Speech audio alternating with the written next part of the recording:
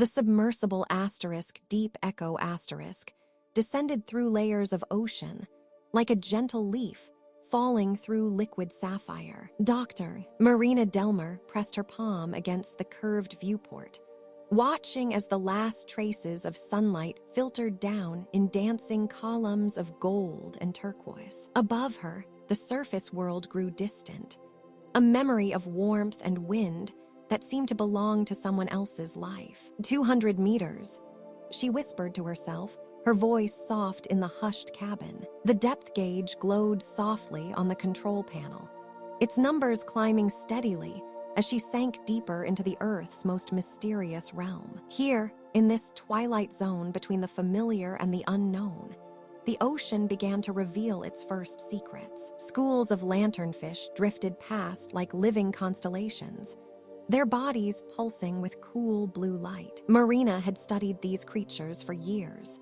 but seeing them in their natural cathedral of water still filled her with quiet wonder. Each fish was a tiny star, blinking messages in an ancient language she could almost understand. They moved together in fluid choreography, turning and wheeling through the water as if guided by some invisible conductor. The temperature outside continued to drop, and Marina pulled her jacket closer around her shoulders. The submersible's heating system hummed gently, a comforting vibration that seemed to match the rhythm of her heartbeat. Through the thick hull, she could hear the subtle creaks and sighs of the vessel adjusting to the increasing pressure.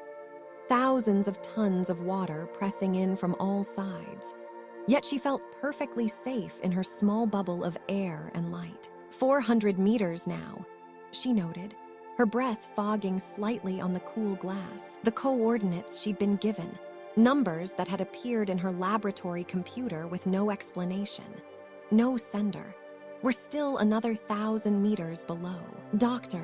Elena Vasquez, her mentor, had warned her against following mysterious data from unknown sources. But something about those numbers had called to Marina like a siren song, promising answers to questions she'd carried since childhood. As she descended deeper, the ocean's character transformed once again. The lanternfish gave way to stranger creatures, translucent jellyfish that pulsed like beating hearts, their bells trailing ribbons of phosphorescent silk. A giant siphonophore drifted past, its body stretching nearly 50 meters, each segment glowing with its own internal fire. Marina had seen photographs of these creatures, but witnessing their ethereal dance in person was like watching angels move through liquid space. The darkness outside was no longer simply the absence of light.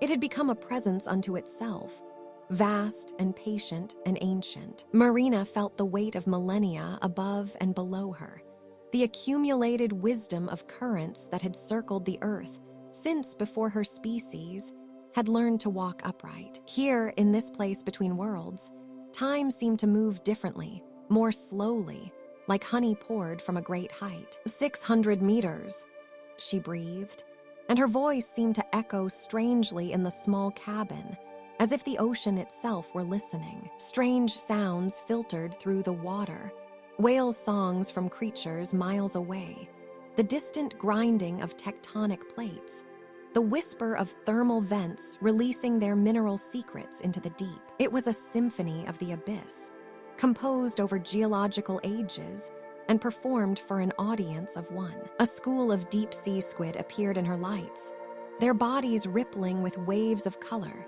silver, gold, deep purple, then transparent as glass. They moved with liquid grace, their tentacles trailing behind them like elegant scarves. For a moment, one of the creatures approached the viewport, its large eye meeting Marina's gaze through the glass. In that ancient eye, she saw intelligence, curiosity, perhaps even recognition. Then, with a gentle pulse of its fins, the squid glided away into the darkness, leaving her with the unsettling feeling that she had just been evaluated and found. Interesting. The pressure gauge showed readings that made her marvel at human engineering. Outside, the water pressed against her vessel with enough force to crush a building. Yet she sat in comfort, breathing recycled air and sipping lukewarm coffee from a thermos. It was a miracle of science that allowed her to visit this alien realm, this inner space that remained more mysterious than the surface of Mars. 800 meters, Marina announced to the empty ocean. She was approaching the thermocline now, that invisible boundary where temperature and pressure created layers as distinct as floors in a vast underwater skyscraper. Below her, she knew, lay wonders that few humans had ever witnessed. Creatures that had never seen sunlight, landscapes carved by forces that had worked in darkness for millions of years. And somewhere in that darkness, according to the mysterious coordinates, waited something that would change everything she thought she knew about the deep ocean. Marina adjusted her descent rate, letting the submersible sink more slowly now, savoring these last moments of anticipation before the mystery revealed itself. The gentle hum of the submersible's engines creates a steady rhythm as you descend deeper into the ocean's embrace. Marina presses her face closer to the thick glass porthole, her breath creating small clouds of condensation that quickly fade away. The water outside has transformed from the familiar blue of surface seas into something far more mysterious, a deep indigo that seems to hold secrets in every shadow. At first, there is only the endless dance of tiny particles drifting past like underwater snow.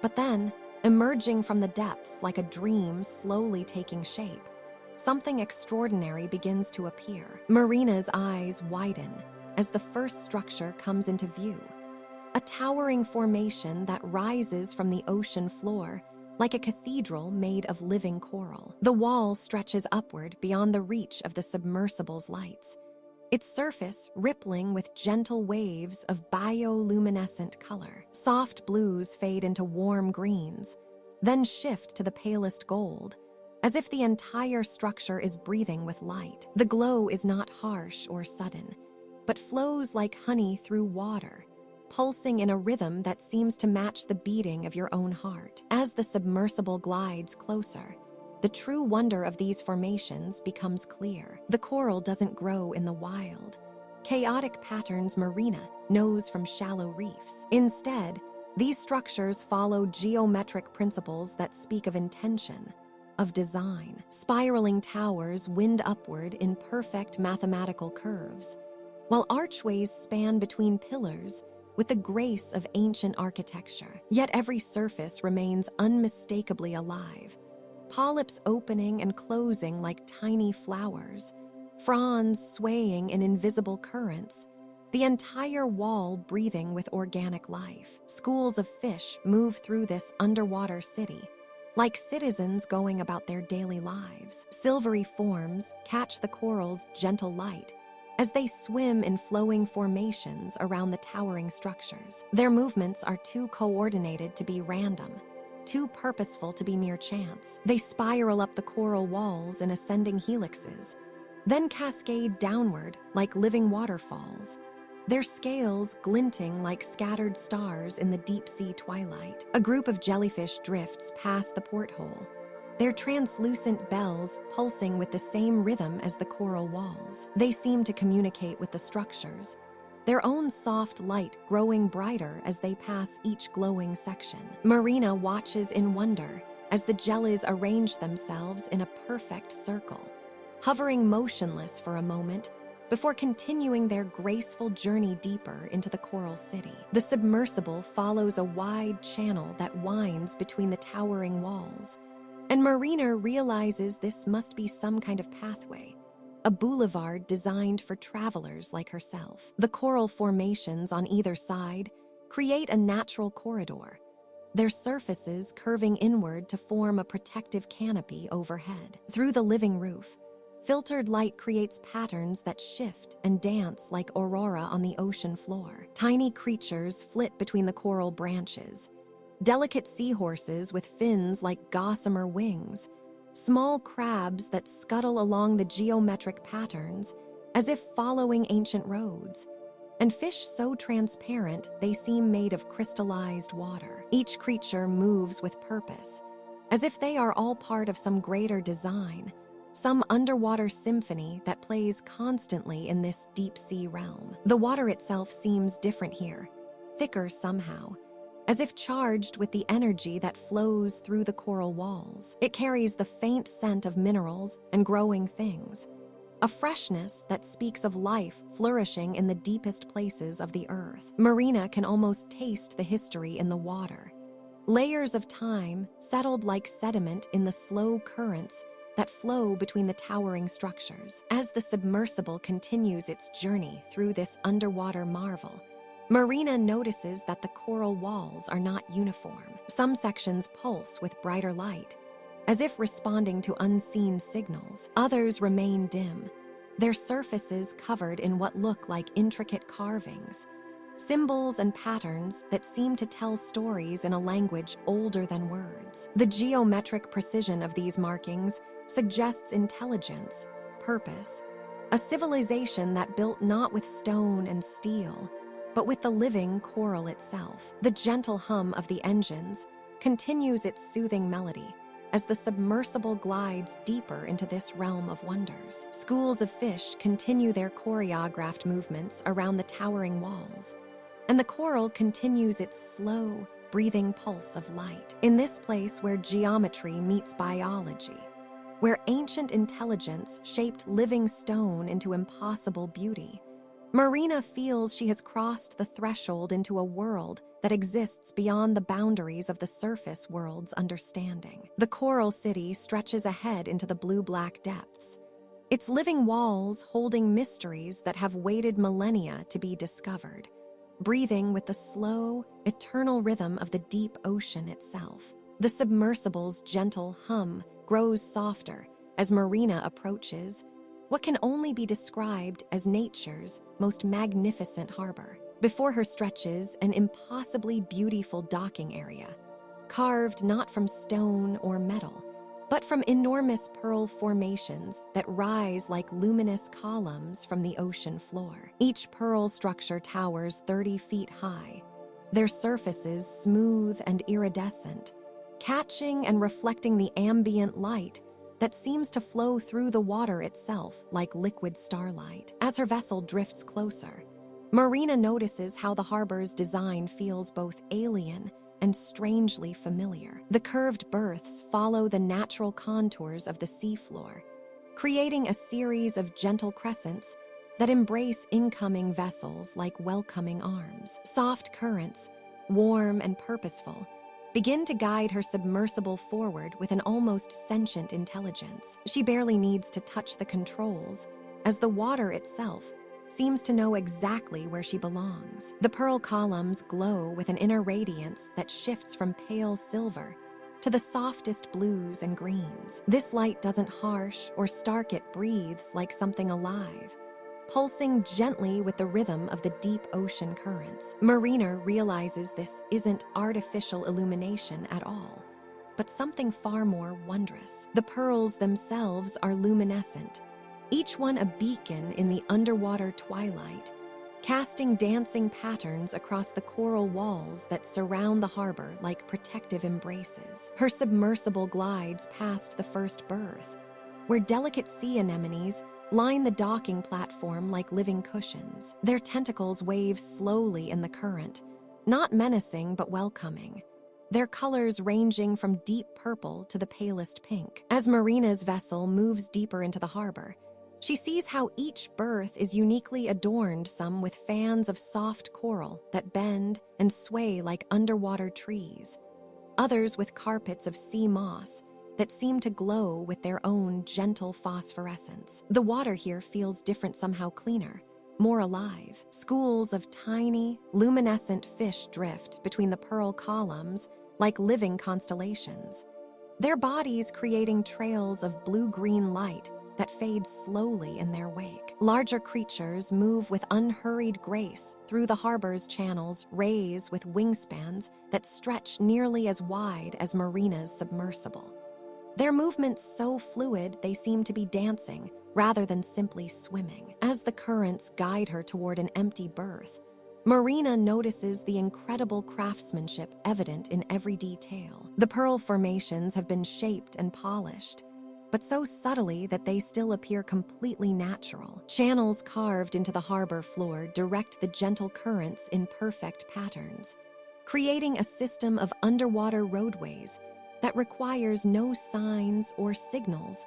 The water itself provides all the guidance needed. Her submersible settles into position with barely a whisper of movement. The pearl columns on either side tower above her vessel, their surfaces so smooth they reflect her lights like mirrors made of moonlight. Beneath her, the sea anemones cushion the submersible's descent with tentacles that feel surprisingly firm and supportive. It's as if the harbor itself is welcoming her home after a long journey, though she's never been here before in her life. Marina switches off her engines and feels the profound quiet of the deep ocean settle around her. But it's not the silence of emptiness, it's the peaceful hush of a place where countless gentle sounds blend into harmony. The soft whisper of currents moving through coral channels, the almost musical chiming of small creatures communicating in the distance, the rhythmic pulse of the pearl column's luminescence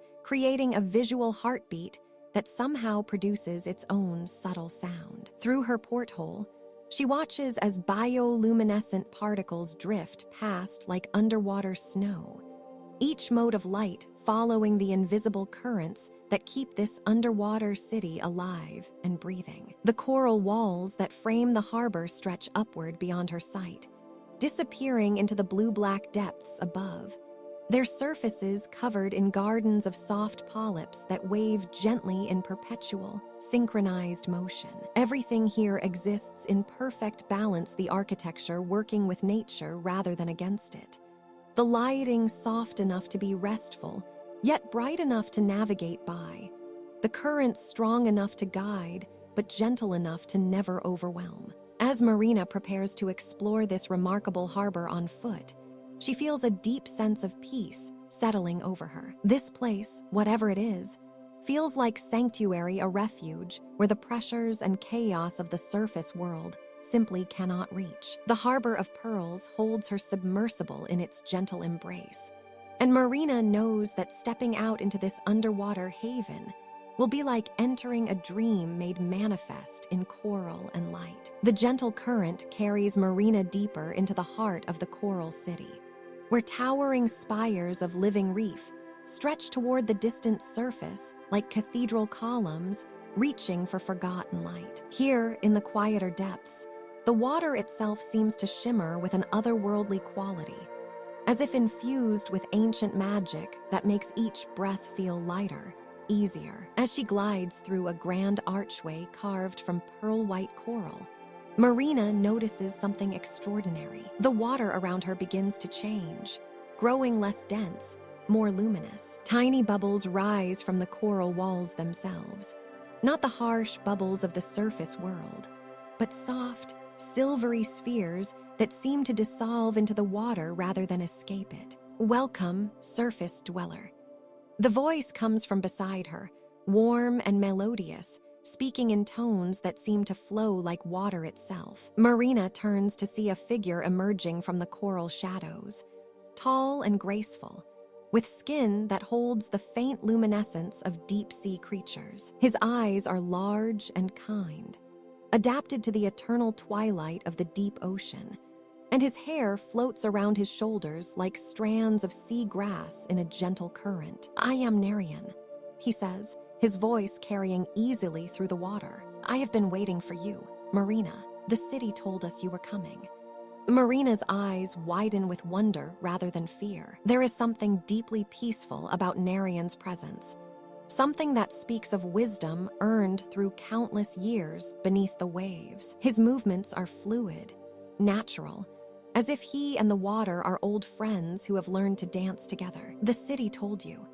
she asks, her own voice sounding strange and musical in this underwater realm. Narian smiles, an expression full of gentle mystery. "Come," he says, extending a hand that seems to glow faintly from within. "Let me show you how we breathe in the deep places."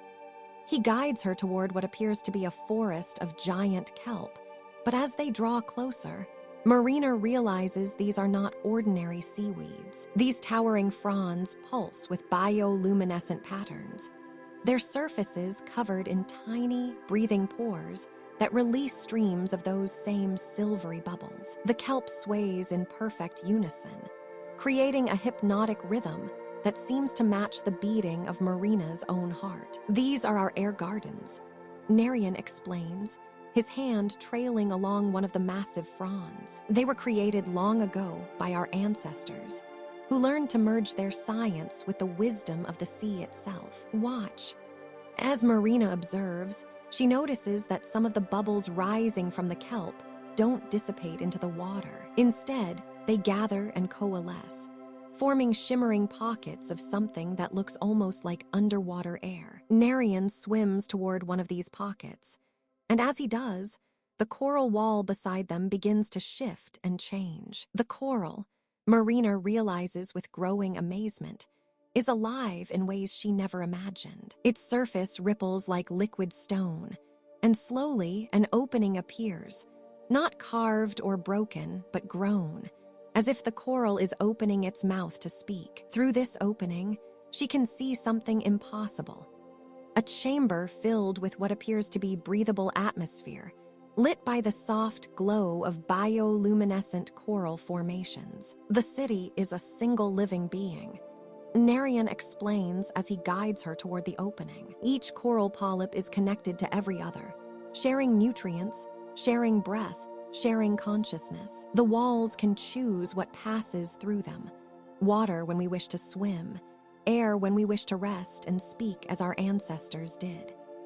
As they pass through the coral membrane, Marina feels the strangest sensation, like moving through liquid silk that parts before her and closes gently behind. And suddenly, impossibly, she finds herself floating in a pocket of warm, breathable air, surrounded by walls of living coral that pulse with soft, rhythmic light. The chamber is beautiful beyond description, its walls covered in delicate coral formations that look like frozen waterfalls or crystallized music. The air itself seems to sparkle with tiny motes of bioluminescence, creating an atmosphere of dreamy, ethereal peace. How is this possible? Marina whispers, her voice now carrying normally through the air-filled space. Nerian settles beside her, his movements still fluid and graceful. When the great waters rose and our ancestors descended to the deep, they chose not to fight the ocean, but to join with it. They learned to breathe water as easily as air, to make the coral their partner rather than their shelter. Over generations, we became something new, not fully human as the surface knows it, but not fully sea creature either. We became the bridge between worlds. He gestures toward the coral walls, where Marina can now see the subtle movement of tiny channels and vessels, like a vast circulatory system carrying life and breath throughout the entire city. Every breath you take here is a gift from the coral. Every moment of air is earned through partnership with the sea. This is how Atlantis truly lives, not by conquering the deep, but by learning to dance with it.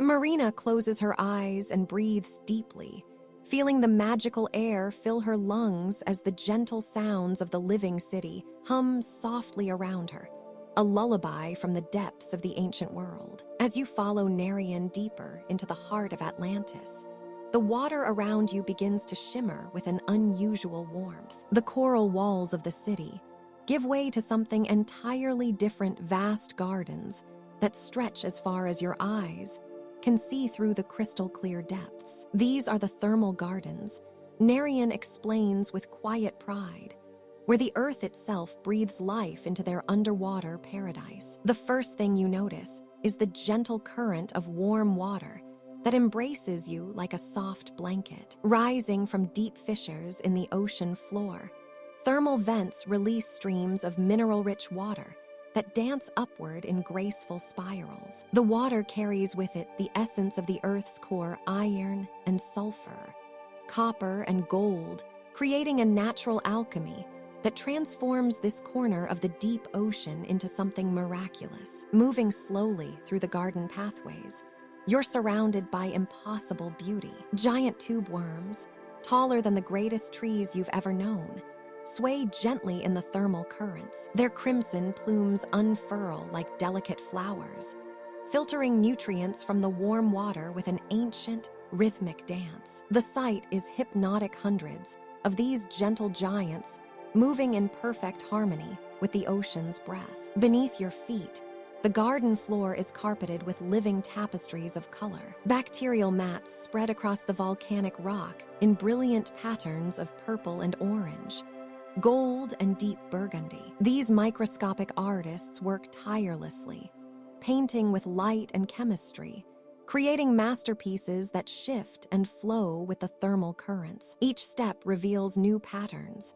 new combinations of color that seem to pulse with their own inner light. Narian guides you along pathways carved from smooth volcanic stone, warmed by the thermal flow. The heat rises through the rock, creating comfortable microclimates throughout the gardens. Here, the crushing cold of the deep ocean becomes a distant memory. Instead, you move through pockets of perfect temperature, each one calibrated by nature itself to support the incredible life that flourishes in this underwater Eden. Strange flowers bloom in the thermal gardens, not flowers as you know them, but creatures that have evolved to resemble the most beautiful blossoms. Anemones spread their tentacles like rose petals, their surfaces catching and reflecting the mineral-rich light. Their colors are impossibly vivid in this world, where sunlight has never touched electric blues and vibrant greens, colors that seem to glow from within. As you drift through the garden's winding paths, schools of thermal fish glide past like living rainbows. These creatures have adapted to the unique environment, their scales shimmering with metallic sheens that reflect the minerals in the water. They move with purpose, but without haste, following ancient migration patterns between the different thermal zones, their bodies perfectly tuned to the temperature gradients of their underwater home. The sound of the thermal gardens is unlike anything you've ever experienced. The vents themselves create a gentle, rhythmic breathing, a soft whooshing as heated water rises and cooler water settles. This natural symphony is joined by the subtle sounds of the garden's inhabitants. The whisper of tube worms swaying in the current, the gentle clicking of thermal crabs as they tend to their bacterial farms, the soft rustle of mineral-crusted kelp-like plants that grow in impossible spirals around the vent openings. Narian leads you to a quiet alcove where several thermal springs converge, creating a natural amphitheater of warmth and light. Here, you can rest and observe the endless cycle of life that surrounds you. The minerals from the Earth's depths nourish the bacteria, which feed the tube worms, which support the fish, which enrich the water for the next generation of life. It's a perfect circle, unbroken for thousands upon thousands of years. The peace of this place settles into your bones like the warm water itself. There's no hurry here, no urgent purpose beyond the simple act of being. The thermal gardens exist in their own time, measured not in hours or days, but in the slow cycles of geological change. The vents that warm this paradise have been breathing life into the depths for millennia, and they will continue long after you've returned to your surface world. As you prepare to move deeper into the Coral City, you carry with you the profound tranquility of the thermal gardens. The warmth lingers in your memory, a reminder that even in the darkest depths of the ocean, life finds a way to create beauty beyond imagination. The earth itself becomes gardener here, tending to wonders that few eyes will ever see, painting masterpieces in living color on the canvas of the deep sea floor. The water around Marina grows thick with an ancient presence as she approaches the construction site, where the coral architects gather in a loose circle. Their forms are tall and graceful, with elongated limbs that move like kelp in a gentle current. Bioluminescent patches along their arms pulse in slow, rhythmic patterns, creating a constellation of soft blue and green lights that dance through the water around them. One of the architects raises their arms, and Marina hears it, a sound unlike anything she has ever experienced. It begins as a low hum, so deep it seems to come from the ocean floor itself, vibrating through her chest and settling in her bones. The tone is rich and warm, like the resonance of a massive cathedral bell heard from underwater. Other architects join in, their voices weaving together in harmonies that create complex overtones echoing through the coral city. The song is not made of words, but of pure sound, frequencies that seem to speak directly to the living reef around them. Marina watches in wonder as the coral responds to these ancient melodies. Delicate polyps extend from their calcium chambers, swaying in time with the music. The reef itself seems to listen, its countless organisms moving in subtle synchronization with the architect's song. Before Marina lies a foundation of living rock, where new coral growth has been carefully cultivated. The base structure gleams with mother-of-pearl iridescence, its surface covered in intricate patterns that spiral and flow like frozen water. As the architects continue their harmonic chorus, she sees the most extraordinary sight. The coral begins to grow upward, following the invisible blueprint carried within their song. Tiny polyps emerge and multiply, building upon each other with purpose and precision. What might take decades in the natural world unfolds in hours here, guided by the deep wisdom held in the architect's voices. Marina watches branches of coral extend skyward, forming arches and doorways, walls that curve with organic grace, and windows that frame the flowing currents beyond. The lead architect moves closer to the growing structure, their hands extended toward the coral. Their song becomes more focused, more specific, and Marina realizes they are giving detailed instructions through sound alone. The frequency patterns tell the coral exactly where to grow, how thick to become, which way to curve. It is architecture at its most fundamental level, creation through pure communication with living matter. Hours pass like minutes as Marina observes this ancient craft. The building takes shape slowly, organically, each new section flowing seamlessly from the last. There are no harsh angles here, no forced joints or artificial connections. Every curve follows the natural geometry found in shells and sea fans, in the spiral of a nautilus, and the branching of underwater trees. The coral responds with what can only be described as enthusiasm. Colors bloom across its surface, soft pinks and oranges, deep purples and blues that shift and change as the light plays across its growing form. Each section develops its own unique texture and hue, creating a living canvas that breathes and pulses with the rhythm of the sea. As the structure rises, Marina notices how it integrates perfectly with the surrounding reef. Channels are left open for water flow, creating natural currents that will keep the interior fresh and oxygenated. Small alcoves form naturally, destined to become homes for fish and other sea creatures. Nothing is built that does not serve the greater ecosystem. Every architectural choice considers the needs of all who will live within and around this new addition to the Coral City. The architects work without haste, their movements flowing like a slow, underwater dance. When one voice grows tired, another seamlessly takes over the melody, maintaining the continuous song that guides the coral's growth. They seem to enter a trance-like state, their consciousness merging with the reef itself, becoming conduits for an intelligence older than memory. The building begins to take on its final form, a graceful tower that spirals gently upward, its walls pierced by elaborate windows that cast dancing shadows on the seafloor below. Delicate spires extend from its peak, reaching toward the distant surface like fingers grasping for sunlight. The entire structure pulses gently with its own inner light, the coral's natural bioluminescence creating patterns that shift and flow like slow lightning through living crystal.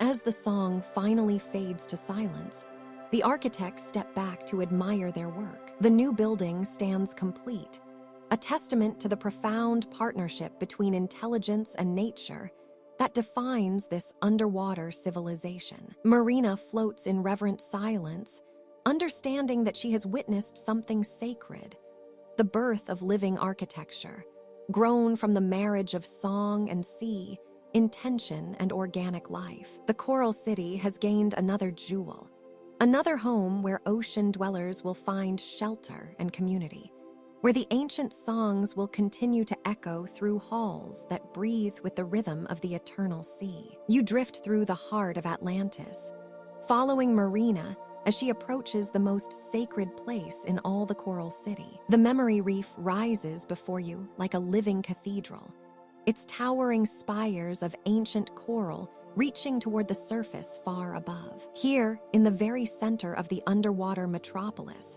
the history of an entire civilization grows in slow, patient spirals of living stone. The water around the memory reef shimmers with a different quality of light, as if the very molecules hold memories within their depths. Marina moves with reverence, her graceful form gliding between the massive coral formations that have been growing for centuries, each ring and branch recording another year in the life of this remarkable city. The eldest corals glow with a soft, pearl-like luminescence, their surfaces worn smooth by countless gentle currents. Marina places her palm against one of these ancient pillars, and you can almost feel the warmth that radiates from within. These corals are not merely decorative. They are the living library of Atlantis, their growth patterns telling the story of how surface dwellers became the graceful inhabitants of the deep. As Marina swims higher along the reef's spiraling paths, you notice the subtle changes in the coral formations. The oldest sections at the base show patterns of rapid, almost desperate growth, the hurried construction of those first, uncertain years. The coral branches twist and turn in complex knots, speaking of adaptation and struggle, of learning to breathe water instead of air, of discovering how to shape stone with patient, gentle hands. Your guide pauses at a section where the coral forms delicate, intricate lacework. Here, the growth patterns speak of the time when the first children were born beneath the waves, when the community realized they were no longer refugees from the surface world, but true citizens of the ocean depths. The coral here grows in joyful spirals, each formation more beautiful than the last. Marina's fingers trace the ridges and valleys of the living stone, reading the story like an ancient manuscript. She shows you how the coral's color shifts from the darker hues of the earliest days to the warm, golden tones of prosperity and peace. These middle sections of the reef tell of the great discoveries: how to cultivate kelp forests for food, how to harness the gentle currents for power, how to live in harmony with the whales and dolphins that became their neighbors. The water carries the faintest trace of music here, a harmonic resonance that seems to emanate from the coral itself. Each branch vibrates with its own frequency, creating a symphony so subtle it's felt rather than heard. This is the voice of the memory reef, singing the accumulated songs of generations. Higher still, the coral formations become more elaborate, more artistic. These sections grew during the golden age of Atlantis, when survival was no longer the primary concern, and the inhabitants could focus on beauty, on philosophy, on the pure joy of creation. The coral here forms impossible geometries, spiraling gardens of living architecture that seem to defy the very laws of physics. You notice how schools of luminescent fish have made their homes within the reef structures, their soft glow adding points of light like stars scattered throughout the coral constellation. These fish are part of the memory too, their presence marking the years when the ecosystem found its perfect balance, when the city and the ocean became one seamless whole. Marina guides you to a section where the coral grows in perfect symmetry, each branch mirroring its neighbor in flawless harmony. This, she seems to convey without words, is the record of the great realization, the moment when the people of Atlantis understood that they had not lost their surface world, but had instead gained something far more precious: A home that would never know war, never know drought, never know the harsh extremes that had driven them to seek shelter beneath the waves. As you float together in the gentle current, watching the reef's eternal growth, you understand that you are witnessing something profound. Each new ring of coral that forms carries forward the wisdom of all who came before. The memory reef is not just a record of the past. It is a promise to the future, a commitment that the peaceful ways of Atlantis will continue to grow and flourish in the depths. The soft bioluminescence of the reef pulses gently around you, like a slow, steady heartbeat. Here in the memory reef, time moves at the patient pace of coral growth, each moment adding its own small contribution to the vast, living story of this underwater civilization. Marina's presence beside you feels like an anchor to this timeless place, where the ocean's eternal rhythms have transformed human ambition into something beautiful, sustainable, and profoundly peaceful. You follow Marina as she glides through a corridor lined with smooth, pearlescent walls that seem to pulse gently with bioluminescent patterns. The sound of her movements through the water creates barely a whisper, and soon you notice something extraordinary. The walls themselves are humming with the faintest of melodies, so low and deep that you feel them more than hear them. "This is our most sacred space," Marina says softly, her voice carrying a reverence that makes you pause. "The Whale's Song Library." As you enter the vast chamber, your breath catches in wonder. The ceiling arches impossibly high above, disappearing into blue-green shadows, while the walls curve in perfect acoustical harmony. Embedded throughout the coral surfaces are countless circular chambers, each one glowing with a soft, warm light. Some pulse slowly like sleeping hearts, others shimmer with rapid, dancing patterns of gold and silver. Marina swims toward a cluster of larger chambers, each one perhaps 20 feet across, their surfaces etched with intricate symbols that seem to flow like living script. "For thousands of years," she explains, "we have listened to the songs that travel through our oceans. The whales carry stories older than our oldest memories, wisdom deeper than our deepest trenches."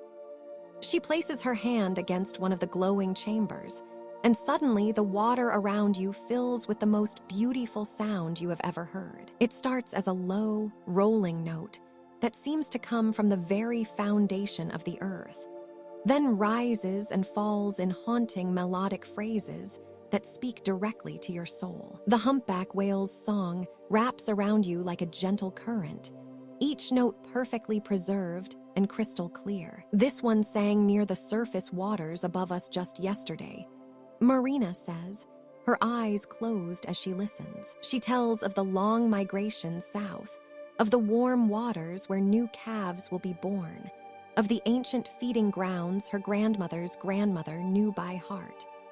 You find yourself floating motionless, completely absorbed in the whale's story. The song speaks of vast distances crossed under starlit skies, of family pods staying together across thousands of miles, of the deep contentment found in following the eternal rhythms of the sea. Each phrase builds upon the last, creating a musical narrative that needs no words to be understood. Marina guides you to another section of the library, where the chambers are smaller but more numerous, their surfaces covered in rapid, staccato patterns of light. "The sperm whales speak differently," she explains, touching one of these smaller repositories. "Listen." The water fills with an entirely different kind of communication, sharp, precise clicks that form complex patterns and rhythms. These sounds are not songs in the traditional sense, but something far more intricate. The clicks form clusters, pauses, variations in tone and timing that create an incredibly sophisticated language. "They speak of the deep places," Marina translates, though somehow you begin to understand the patterns yourself, "of the giant squids that dwell in the midnight zone, of underwater mountains and valleys we surface dwellers never see. Each family has its own dialect, passed down through generations of matriarchs who hold the maps of the ocean in their memories. As you listen, the click patterns paint vivid pictures in your mind. The crushing depths where only the most adapted creatures can survive. The mysterious trenches where the earth itself seems to breathe. The ancient wisdom of creatures who have navigated these waters for millions of years. Marina shows you chamber after chamber, each one containing the voices of different whale species from every corner of the world's oceans. The deep, resonant calls of blue whales that can travel for thousands of miles underwater. The playful, varied songs of orcas, each pod with its own unique family language. The gentle whistles and chirps of pilot whales as they move together in perfect harmony. We are the keepers of their stories, Marina says, her voice filled with quiet pride. When the surface world lost the ability to truly listen, we became the bridge between the whale nations and the wider ocean community. Their knowledge helps us understand the currents, the weather patterns, the health of the seas themselves.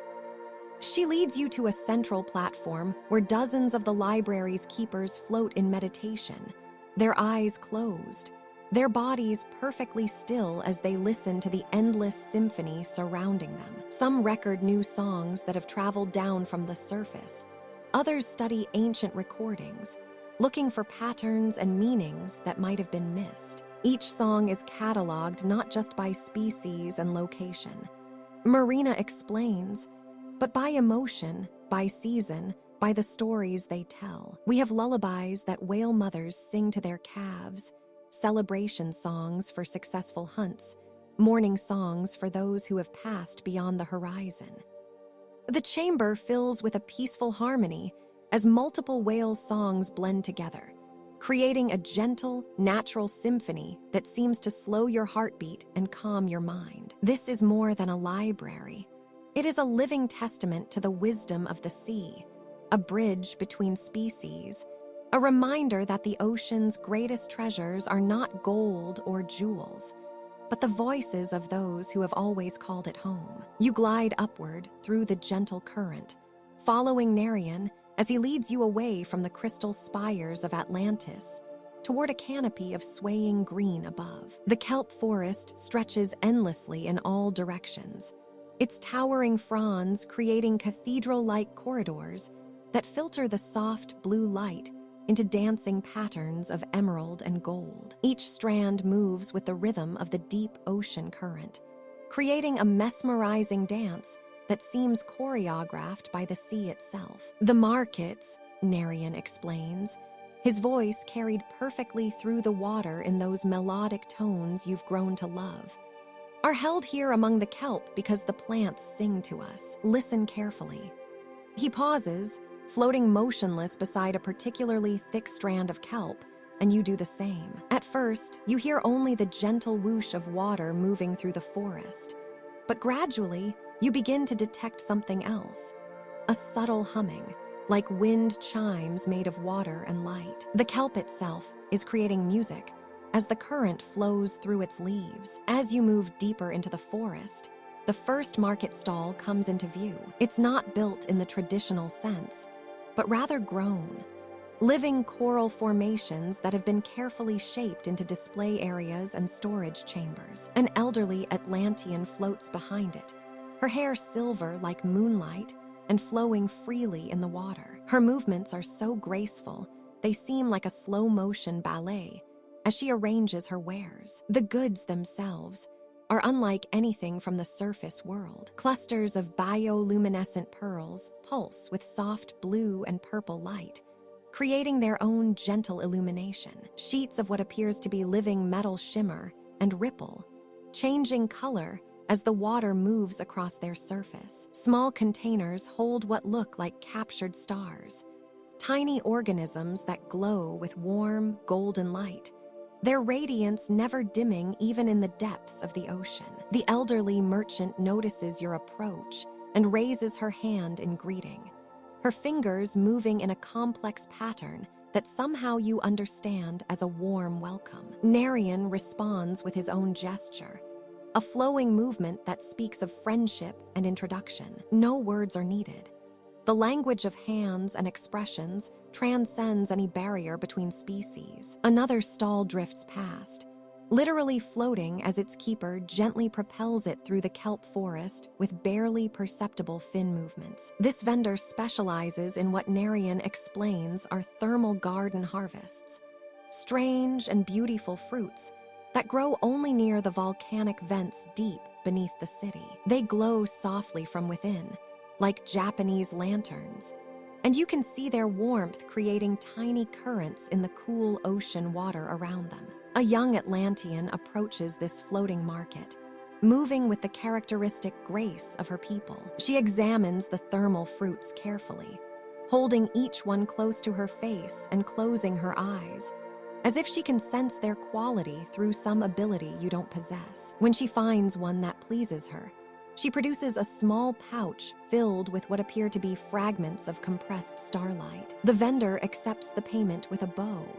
and both beings smile in that universal expression of satisfaction from a transaction well completed. You drift past a mineral dealer whose wares catch the filtered sunlight and scatter it in rainbow patterns throughout the water. Deep-sea crystals in formations you've never imagined pulse with their own inner light. Some are shaped like flowers, others like tiny cities, and still others defy any earthly comparison. A musician floats nearby, running her fingers along a crystalline instrument that produces haunting melodies that blend perfectly with the natural song of the kelp forest. The entire marketplace moves in slow, hypnotic rhythm. Customers and vendors alike float and glide rather than walk, their movements creating gentle eddies and currents that make the kelp fronds dance even more beautifully. Conversations happen in those melodic tones mixed with graceful gestures, creating a symphony of commerce that feels more like a religious ceremony than simple buying and selling. As you move through this underwater bazaar, you notice how the transactions themselves seem ritualized, performed with a reverence that speaks to the Atlanteans' deep connection with their ocean home. Payment often involves not just the exchange of goods, but small ceremonies of gratitude, brief songs, graceful dances performed in the water, or the sharing of bioluminescent displays that light up sections of the kelp forest like underwater fireworks. Time seems suspended here in the kelp forest markets, where the urgency of surface world commerce has no place. Everything happens at the pace of the deep ocean itself, unhurried, purposeful, and beautiful. You find yourself moving more slowly, too. You're breathing deeper and more relaxed as you become part of this ancient rhythm of trade and community that has existed in the depths for countless centuries. The gentle current carries you forward through this living marketplace, where commerce and nature exist in perfect harmony beneath the waves. The water around Marina begins to change, growing warmer as invisible currents shift and swirl through the crystal spires of Atlantis. She feels the gentle pull of something vast and ancient, like the ocean's own heartbeat drawing her forward through the coral gardens toward the city's eastern district. Here, where the seafloor drops away into deeper blue, she notices figures moving with an otherworldly grace. They seem to float without effort, arms outstretched, bodies perfectly aligned with currents she cannot see. These are the current riders, Atlanteans who have spent lifetimes learning to read the ocean's hidden highways. One of them approaches, a woman with silver-streaked hair that flows like liquid mercury in the water. Her skin bears intricate tattoos that seem to shimmer and pulse, marking the paths of currents she has navigated. When she speaks, her voice carries the rhythm of flowing water. "Welcome, surface daughter. I am Nerea, keeper of the deep streams. You wish to understand our ways." Marina nods, feeling the slight pressure change as another current brushes past her shoulder. Nerea smiles, extending her hand with fingers spread wide, feeling for something Marina cannot detect. "Close your eyes," Nerea whispers. "Feel with your whole being, not just your sight." The currents speak in temperature and pressure, in the way minerals taste on your tongue, in the songs of distant whales carried on their paths. Marina lets her eyelids drift shut, surrendering to the gentle darkness. Immediately, her other senses sharpen. She becomes aware of subtle temperature variations, cool ribbons of water threading between warmer streams. The pressure against her skin shifts and changes, creating invisible topography in the liquid landscape around her. There, Nerea breathes. Do you feel it? The great tributary that flows from the northern trenches. It carries the memory of glacial ice and the songs of Arctic seals. Taste how sweet it runs. Marina opens her mouth slightly, and indeed the water carries a different flavor, clean and sharp, with hints of deep cold and ancient snow. The current seems to call to her, offering passage through realms she has never imagined. Other current riders gather around them, their movements synchronized with the flowing water. Each one bears the marks of their chosen streams, some with the deep tan of equatorial currents, others pale as Arctic waters. They form a loose circle, sharing knowledge through gestures and whispered words. The Gulf Stream tributary passes closest now, explains an elder rider, his beard flowing white as sea foam. She runs warm and swift, carrying the laughter of dolphins and the dreams of tropical fish, perfect for a first journey. Marina feels the current approaching before she sees it, a river of warmth that makes the water around her seem suddenly cool by comparison. The tributary flows like a living thing, carrying microscopic lights and tiny, dancing organisms that sparkle in its embrace. Trust the current, Nerea instructs. Don't fight it or try to control it. Simply align yourself and let it carry you forward. Feel how it wants to flow, where it seeks to go. Marina extends her arms and adjusts her position, feeling for the current's edges. When she finds the sweet spot, the sensation is extraordinary, like being embraced by flowing silk, supported and carried without effort. The current lifts her gently, and suddenly she is flying through the water at speeds that should terrify her, but instead fill her with joy. The coral city streams past below, as the current carries its riders along its invisible highway. Marina sees Atlantis from a new perspective. The way the buildings align with natural flow patterns, how the current riders have shaped their architecture to work with the ocean's movements rather than against them. Schools of fish join their procession, riding the same current streams with practiced ease. Rays glide alongside them, their wings barely moving as they navigate the thermal layers. Even the kelp forests below seem to dance in rhythm with the flowing water, their fronds marking the current's path. The temperature shifts again as they pass over a thermal vent, the warm water rising in gentle spirals to join their stream. Marina tastes minerals and volcanic richness, the Earth's deep chemistry carried upward to nourish the ocean's living systems. As their ride continues, Marina understands that this is more than transportation. It's a meditation, a way of moving through the world in harmony with forces far greater than herself. The current riders don't conquer these streams. They become part of them, reading their moods and needs, offering respect in exchange for passage. The tributary begins to slow as it approaches the city's heart, its energy dissipating into gentle eddies around the coral towers. Marina feels herself settling back toward the seafloor, her body tingling with the memory of flight. The current riders gather once more, their faces glowing with the peaceful satisfaction of a journey shared. Now you know, Nerea smiles. The ocean's highways are always here, always flowing. You need only listen to find your way home. As the deep ocean currents shift and the distant thermal vents dim to their evening glow, Marina finds herself drawn to the heart of Atlantis, the magnificent bioluminescent boulevard. Here, where the ancient city's main thoroughfare stretches through the coral districts, night brings a transformation more beautiful than any surface sunset. The pathway beneath her feet is made of polished mother-of-pearl,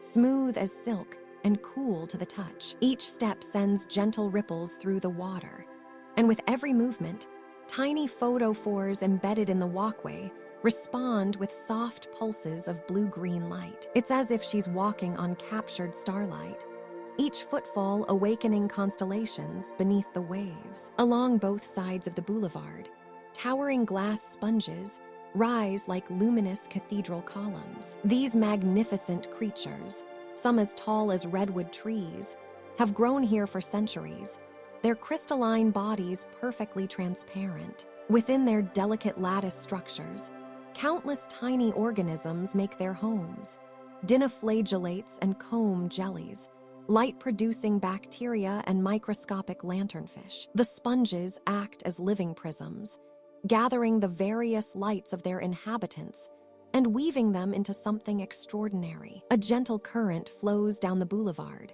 carrying with it the soft chiming of crystal wind chimes that hang from coral archways. The sound mingles with the water like distant temple bells, creating a rhythm that seems to match Marina's heartbeat. As she walks, she watches in wonder as the light patterns shift and dance around her. Waves of turquoise wash over the sponge columns, followed by cascades of violet and gold. It's a slow, underwater aurora, painting the water in colors that have no names. Small schools of flashlight fish dart between the sponges, their bioluminescent patches blinking in coordinated patterns. They move like living constellations, spelling out ancient messages in a language of light that only they understand. Marina pauses to watch as they weave intricate designs in the water.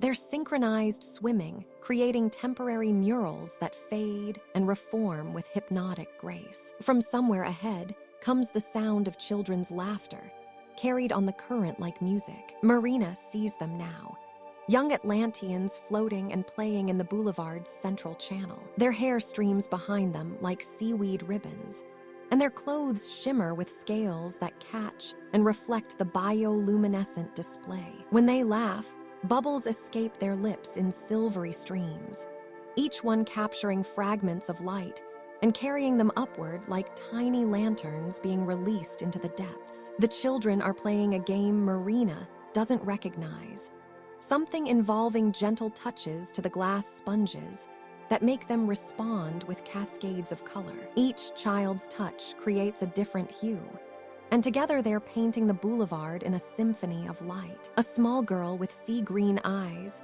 catches Marina's attention and waves, her gesture leaving a trail of sparkling particles in the water. As Marina continues her evening walk, she notices the subtle sounds of Atlantean daily life winding down. Somewhere, a street musician plays what sounds like a harp made of whale song and water droplets. The melody drifts through the water, haunting and beautiful, blending with the natural percussion of settling coral and the gentle whisper of current moving through the sponge forests. The boulevard curves gently ahead, following the natural contours of an ancient underwater valley. Here and there, Atlanteans sit on benches carved from single pieces of coral, reading books whose pages seem to be made of compressed kelp, the text glowing softly to accommodate the deep-sea environment. An elderly man feeds a school of angelfish from his cupped hands, each fish glowing faintly pink as it receives its evening meal. Above the boulevard, Marina notices jellyfish floating like living chandeliers. Their translucent bells pulse rhythmically, creating gentle waves of light that wash over the entire street. Some are small as dinner plates, others as large as umbrellas, all of them contributing to the evening's natural illumination. They drift with ancient purpose, their movements choreographed by currents older than memory. As Marina reaches a small plaza where several boulevards intersect, she finds herself surrounded by the full glory of Atlantis at twilight. The bioluminescent displays from 6 different thoroughfares converge here, creating a light show of impossible beauty. The glass sponges seem to sing with color, their prismatic bodies transforming the living light into patterns that shift like slow, graceful thoughts. She settles onto a curved bench made of polished abalone shell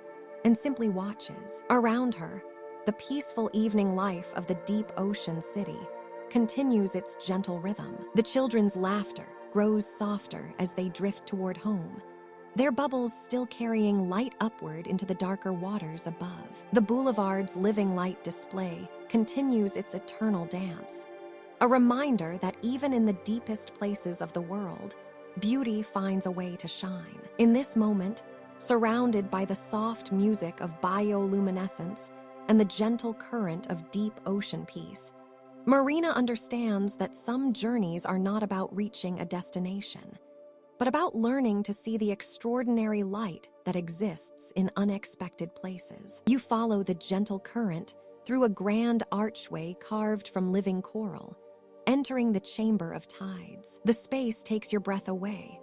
A vast circular room where the ceiling disappears into shimmering blue darkness above, and bioluminescent patterns pulse slowly along the walls like the heartbeat of the ocean itself. Marina glides beside you, her movements fluid and graceful as always. "This is where we remember," she says softly, her voice carrying easily through the water, "where we connect to the rhythm that binds all waters together." The chamber is already filling with Atlanteans, dozens of them settling onto smooth coral benches arranged in concentric circles around the room's center. Their faces hold a serene anticipation, eyes closed or gazing peacefully at the shifting patterns of light above. Some are young, their movements quick and curious. Others are ancient, their hair flowing like silver seaweed, their presence radiating a deep, quiet wisdom. You notice the water level in the chamber beginning to shift. Slowly, almost imperceptibly, it starts to rise. The Atlanteans don't seem surprised. Instead, they breathe deeper, their bodies relaxing as the current changes around them. The coral walls themselves seem to pulse in response, their bioluminescence growing brighter, then softer, then brighter again in a rhythm you begin to recognize. The tide ceremony happens twice each day. Marina explains, settling onto a bench carved from pearl-white coral. You drift beside her, feeling the gentle upward pull of the rising water. As the surface tides shift far above us, we feel their echo here in our deep home. The waters of Earth are all connected, from the smallest stream to the vastest ocean. What touches one shore touches every shore. The water continues to rise, and with it comes a sound unlike anything you've heard before. It's not quite music, not quite the ocean's natural voice, but something in between. A deep, resonant humming that seems to come from the water itself, from the coral walls, from the very stones of Atlantis. The Atlanteans begin to join this song, their voices blending seamlessly with the chamber's natural acoustics. An elderly Atlantean near the center of the room raises his hands, and the others follow suit. Their movements are slow, deliberate, like underwater dance. As they gesture, you realize they're mimicking the movement of tides, the eternal push and pull that governs all ocean life. Their bodies sway gently back and forth, in perfect synchronization with the rising water. "Feel the connection," Marina whispers, her own hands moving in the same ancient pattern. From here, our thoughts travel with the currents to the coral reefs of the warm seas, where tropical fish dance in the sunlight, to the Arctic waters, where whales sing their deep songs beneath the ice, to every coastline where waves kiss the shore.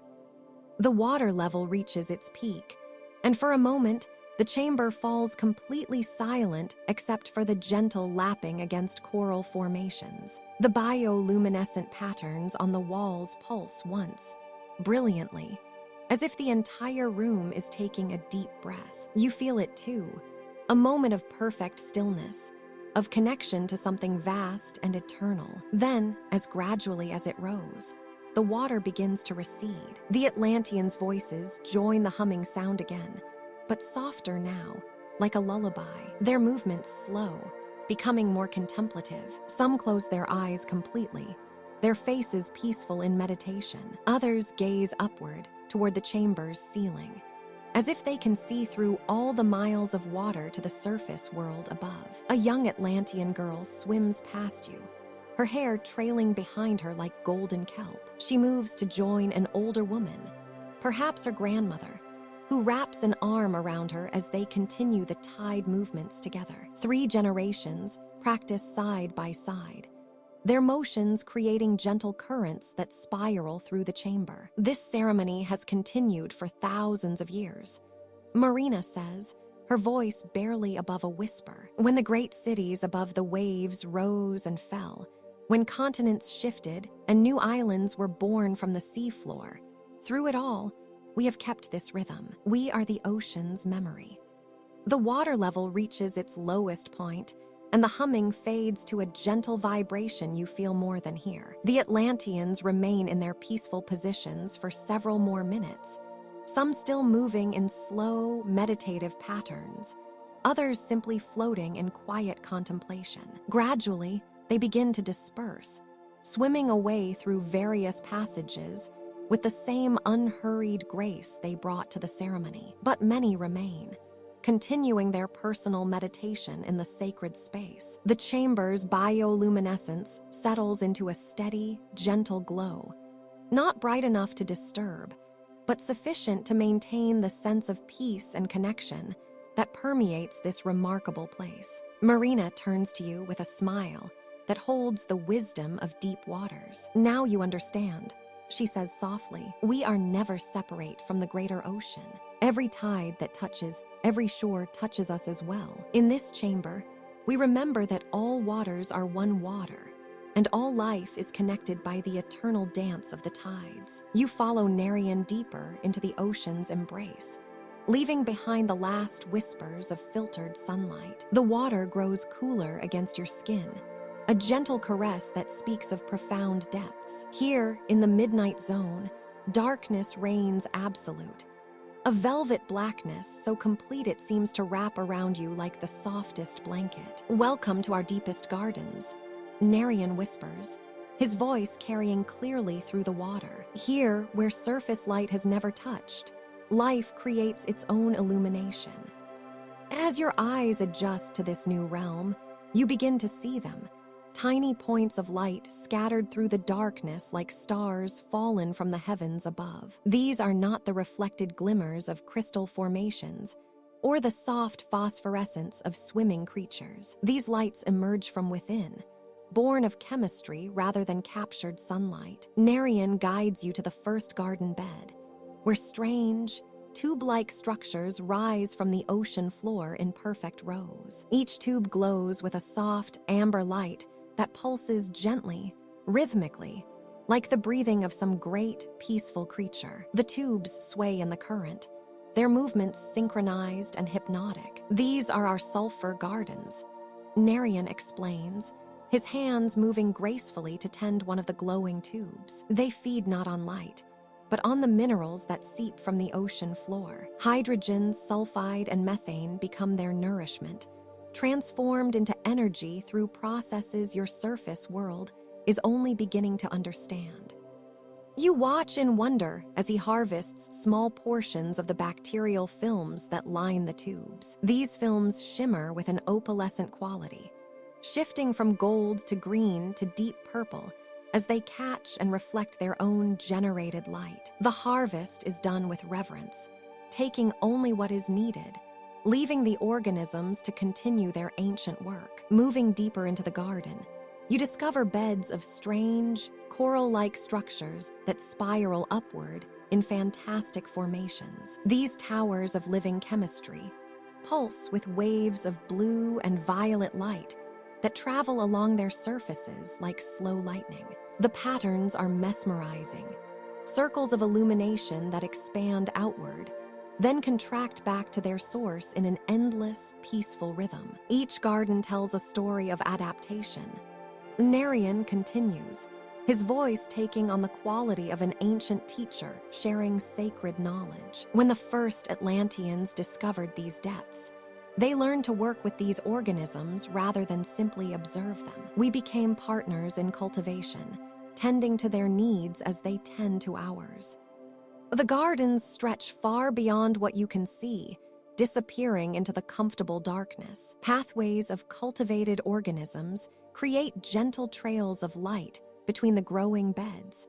Streams of bioluminescent bacteria that flow like rivers of stars along the ocean floor. Walking these paths feels like floating through space itself, surrounded by constellations that pulse with their own mysterious purpose. In one section, you observe Atlantean gardeners at work. They move with the fluid grace you've come to associate with their kind, their movements creating small currents that the organisms seem to welcome. The gardeners wear no tools, using only their hands to adjust the mineral flows that feed their charges. They communicate in soft tones that blend with the whisper of water currents, creating a soundscape that is both purposeful and deeply peaceful. The Midnight Zone gardens require the greatest patience. One gardener tells you as she tends a bed of spiral-shaped organisms that glow like tiny galaxies. These beings grow slowly, sometimes taking decades to reach maturity, but their gifts are beyond measure.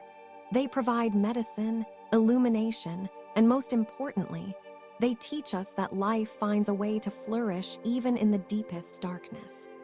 The temperature here is cool but not cold, regulated by the geothermal activity that feeds the gardens. Steam rises occasionally from hidden vents, carrying with it the mineral-rich waters that sustain this entire ecosystem. The steam itself glows faintly, infused with chemosynthetic bacteria that turn it into streams of living light. As you rest on a smooth stone bench carved from volcanic rock, you're surrounded by this gentle symphony of light. The gardens pulse and flow around you in their eternal rhythm, each organism contributing its own small illumination to the greater whole.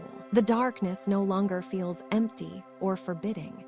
It has become a canvas upon which life paints its most extraordinary masterpieces. Time moves differently in this realm. Without sun or surface rhythms to mark its passage, you find yourself settling into the natural pulse of the midnight gardens. Each breath brings the taste of mineral-rich water. Each heartbeat sinks gradually with the gentle pulsing of the organisms around you. In this deepest sanctuary of Atlantis, you discover that even in absolute darkness, beauty and wonder can flourish beyond all imagination. The gardens continue their ancient work around you, transforming the ocean's minerals into light, creating warmth and sustenance from the Earth's own chemical breath. Here, in the Midnight Zone, you have found proof that life's creativity knows no bounds. The gentle current carries Marina deeper into the heart of Atlantis, where the city's coral walls curve inward like protective arms, forming vast lagoons of the deepest blue. Here, the water moves differently, slower, warmer, filled with an ancient peace that seems to pulse with the rhythm of sleeping giants. She has found the whale nurseries, sanctuaries within sanctuaries, where the ocean's most magnificent creatures come to rest and raise their young. The first lagoon stretches before her like an underwater cathedral, its floor carpeted with the softest sea grass that sways in perfect unison. Shafts of filtered sunlight pierce the depths from somewhere impossibly far above, creating columns of golden light that dance and shimmer. Within these sacred pools, massive forms move with surprising grace.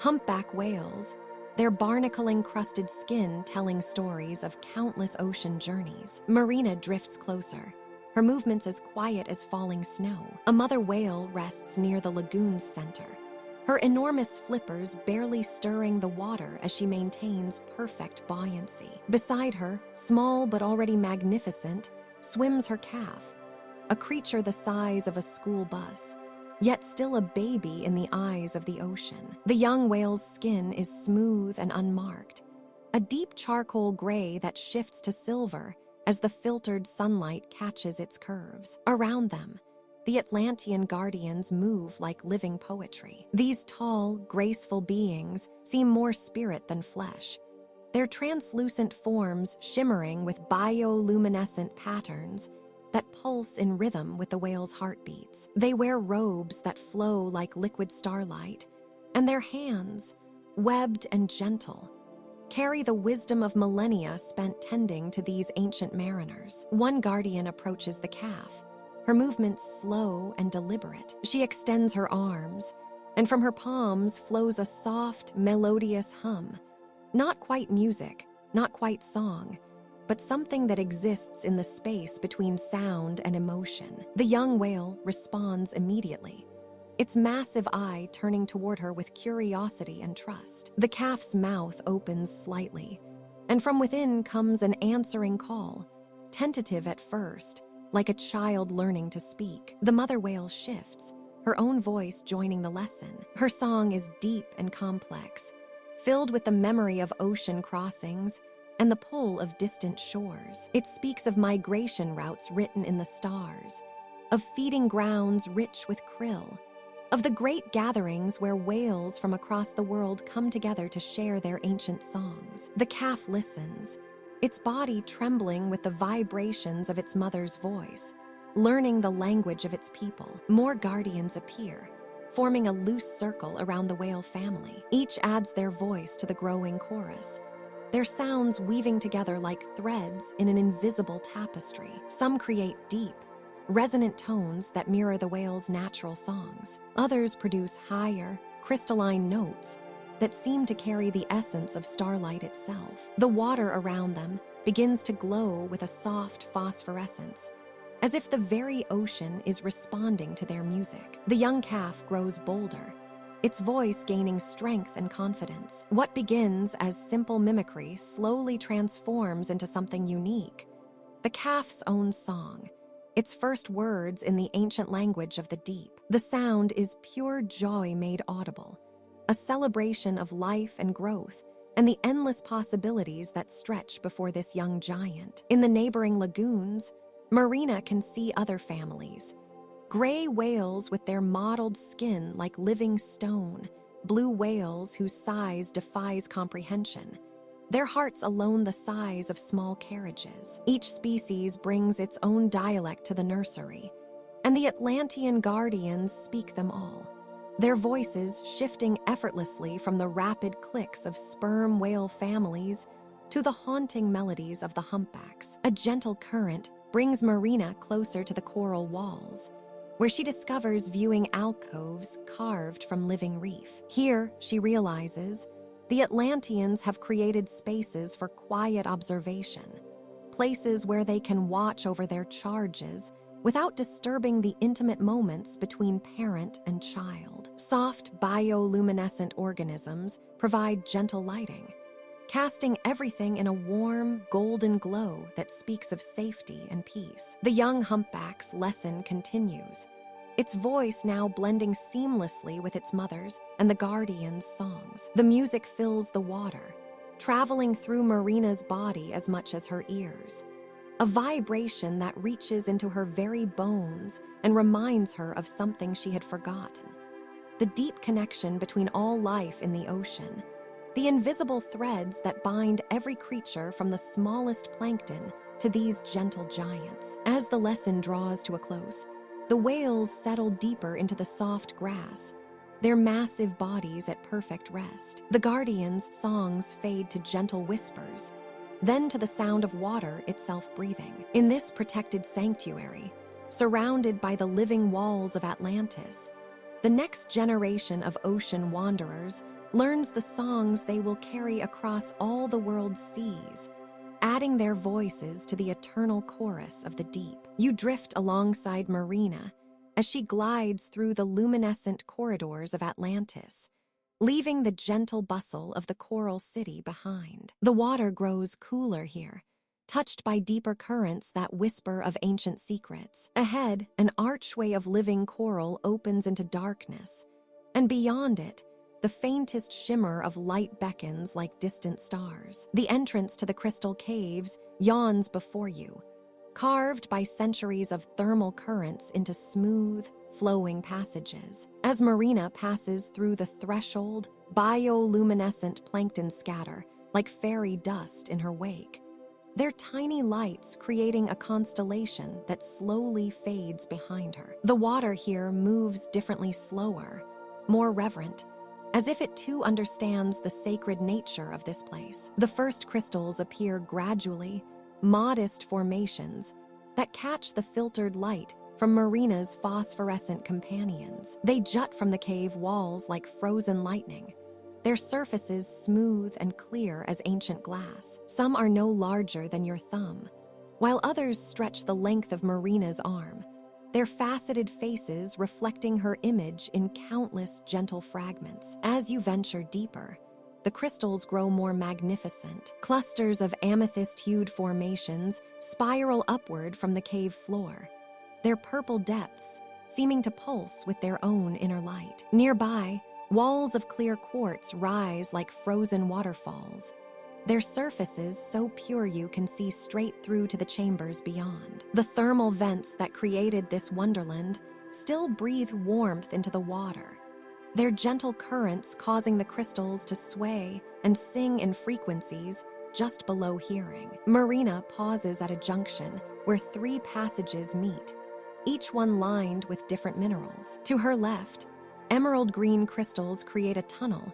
that seems to glow with the essence of deep forest light. To her right, formations of pale blue celestite reach toward each other across the passage, their delicate points nearly touching. She chooses the center path, where clusters of rose quartz create walls that blush with the softest pink, like the inside of a seashell caught in dawn light. The sound begins so softly, you might mistake it for the whisper of water over stone. But as Marina moves deeper into the crystal cathedral, the resonance becomes unmistakable whale song, carried from the city above and transformed by its journey through living mineral. The crystals act as nature's own amplification system, each formation adding its voice to the haunting melody until the entire cave system thrums with harmonious music. Marina finds herself in a vast chamber where the ceiling disappears into shadows above. Here, the largest crystals grow formations taller than the ancient columns of surface temples,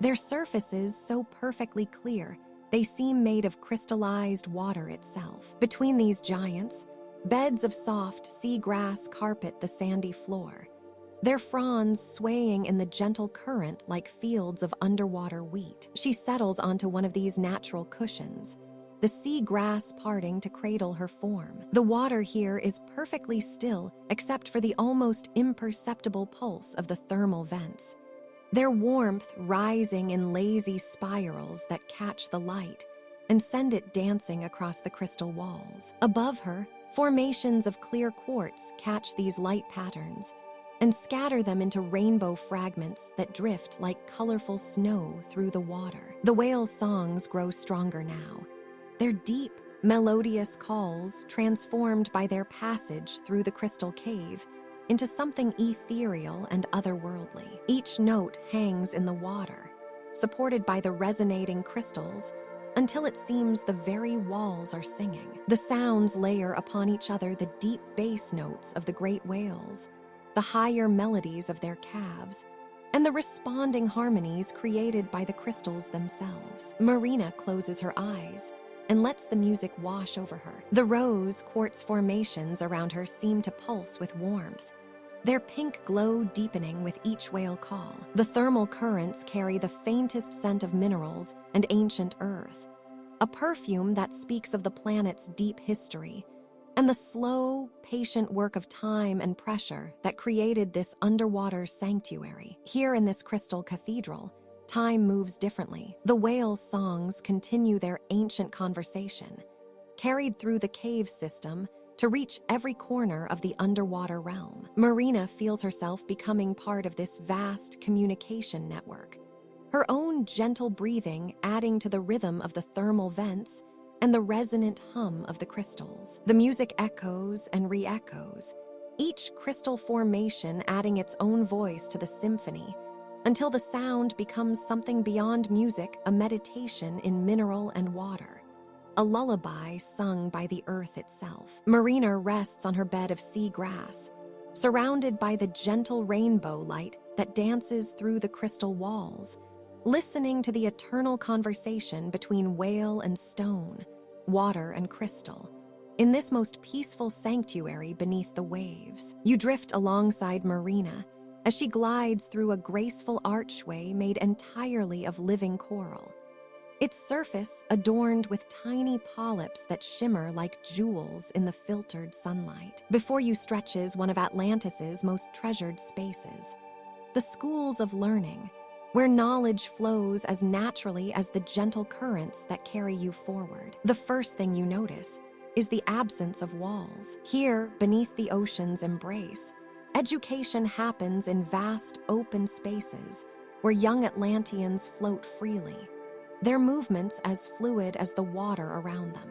Marina gestures toward a group of children, their iridescent scales catching the light as they hover in a perfect circle around their teacher. You watch as they extend their hands, and suddenly, luminescent jellyfish drift into their palms, their translucent bells pulsing with soft, rhythmic light. The teacher's voice carries through the water like a gentle song, explaining how these creatures navigate the deepest trenches using their own inner compass. The children listen with wonder, their eyes wide as they feel the jellyfish's delicate tentacles brush against their fingers. There are no harsh lights here, no rigid desks, only the natural glow of bioluminescent creatures and the soft, filtered rays of sunlight that dance across everything in patterns of blue and gold. Marina leads you deeper into this underwater academy, where another class floats above a living coral garden.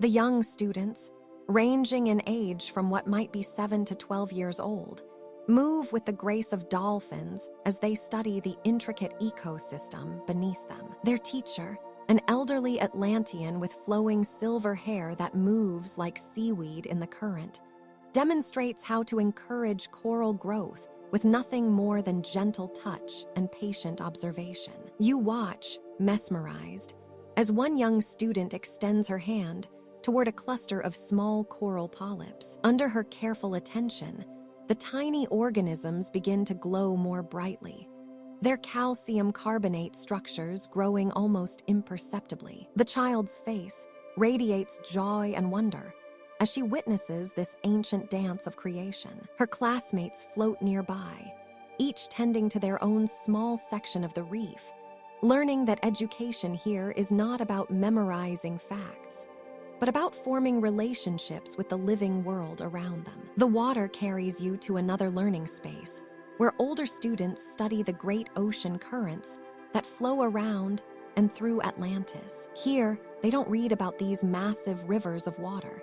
They experience them directly. Marina points to where several teenagers float within a gentle current, their bodies perfectly aligned with the water's flow. They're learning to read the subtle changes in temperature and pressure that indicate different current systems, knowledge that has been passed down through generations of Atlantean navigators. Their instructor releases a handful of what looks like glowing sand into the water, and you watch as the particles trace the invisible pathways of the current, creating beautiful, flowing patterns that the students follow with their eyes and bodies. They are not just learning about ocean currents, they're becoming part of them, understanding through their whole beings how water moves through their underwater world. In a quieter corner of this vast learning space, a small group of students sits in meditation around a grove of ancient coral trees. These magnificent structures,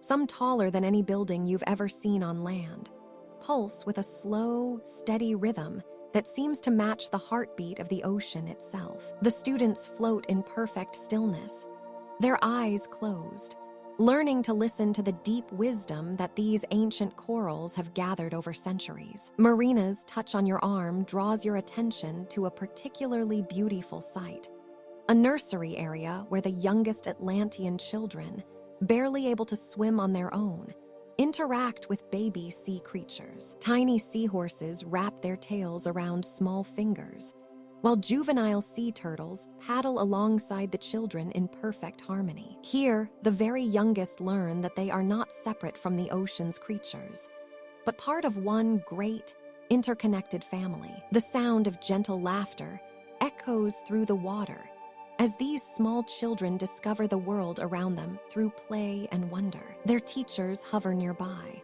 not directing but simply watching, ready to guide when needed but mostly allowing the natural curiosity of youth to lead the way. As you float through this remarkable place of learning, you feel the profound peace that comes from witnessing education in its purest form. Here, knowledge is not forced or rushed, but allowed to unfold as naturally as a flower blooming on the ocean floor. The young Atlanteans learn by touching, feeling, experiencing, their entire bodies becoming instruments of understanding. The gentle current carries you and Marina away from the schools of learning, but the memory remains. A place where wisdom flows like water, where curiosity is nurtured like a precious coral garden, and where every lesson is a celebration of the magnificent, interconnected web of life that thrives in the depths of the eternal sea. You descend now into the deepest reaches of Atlantean civilization, where the ocean floor stretches endlessly into darkness, and the weight of countless fathoms presses gently against your consciousness. Here, in these abyssal depths, the water moves differently, thicker, more embracing, carrying with it the ancient whispers of currents that have traveled across ocean floors for millennia. Marina guides you through this underwater landscape with the fluid grace of someone born to these depths. Her movements are unhurried, purposeful, each gesture sending ripples through the dense water that catch and scatter the soft, bioluminescent glow emanating from the farming grounds ahead. The light is gentle,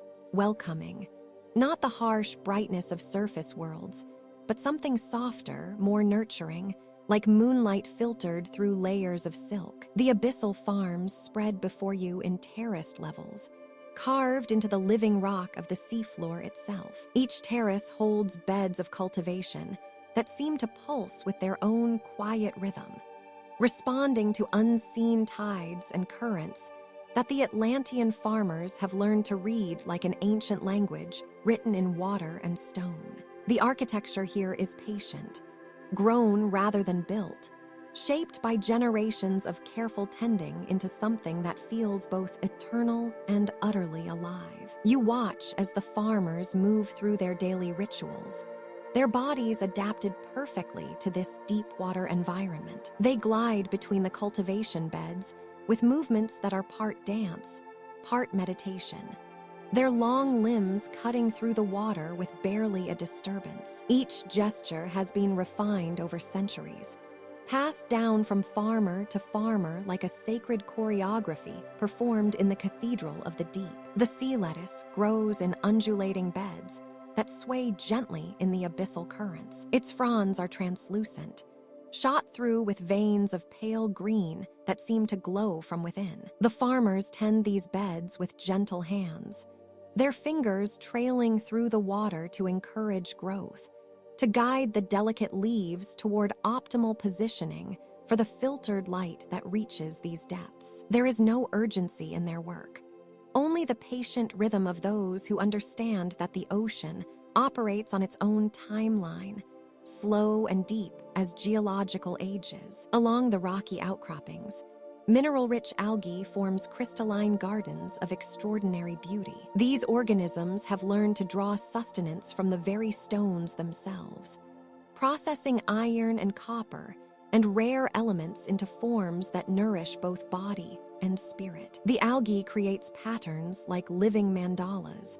spiraling formations that seem to pulse with the heartbeat of the earth itself. The farmers harvest these treasures with reverence, taking only what is offered, leaving the parent colonies to continue their ancient work of transformation. The water here carries flavors, subtle tastes of minerals and growing things that speak of abundance, cultivated with wisdom, rather than taken by force. You can sense the careful balance maintained in these depths, the way each element supports and sustains the others in an endless cycle of giving and receiving. The farmers understand this balance intuitively, their movements guided by generations of accumulated knowledge about how to work with the ocean rather than against it. As you drift through these underwater gardens, you notice the way sound travels differently here. The farmers communicate through subtle gestures and the occasional low-frequency pulse,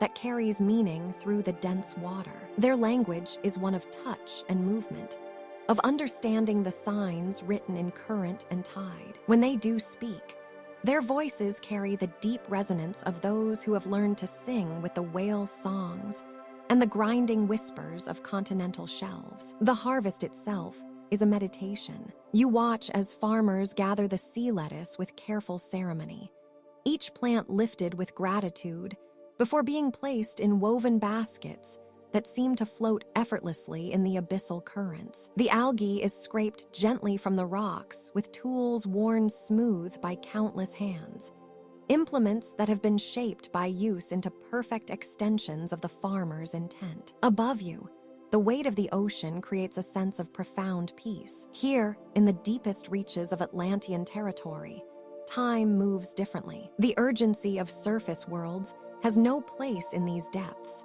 where patience is not just a virtue, but a fundamental law of existence. The farmers work in harmony with rhythms far older than civilization, following patterns established when the continents themselves were young. As Marina leads you slowly back toward the ascending currents that will carry you toward lighter waters, you carry with you the deep peace of the abyssal farms. The image of those patient farmers, tending their underwater gardens with such profound reverence, remains with you like a blessing. In their movements, you have witnessed something timeless, the dance between human intention and oceanic wisdom, played out in the deepest theaters of the living earth. The darkness here is not empty, but full, pregnant with possibility, rich with the slow dreams of growth and nourishment that unfold in the patient depths, where the heartbeat of the world can still be heard. The gentle current carries Marina deeper into the heart of the healing district,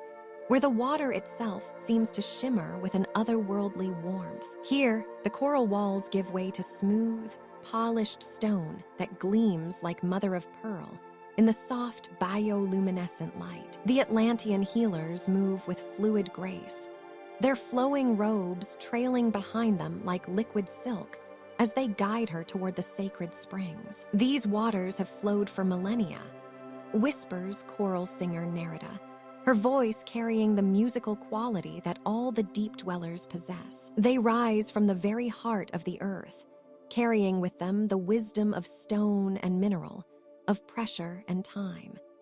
The first chamber opens before them like a natural cathedral, its domed ceiling carved with intricate patterns that seem to pulse with their own gentle rhythm. In the center, a spring bubbles up from depths unknown, its water a pale jade color that catches the ambient light and throws it back in dancing patterns across the walls. Marina can feel the warmth emanating from it even at a distance, a heat that speaks not of fire, but of the deep, patient warmth of the earth itself. As she enters the spring, the mineral-rich water embraces her like a long-lost friend. The temperature is perfect, neither hot nor cool, but exactly the warmth of her own body, as if the water has been waiting just for her. She feels the tension in her shoulders begin to dissolve. Muscles she hadn't realized were tight, slowly releasing their hold. The water seems to have weight to it, a gentle density that cradles and supports her floating form. This is the Iron Spring, Nerida explains, her hands moving in graceful gestures that create small currents in the water. The minerals here strengthen the body's core, like the iron that flows in your blood. Feel how it draws the weariness from your limbs. Marina closes her eyes and lets herself sink deeper into the embrace of the water. She can taste the earth on her lips, not unpleasant, but rich and ancient, like the memory of mountains and deep caves. Each breath she takes seems to carry these minerals into her very being, strengthening her from within. The gentle bubbling of the spring creates a rhythm like a heartbeat, steady and reassuring. After what feels like hours but could have been minutes, Nerida guides her to the second chamber. This spring glows with a soft blue radiance, its water crystal clear and somehow lighter than the first. The silica spring, the healer announces, for clarity of thought and peace of mind.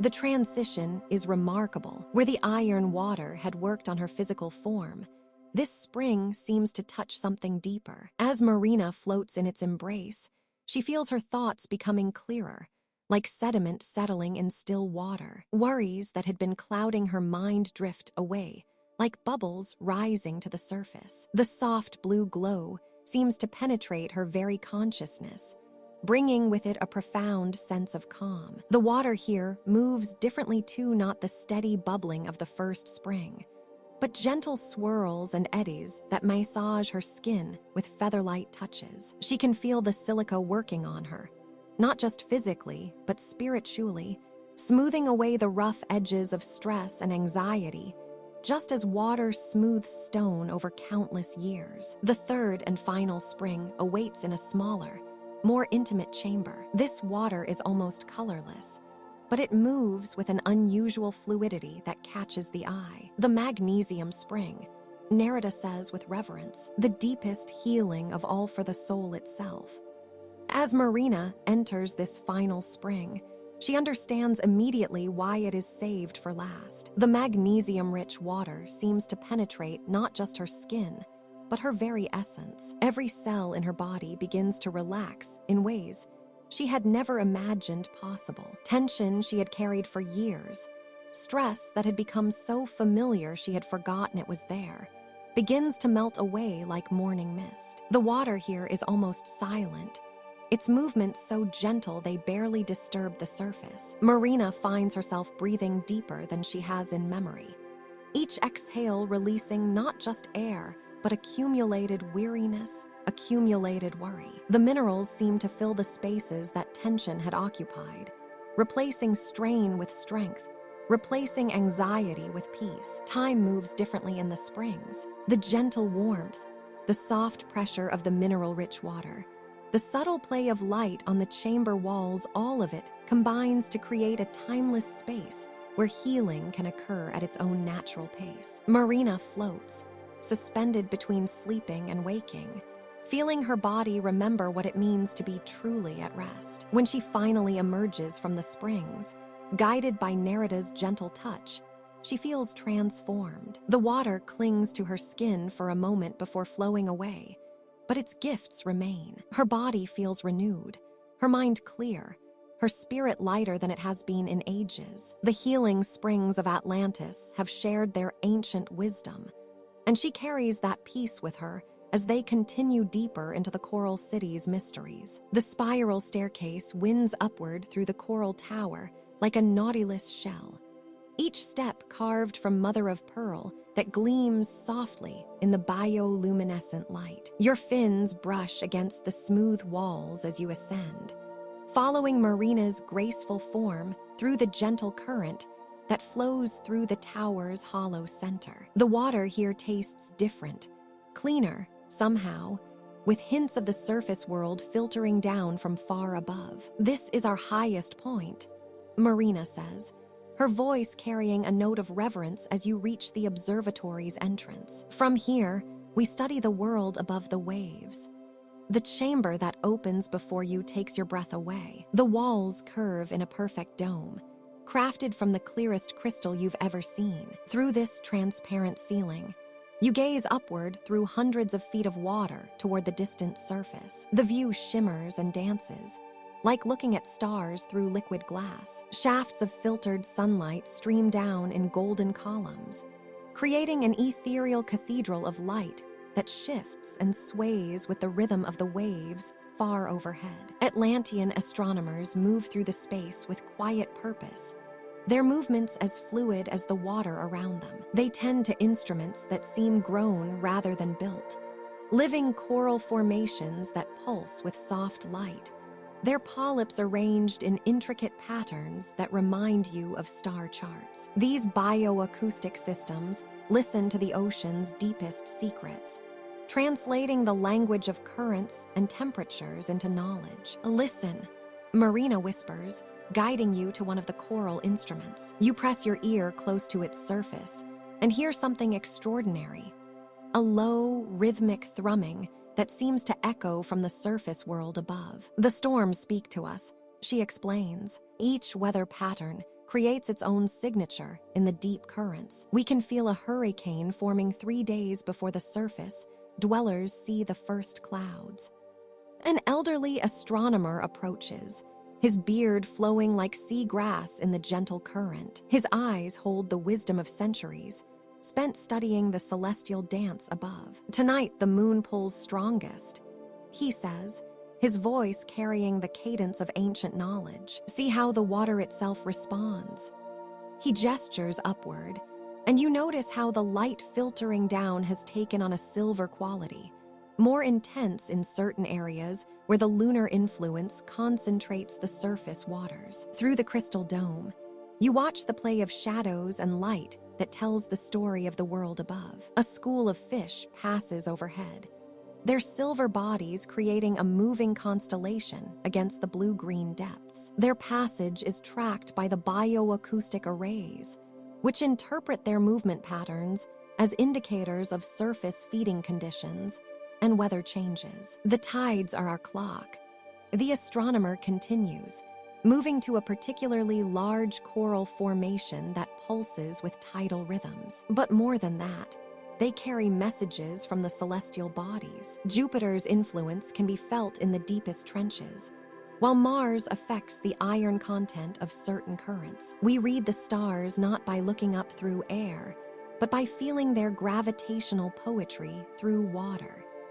You drift closer to the crystal walls, pressing your palm against the smooth surface. The water outside is so clear that you can make out individual particles of marine snow drifting down from the productive surface layers.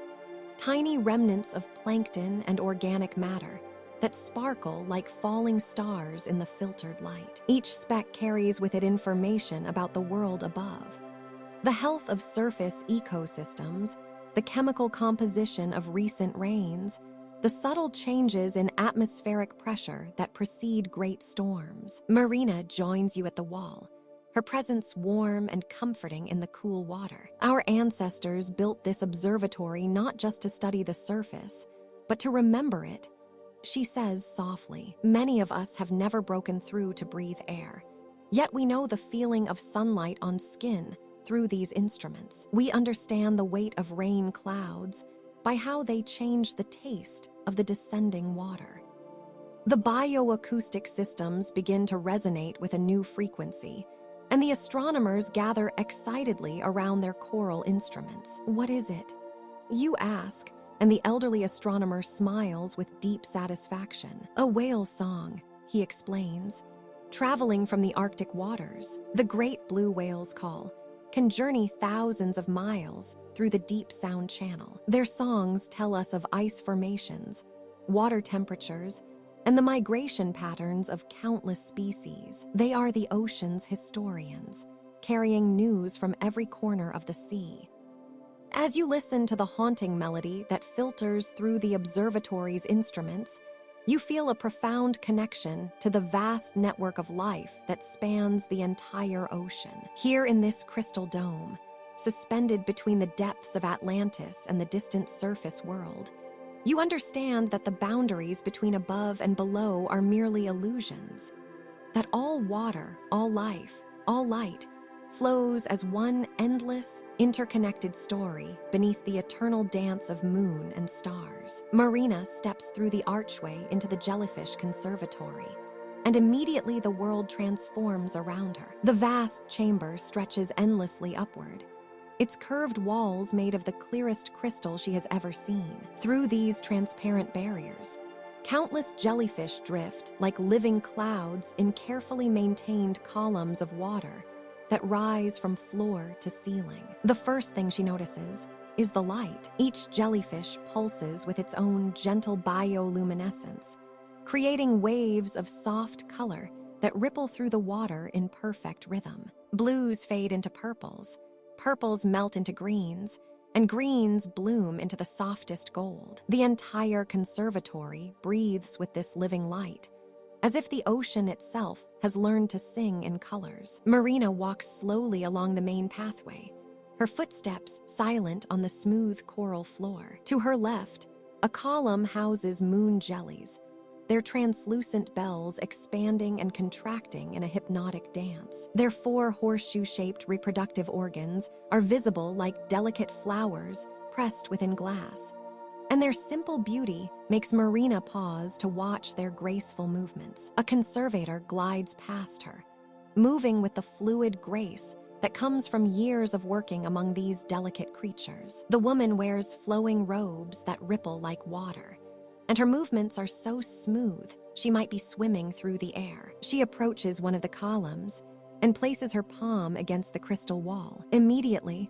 the water within responds, creating a gentle current that guides a cluster of jellyfish toward a feeding zone. Marina continues deeper into the conservatory, marveling at the diversity of species housed within these living galleries. In one towering column, massive lions' mane jellyfish drift like underwater forests, their long, trailing tentacles creating cascades of amber and rust. Their bells pulse slowly, majestically, as if keeping time with the heartbeat of the ocean itself. Another column holds upside-down jellyfish, resting peacefully on the sandy bottom while their bells face upward toward the light. These curious creatures have formed a partnership with algae that live within their tissues, creating their own internal gardens. Marina watches as they pulse gently, like living flowers blooming in slow motion. The air here is cool and humid, carrying the faint scent of sea minerals and the subtle ozone smell that accompanies bioluminescence. Marina breathes deeply, feeling her shoulders relax as the peaceful atmosphere settles around her like a gentle embrace. She pauses before a column containing crystal jellies, their nearly invisible bodies refracting the light into tiny rainbows. Only the delicate lines of their radial canals and the soft glow of their bell edges reveal their presence. They move like whispers made visible, their transparent forms creating ripples in the water that catch and scatter light in mesmerizing patterns. A young conservator approaches Marina, her movements as fluid as those of the creatures she tends. Each species here tells a story, she says softly, her voice barely above a whisper to avoid disturbing the peaceful environment. We maintain the exact conditions of their home water's temperature, salinity, current patterns. Some come from the deepest trenches, others from shallow tropical seas. Marina nods, understanding the delicate balance required to maintain such diversity. She watches as the conservator moves to a column housing deep-sea jellies, creatures that would normally live in perpetual darkness. Here, they drift in shadowy waters, their bodies glowing like fallen stars. Their light patterns are more complex than their shallow water cousins. Blues and violets pulse in intricate sequences, perhaps communicating in a language of light that humans are only beginning to understand. The conservatory's central feature is a massive spiral column that rises through the center of the chamber. Inside, hundreds of different species create a living kaleidoscope as they move through the slowly rotating current. Box jellies with their cube-shaped bells drift alongside graceful sea nettles. Tiny hydromejusi, no larger than raindrops, sparkle like jewels among their giant relatives. Marina finds herself drawn to a quieter section where egg yolk jellies float like golden suns in their dedicated habitat. Their thick, sturdy bells pulse with steady determination, and their simple presence brings a sense of calm stability to the ever-changing light show around them. As she completes her circuit of the conservatory, Marina realizes that this place represents more than preservation. It's a celebration of the ocean's infinite creativity. Each jellyfish, from the smallest to the most magnificent, pulses with the same ancient rhythm that has guided life in the seas for hundreds of millions of years. The conservators continue their quiet work around her, moving like dancers in a slow, eternal ballet. Their dedication ensures that these living lights will continue to pulse and drift, creating their gentle symphony of color and movement for generations yet to come. Marina settles onto a viewing bench, content to simply exist within this peaceful sanctuary where time moves as slowly as the jellies themselves, measured only by the steady pulse of life and light. As the thermal currents grow gentler with the approaching ocean night, Marina follows the soft harmony of voices drifting through Atlantis, like whispers of current through kelp. The song circles are beginning,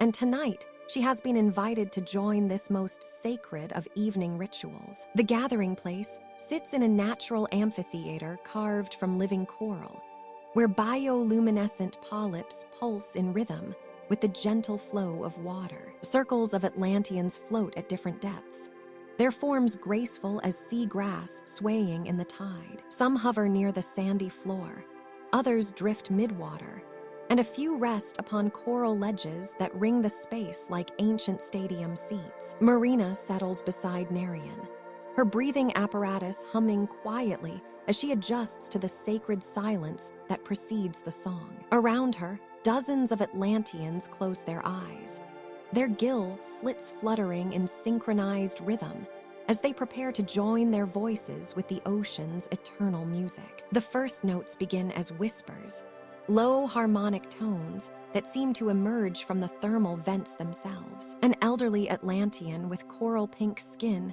opens the circle, her voice carrying a melody as old as the deep trenches. Others join gradually, their tones weaving together like strands of seaweed in a gentle current. But this is not merely singing.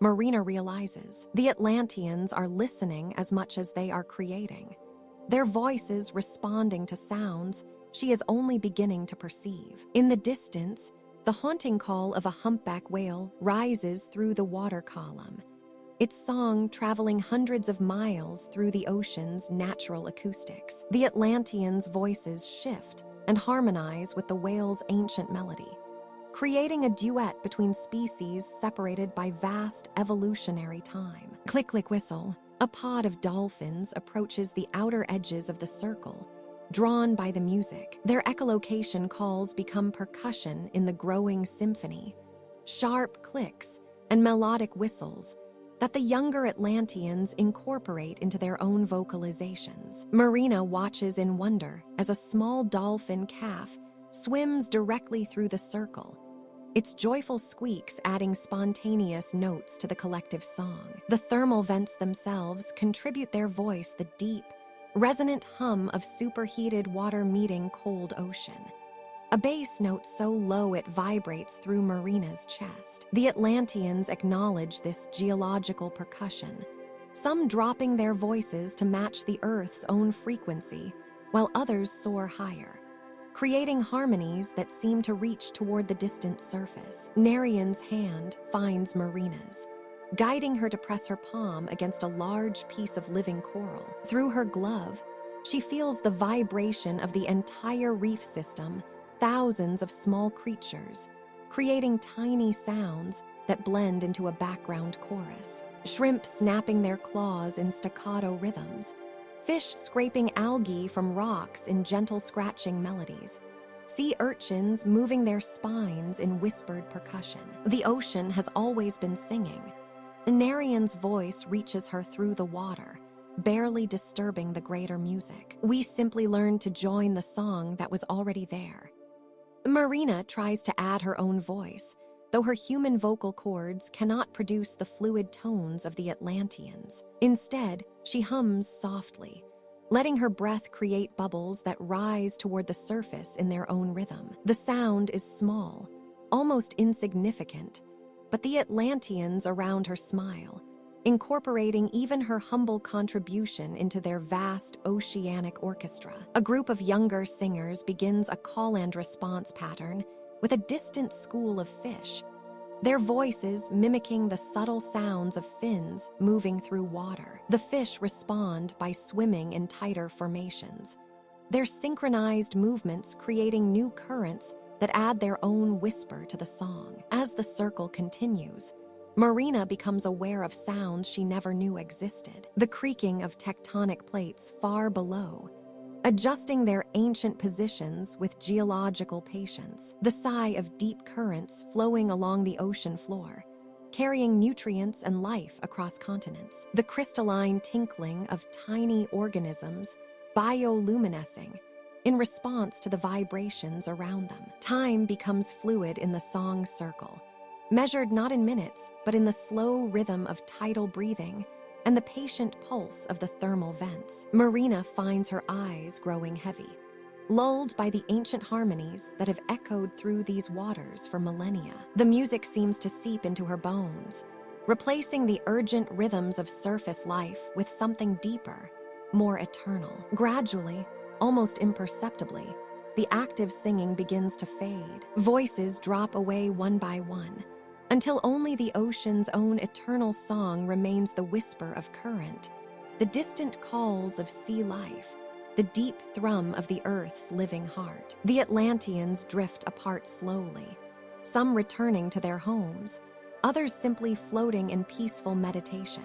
Marina remains in the coral amphitheater long after the formal circle has ended, listening to this newfound symphony with ears that have been open to the ocean's secret music. In this moment, suspended between the ancient seafloor and the distant stars, she understands that she has become part of something infinitely larger than herself, a living song that connects all water, all life, in one endless, flowing melody. The descent to the archives of the abyss takes Marina deeper than she has ever ventured before. The water here is different, thicker somehow, charged with an ancient energy that seems to pulse through the ocean itself. Bioluminescent guides float beside her, their gentle light creating a pathway through the darkness. Each creature glows with a soft blue radiance, like living stars leading her towards secrets that have waited centuries to be discovered. As the seafloor comes into view, Marina finds herself before a structure that defies imagination. The archives rise from the abyssal plain like a living cathedral, built entirely from coral formations that have grown for millennia.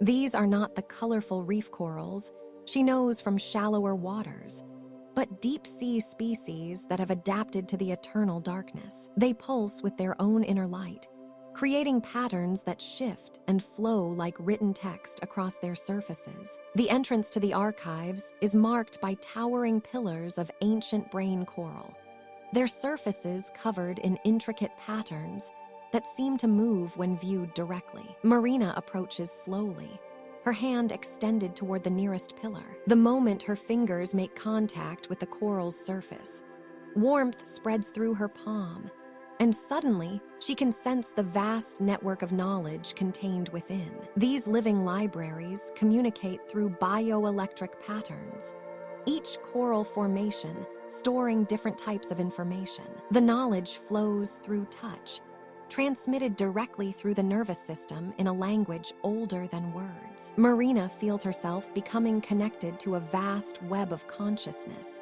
where the accumulated wisdom of thousands of years awaits her exploration. Moving deeper into the archives, she discovers that each section is organized by the type of knowledge it contains. Towering shelves of staghorn coral hold records of ocean currents and their changes over centuries. Massive dome-shaped formations contain the migration patterns of every marine species, their routes traced in glowing pathways that appear when touched. The most ancient sections are built from coral, so old it has partially fossilized, yet still retains its ability to share the secrets locked within. Marina's hands move across a section dedicated to species records, and images begin to flow through her mind. She sees creatures she has never encountered before, magnificent beings thought lost to time. There are whales with songs so complex they could communicate across entire ocean basins, schools of fish that moved in formations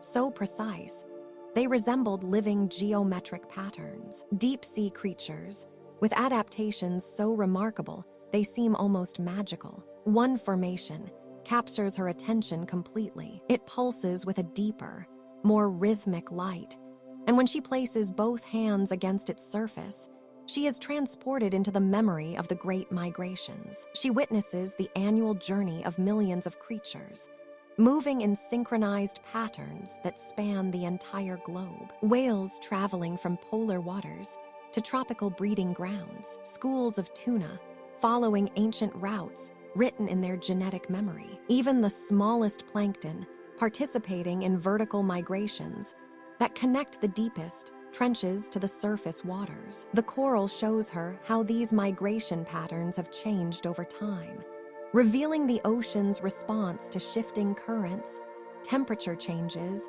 and the gradual evolution of species. She sees the delicate balance that exists between all marine life, each species playing its part in maintaining the health of the entire ocean ecosystem. As she explores deeper, Marina discovers records of species that were thought to be myths. The coral formations reveal evidence of creatures so rare that only a few individuals have ever been observed. Colossal squid with intelligence rivaling that of dolphins, jellyfish with lifespans measured in centuries, fish that can communicate using patterns of light across their scales. The deeper sections of the archives contain the oldest knowledge, records of the ocean when it was young and very different from today. The coral here is ancient beyond measure, yet still alive, still growing, still adding to its vast collection of memories. These formations show her visions of prehistoric seas,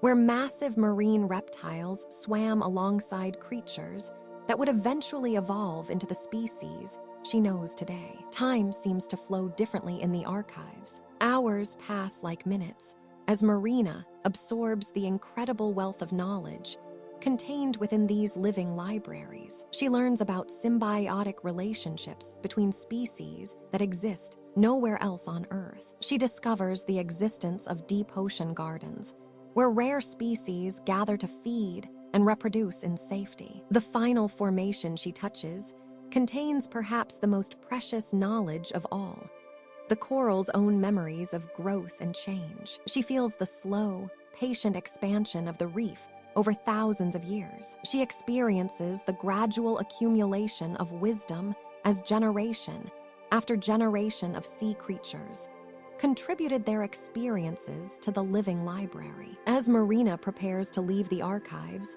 she carries with her not just knowledge, but a profound understanding of her place within the vast tapestry of ocean life. The coral formations pulse gently in farewell, their lights creating rippling patterns that seem to whisper promises of future discoveries waiting to be made in the mysterious depths of Atlantis. The seamount rises from the abyssal plain like a gentle giant, its volcanic slopes reaching toward distant surface light that will never touch its crown. Marina glides alongside her Atlantean guide, their bioluminescent markers casting soft blue halos in the eternal darkness. The water here feels different, warmer, richer with minerals that create subtle currents carrying the essence of the Earth's deep heart. As they ascend the mountain's flank, Marina notices the first signs of the sanctuary. Delicate markers made from cultivated coral spiral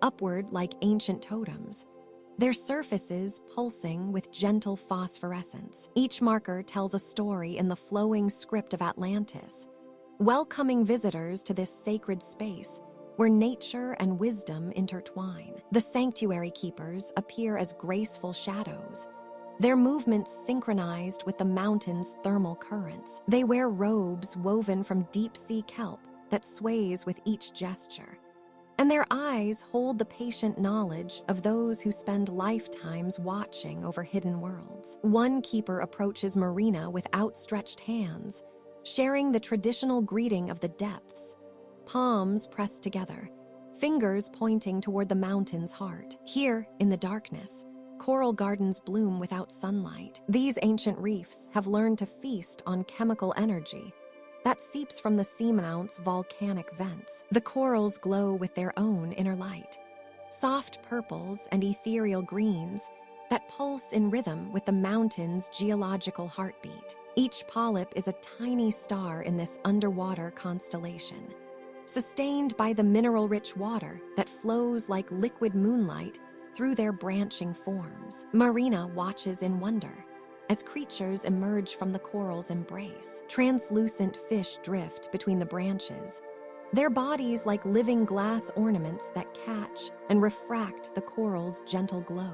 Their movements are unhurried, almost meditative, as if they too understand the sacred nature of this place. Schools of deep-sea angels, jellyfish with wings like gossamer veils, pulse through the water with movements so graceful they seem choreographed by the currents themselves. The sanctuary keepers guide Marina deeper into the coral city, where larger creatures rest in peaceful communion. Giant tube worms sway like underwater wheat fields, their red plumes filtering nutrients from the mineral-rich water. Each worm is a living filter, cleaning and purifying the seamounts' waters while creating homes for countless smaller beings that nestle within their protective embrace. In a quiet alcove carved naturally into the mountainside, Marina discovers the nursery gardens. Here, the youngest corals grow under the careful tending of dedicated keepers. Each polyp is nurtured individually,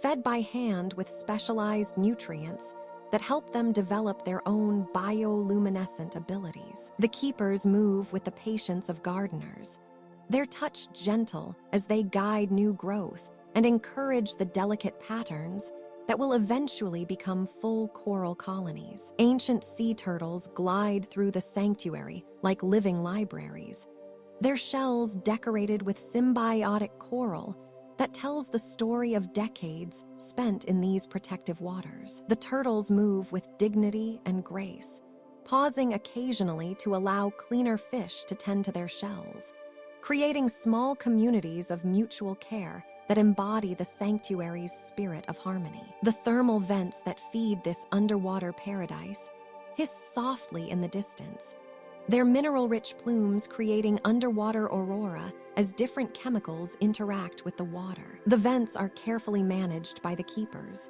who understand exactly how much heat and mineral flow each section of the coral city requires. Ancient knowledge, passed down through generations, guides their stewardship, ensuring that this delicate ecosystem remains in perfect balance. Marina floats in peaceful observation as a group of deep-sea octopi emerge from their coral homes. These intelligent creatures have formed a unique partnership with the Atlanteans, their color-changing abilities creating complex conversations of light and pattern. They share information about the health of different reef sections, their tentacles gently touching coral branches as they conduct their careful inspections. The seamount's peak reveals itself gradually, crowned with the oldest coral formations in the sanctuary. These ancient colonies have grown for millennia, their calcium carbonate skeletons forming intricate spires and arches that create natural cathedrals in the darkness. Within these structures, the rarest creatures of the deep make their homes, species found nowhere else in the ocean, evolved specifically for life in this unique environment. As Marina's visit to the sanctuary draws to a close, she understands that she has witnessed something precious beyond measure. This seamount represents more than just conservation. It embodies the profound connection between all life in the deep ocean. The thermal energy that feeds the corals, the creatures that call the reef home, the keepers who tend this underwater garden, and the mountain itself all exist as part of one living system. The gentle currents carry Marina away from the seamount sanctuary, but its peaceful energy remains with her. The image of those glowing coral gardens, tended with such care and reverence, becomes a meditation on the quiet miracles that flourish in darkness, sustained by the Earth's own generous heart. The Great Hall of Atlantis stretches before you like an underwater cathedral, its walls carved from living coral that pulses with soft, bioluminescent veins of blue and gold. Ancient columns rise from the sandy floor, each one home to gardens of sea anemones that sway gently in the eternal current, their tentacles dancing like silk ribbons in a breeze that exists only in dreams. Marina moves through this sacred space with the grace of someone who has learned to let the water carry her. Tonight, the hall transforms for the midnight feast, a tradition as old as the Coral City itself. Curved tables made from polished abalone shells circle the room, their surfaces reflecting the gentle glow that emanates from every living surface around you. The preparation has taken hours, though time moves differently here in the depths. Atlantean chefs, their movements fluid and practiced, tend to dishes that would seem impossible to any surface dweller. Kelp forests provide ribbons of green that spiral into intricate knots, seasoned with minerals drawn from the volcanic vents far below. Sheets of cultivated sea lettuce are layered with pearls of concentrated plankton, each one bursting with flavors that speak of ancient currents and deep ocean mysteries. You watch as Marina takes her place at one of the curved tables, her hands trailing through the water as she settles onto a cushion woven from the softest sea grass. Around her, other citizens of Atlantis gather, their faces serene and unhurried. There is no rush here, no urgency. The feast unfolds like the slow blooming of a deep-sea flower. The first course arrives on plates carved from translucent mother-of-pearl. Spiraled towers of compressed algae glisten with drops of what might be morning dew, if morning existed in this eternal twilight. Marina lifts a strand of prepared sea bean to her lips, and you can almost taste the subtle saltiness, the way it dissolves on the tongue like a memory of distant shores. As the meal progresses, something magical begins to happen. The gentle music that accompanies every gathering in Atlantis starts to weave through the water, carried by instruments you cannot quite see but can feel in your bones. The melodies are ancient and wordless, rising and falling like the tides themselves. The sound seems to come from the very walls, from the coral itself, as if the city is singing. And then they come.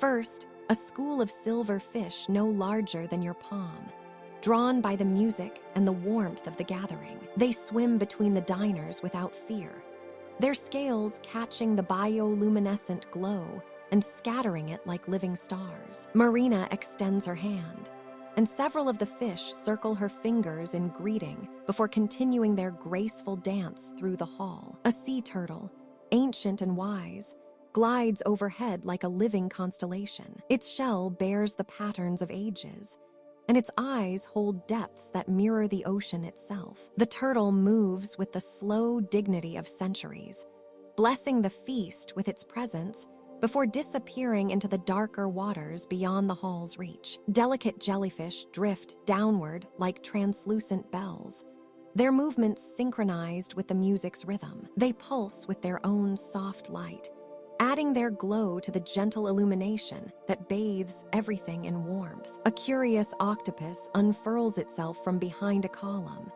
its tentacles exploring the edges of the gathering with the careful attention of a scholar studying ancient texts. Marina continues her meal, each course more wondrous than the last. Tiny caviar-like spheres of concentrated seaweed burst with flavors that speak of sun-drenched surface waters and the mysterious depths where light has never reached. Delicate fronds of cultivated coral provide a satisfying texture, while essences drawn from rare deep-sea plants offer tastes that have no equivalent in the world above. The music swells gently, and more creatures arrive to join the celebration. Seahorses drift between the tables like living jewelry, their tails curling around coral formations as they pause to observe the feast. Schools of luminous fish create moving rivers of light that flow around and through the gathering, their presence a reminder that in Atlantis,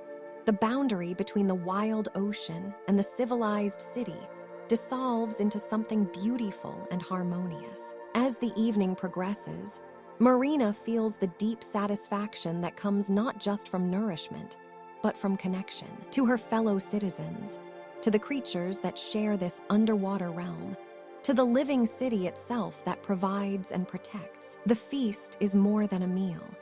It is a celebration of the delicate balance that allows life to flourish in the deepest places of the world. The water carries her contentment, spreading it through the hall like ripples from a stone, dropped in still water. Around her, the gentle sounds of conversation blend with the eternal song of the sea, creating a symphony of peace that will carry her gently toward dreams of coral gardens and silver fish dancing in columns of golden light. You find yourself following Marina through corridors that seem to pulse with a gentle, rhythmic light, as if the city itself is breathing. The walls here are different from the rest of Atlantis, crafted from a translucent material that shifts between deep sapphire and emerald green, like looking through ocean water at different depths. Bioluminescent threads trace patterns along the surfaces, creating a constellation map that guides your way deeper into the city's heart. The corridors gradually curve upward, spiraling like the inside of a nautilus shell, until Marina pauses before an archway that glows with soft, pearl-white light. Beyond lies the current map chamber, a perfect sphere suspended in the center of a vast, circular room. The chamber itself appears to be made of living water, held in place by some ancient Atlantean art that defies understanding. As you step onto the bridge that extends toward the sphere, you feel the gentle vibration of moving water beneath your feet. The bridge is carved from a single piece of coral, smooth and warm to the touch, with handrails that glow softly at your approach. Schools of tiny, luminescent fish swim in lazy circles around the chamber, their light creating moving patterns on the walls. Marina reaches the entrance to the sphere and places her palm against what appears to be solid water. The barrier yields like liquid silk, allowing her to step through. You follow, feeling the strange sensation of passing through water that doesn't make you wet, but instead wraps around you like a cool, comforting embrace. Inside the chamber, you're surrounded by the most extraordinary sight. Three-dimensional maps of ocean currents flow around you in streams of living light. The Gulf Stream appears as a ribbon of golden luminescence, winding its way up the Atlantic coast. The Antarctic circumpolar current circles the bottom of the sphere in bands of deep blue and silver, connecting the Atlantic, Pacific, and Indian Oceans in an endless loop. Marina moves to the center of the chamber, her hands extended, fingers gently touching streams of light that respond to her presence. Where she touches, the currents slow and brighten, revealing details invisible to the naked eye. You watch as she traces a current that begins in the Arctic, diving deep into the Atlantic as cold, dense water that will travel for centuries before surfacing again in distant seas. The maps show not just surface currents, but the deep thermohaline circulation, the ocean's true circulatory system. Warm surface waters flow toward the poles, cooling and sinking, then traveling along the ocean floor before rising again in tropical waters. It's a process that takes 1,000 years to complete, a planetary heartbeat so slow and vast that surface dwellers never notice its rhythm. You realize that the Atlanteans have been watching this circulation for millennia, understanding that their survival depends not just on their local waters, but on the health of every current, every upwelling, every deep water formation across the globe. The maps reveal connections that seem impossible. How melting ice in Greenland affects the monsoons in India, how volcanic activity in the Pacific influences weather patterns in Europe. Marina's voice is barely above a whisper as she explains what you're seeing. The currents carry more than water. They transport heat, nutrients, oxygen, and life itself. The maps show migration routes of whales that follow these underwater highways, spawning grounds of fish that depend on specific temperature gradients, and coral reefs that bloom where warm and cold currents meet. As you watch, the patterns begin to make sense. The ocean isn't just water moving randomly.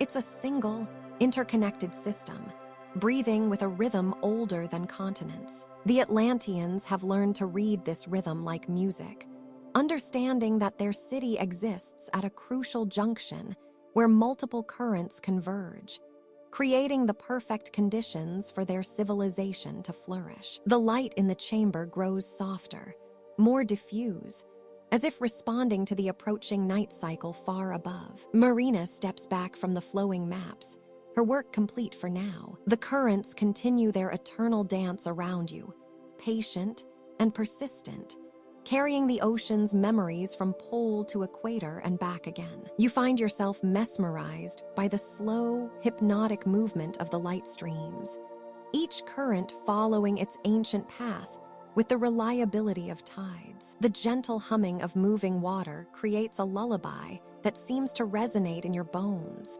reminding you that you too are mostly water, connected to these vast oceanic rhythms in ways you're only beginning to understand. As Marina prepares to leave the chamber, you take one last look at the magnificent display surrounding you. The current map chamber isn't just a tool for navigation.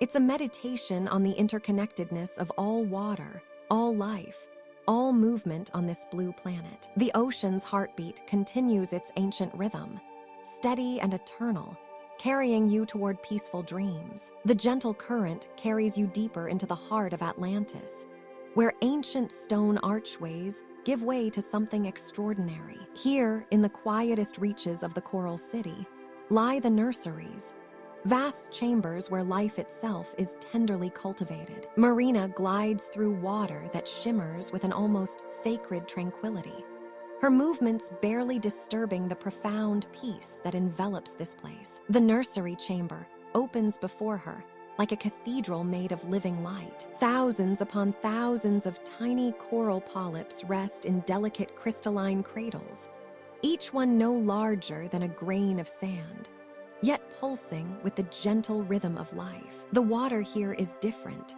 softer somehow, warmed by thermal vents far below and enriched with minerals that nourish these precious beginnings. Bioluminescent algae drift lazily through the water, creating a constellation of tiny stars that dance around each developing polyp. An Atlantean coral gardener approaches Marina with the fluid grace that marks all the deep dwellers. Her hands, webbed and translucent, move with the infinite patience of one who has spent centuries nurturing life. She speaks without words, her thoughts flowing like gentle currents through the water, explaining the sacred work performed here day after day, generation after generation.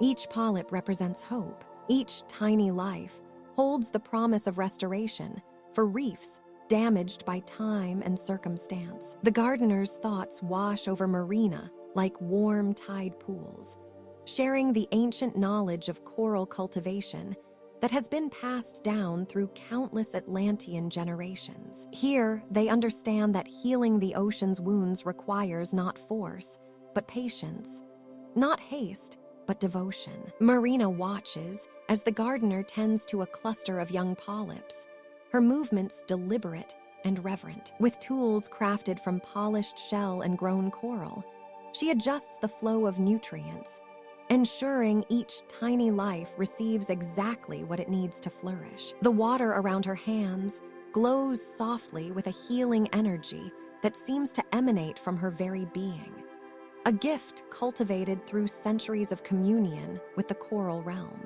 The nursery extends further than the eye can see, with chambers branching off like the chambers of a vast heart. In each section, different species of coral develop at their own natural pace. Brain coral polyps pulse with slow, thoughtful rhythms. Staghorn coral grows in delicate branching patterns that seem to reach toward some unseen sun. Table corals spread their broad, flat surfaces like ancient altars dedicated to the ocean's mysteries. The sound here is unlike anywhere else in Atlantis. A subtle harmony created by billions of tiny lives breathing, growing, dreaming. It's a sound that exists just at the edge of hearing, felt more than heard, a vibration that resonates through bone and soul. Marina finds herself swaying gently to this primal rhythm, her heartbeat synchronizing with the pulse of creation itself. Other gardeners move through the nursery like dedicated monks in a temple of life. Some tend to the youngest polyps, so small they're barely visible to the naked eye. Others work with adolescent colonies, guiding their growth with gentle hands and whispered encouragements that travel through the water like prayers. The most experienced gardeners oversee the mature colonies ready for transplantation, preparing them for their journey to distant, damaged reefs. Marina approaches one such preparation area, where colonies destined for healing work are being carefully packaged in living vessels.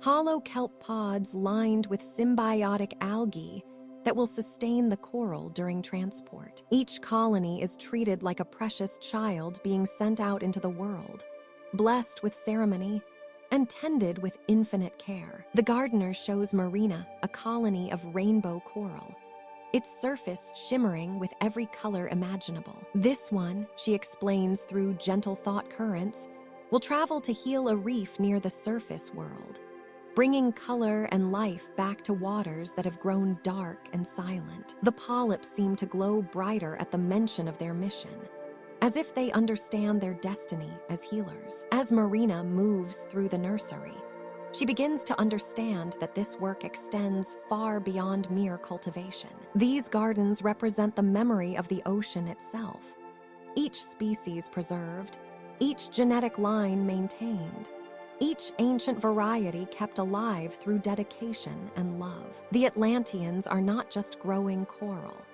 They are stewarding the very essence of marine life, ensuring that the ocean's beauty and diversity will continue for countless generations to come. The thermal vents below pulse with warmth, sending gentle currents upward through the nursery chambers. These currents carry nutrients and minerals from the deep earth, but they also carry something else: the ancient wisdom of stone and sea, the patient knowledge of geological time. Here, in these peaceful depths, life continues its eternal dance of growth and renewal, tended by hands that understand the sacred responsibility of nurturing the future. Beyond the gleaming spires of the Coral City, Marina finds herself at the edge of something extraordinary. The artificial lights of Atlantis fade behind her as she swims toward towering shadows that rise from the ocean floor like ancient cathedral columns. Here, in the impossible depths where sunlight has never touched,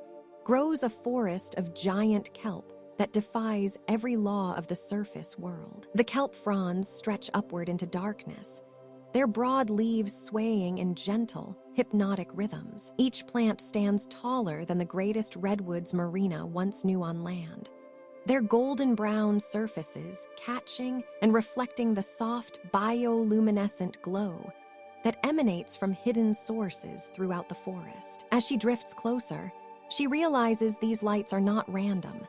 They pulse in slow, synchronized waves, like the breathing of some vast, sleeping creature. The water here feels different against her skin, rich with minerals and nutrients that shimmer faintly in the artificial twilight. She can taste the sweetness of it, the way it carries the essence of deep earth and ancient stone. The Atlanteans have cultivated this forest with such care that every element works in perfect harmony, creating an ecosystem that thrives in the crushing depths, where nothing should be able to grow. Marina allows herself to be carried by the gentle current that flows between the kelp towers. The movement is mesmerizing, like drifting through a slow-motion dance. Each massive frond moves with deliberate grace, their surfaces rippling with waves of golden light that travel from base to crown in endless, soothing cycles. She reaches out to touch one of the great leaves,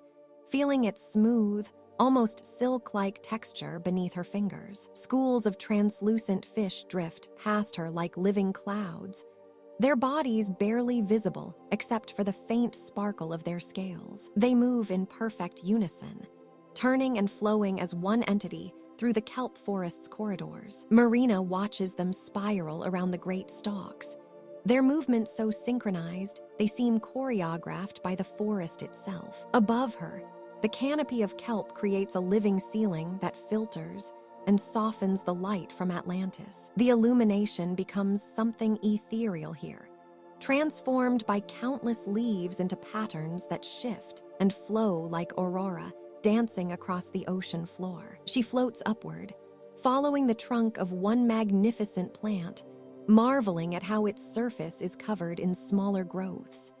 Tiny polyps and symbiotic creatures that add texture and color to the smooth bark. The deeper she ventures into the forest, the more alive it becomes. She begins to notice the intricate network of roots that connects each plant to its neighbors, creating an underground web of communication and nutrient sharing. The Atlanteans have learned to work with this natural network, enhancing it with their own mineral channels and light conduits that keep the entire forest thriving. A gentle current carries the sound of the kelp forest's breathing, a soft whooshing rhythm as water flows through the leaves and branches. It's a sound like wind through trees, but deeper, more resonant, as if the ocean itself is sighing in contentment. Marina closes her eyes and lets this natural symphony wash over her, feeling her own breathing slow to match the forest's peaceful pace. Small creatures make their homes throughout the kelp forest,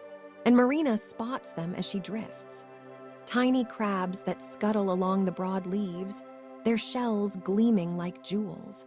Serpentine fish that wrap themselves around the stalks like living ribbons, and delicate jellyfish that drift between the fronds like floating flowers, their translucent bells pulsing with soft inner light. She finds herself in a clearing where several of the largest kelp plants form a natural circle, their canopies intertwining overhead to create a cathedral-like space. Here, the water is perfectly still, and the light from the surrounding plants creates a gentle, golden glow that makes everything feel warm and safe. Marina floats in the center of this natural sanctuary, turning slowly to take in the magnificent view from every angle. The silence here is profound, but not empty. It's filled with the subtle sounds of life and growth, the quiet movement of water through leaves, the distant echo of the city's gentle hum. This forest serves as the lungs of Atlantis. She realizes, processing the water and maintaining the delicate balance that allows the coral city to flourish in these impossible depths. As Marina prepares to continue her journey, she takes one last look around the kelp forest. The ancient plants continue their eternal dance, swaying gently in currents that have flowed for countless centuries. In this peaceful underwater grove, time moves differently, slower, more thoughtfully. And she carries that sense of tranquil rhythm with her as she swims onward through the endless wonders of the deep. You follow Marina as she descends through layers of deepening blue, the water growing cooler and more mysterious with each passing moment. The familiar coral towers of Atlantis fade into a gentle glow above, while ahead, the ocean floor drops away into one of the great trenches that ring the city like protective moats. Here, in these vast underwater canyons, the most ambitious builders in all of Atlantis pursue their patient craft. The pressure increases gradually as you sink deeper, and Marina's movements become more deliberate, more graceful. Schools of silver lanternfish drift past like living constellations, their bioluminescent bodies creating a soft, shifting tapestry of light in the darkness. The water itself seems to thicken, becoming almost tangible, wrapping around you like a cool, supportive embrace. At the edge of the great trench, Marina pauses. Below, tiny points of light move in slow, purposeful patterns across the canyon walls. These are the trench builders, and their work site stretches as far as the eye can see into the blue-black depths. Massive stones, each one larger than a house, rest in carefully planned arrangements along the canyon floor. Some have been there for decades, slowly accumulating layers of mineral deposits and providing anchor points for the coral structures that will someday flourish here. Marina glides downward, following a well-worn path along the canyon wall. The rock face is dotted with small alcoves and resting places, carved by generations of builders who have made this journey before. In some of these sheltered spots, young corals have already begun to grow, their delicate polyps filtering nutrients from the mineral-rich water that flows through the trench. A soft, rhythmic sound echoes through the water, the gentle percussion of tools against stone. 3 builders work together near a massive boulder, their movements synchronized like dancers in a slow-motion ballet. They wear suits woven from the silk of deep-sea tube worms, garments that shimmer with an opalescent sheen in the filtered light. Each tool they carry has been crafted specifically for this environment, designed to work with the pressure rather than against it. The eldest builder, her hair silver like moonbeams, gestures toward a section of canyon wall where the rock has been carefully carved into terraced ledges. These platforms, she explains to Marina in the universal language of the deep, will support entire coral gardens in centuries to come. The work progresses slowly, sometimes only a few inches per season, but each cut is precise, each placement deliberate. Marina watches as the builders guide a massive stone into position, using a technique passed down through countless generations. They work with the natural currents, allowing the water itself to help lift and move their materials. Symbiotic creatures, tiny luminescent organisms, cluster around the work site, their gentle light providing illumination for the delicate task. The builders move with infinite patience, understanding that their work exists on a time scale measured not in years, but in centuries. In the deeper sections of the trench, pressure-resistant coral species grow in formations unlike anything found in shallower waters. These hardy organisms thrive in the crushing depths, their skeletons dense as stone, their colors muted but beautiful, deep purples and midnight blues that seem to absorb and reflect the sparse light in mesmerizing patterns. The builders tend these ancient corals with reverence, knowing that some have been growing for longer than memory can reach. A young builder demonstrates how they encourage coral growth by creating perfect conditions, adjusting water flow with carefully placed stones, providing nutrients through ingenious filtration systems, and protecting vulnerable polyps from the harsh currents that sweep through the trench. Her movements are gentle, almost meditative, as she tends to a cluster of brain coral that glows with a soft, internal light. The builders' temporary shelters dot the canyon walls, small, dome-shaped structures woven from kelp and reinforced with coral fragments. Inside these cozy spaces, the workers rest between shifts, sharing quiet meals and planning their next projects. The shelters themselves will eventually become part of the permanent structure, incorporated into the growing reef as the work progresses. Marina observes as the team marks their progress on a living map, a section of bioluminescent coral that records the expansion of their work through patterns of light and color. Each completed section glows with a different hue, creating a beautiful chronicle of decades of patient labor. Future builders will be able to read this map, understanding exactly where to continue the work and how to build upon what has come before. As the visit draws to a close, Marina rises slowly through the water column, watching the lights of the trench builders grow smaller below. Their work continues in the peaceful rhythm of the deep ocean, each day bringing small but meaningful progress toward a vision that will benefit countless generations of ocean dwellers yet to be born. In the patient darkness of the trench, the future of Atlantis slowly takes shape, one carefully placed stone at a time. The water around you grows still as you follow the gentle current deeper into Atlantis, your guide's luminescent form drifting ahead like a constellation come to life. The coral walls here have taken on a different quality, their surfaces smoother, more deliberately shaped. You realize you're approaching something extraordinary, as the ocean itself seems to hush in anticipation. Your guide gestures toward an archway that appears to have been grown rather than carved, its edges soft and organic, pulsing with the same bioluminescent rhythms that flow through all of Atlantis. As you pass through, you enter a chamber unlike anything you've encountered in this underwater realm. The space is perfectly spherical, its walls constructed from coral formations that spiral inward like the chambers of a nautilus shell. The acoustics here are immediately apparent. Even the slightest movement of water creates a resonance, that seems to expand and harmonize with itself. Your guide moves to the center of the chamber,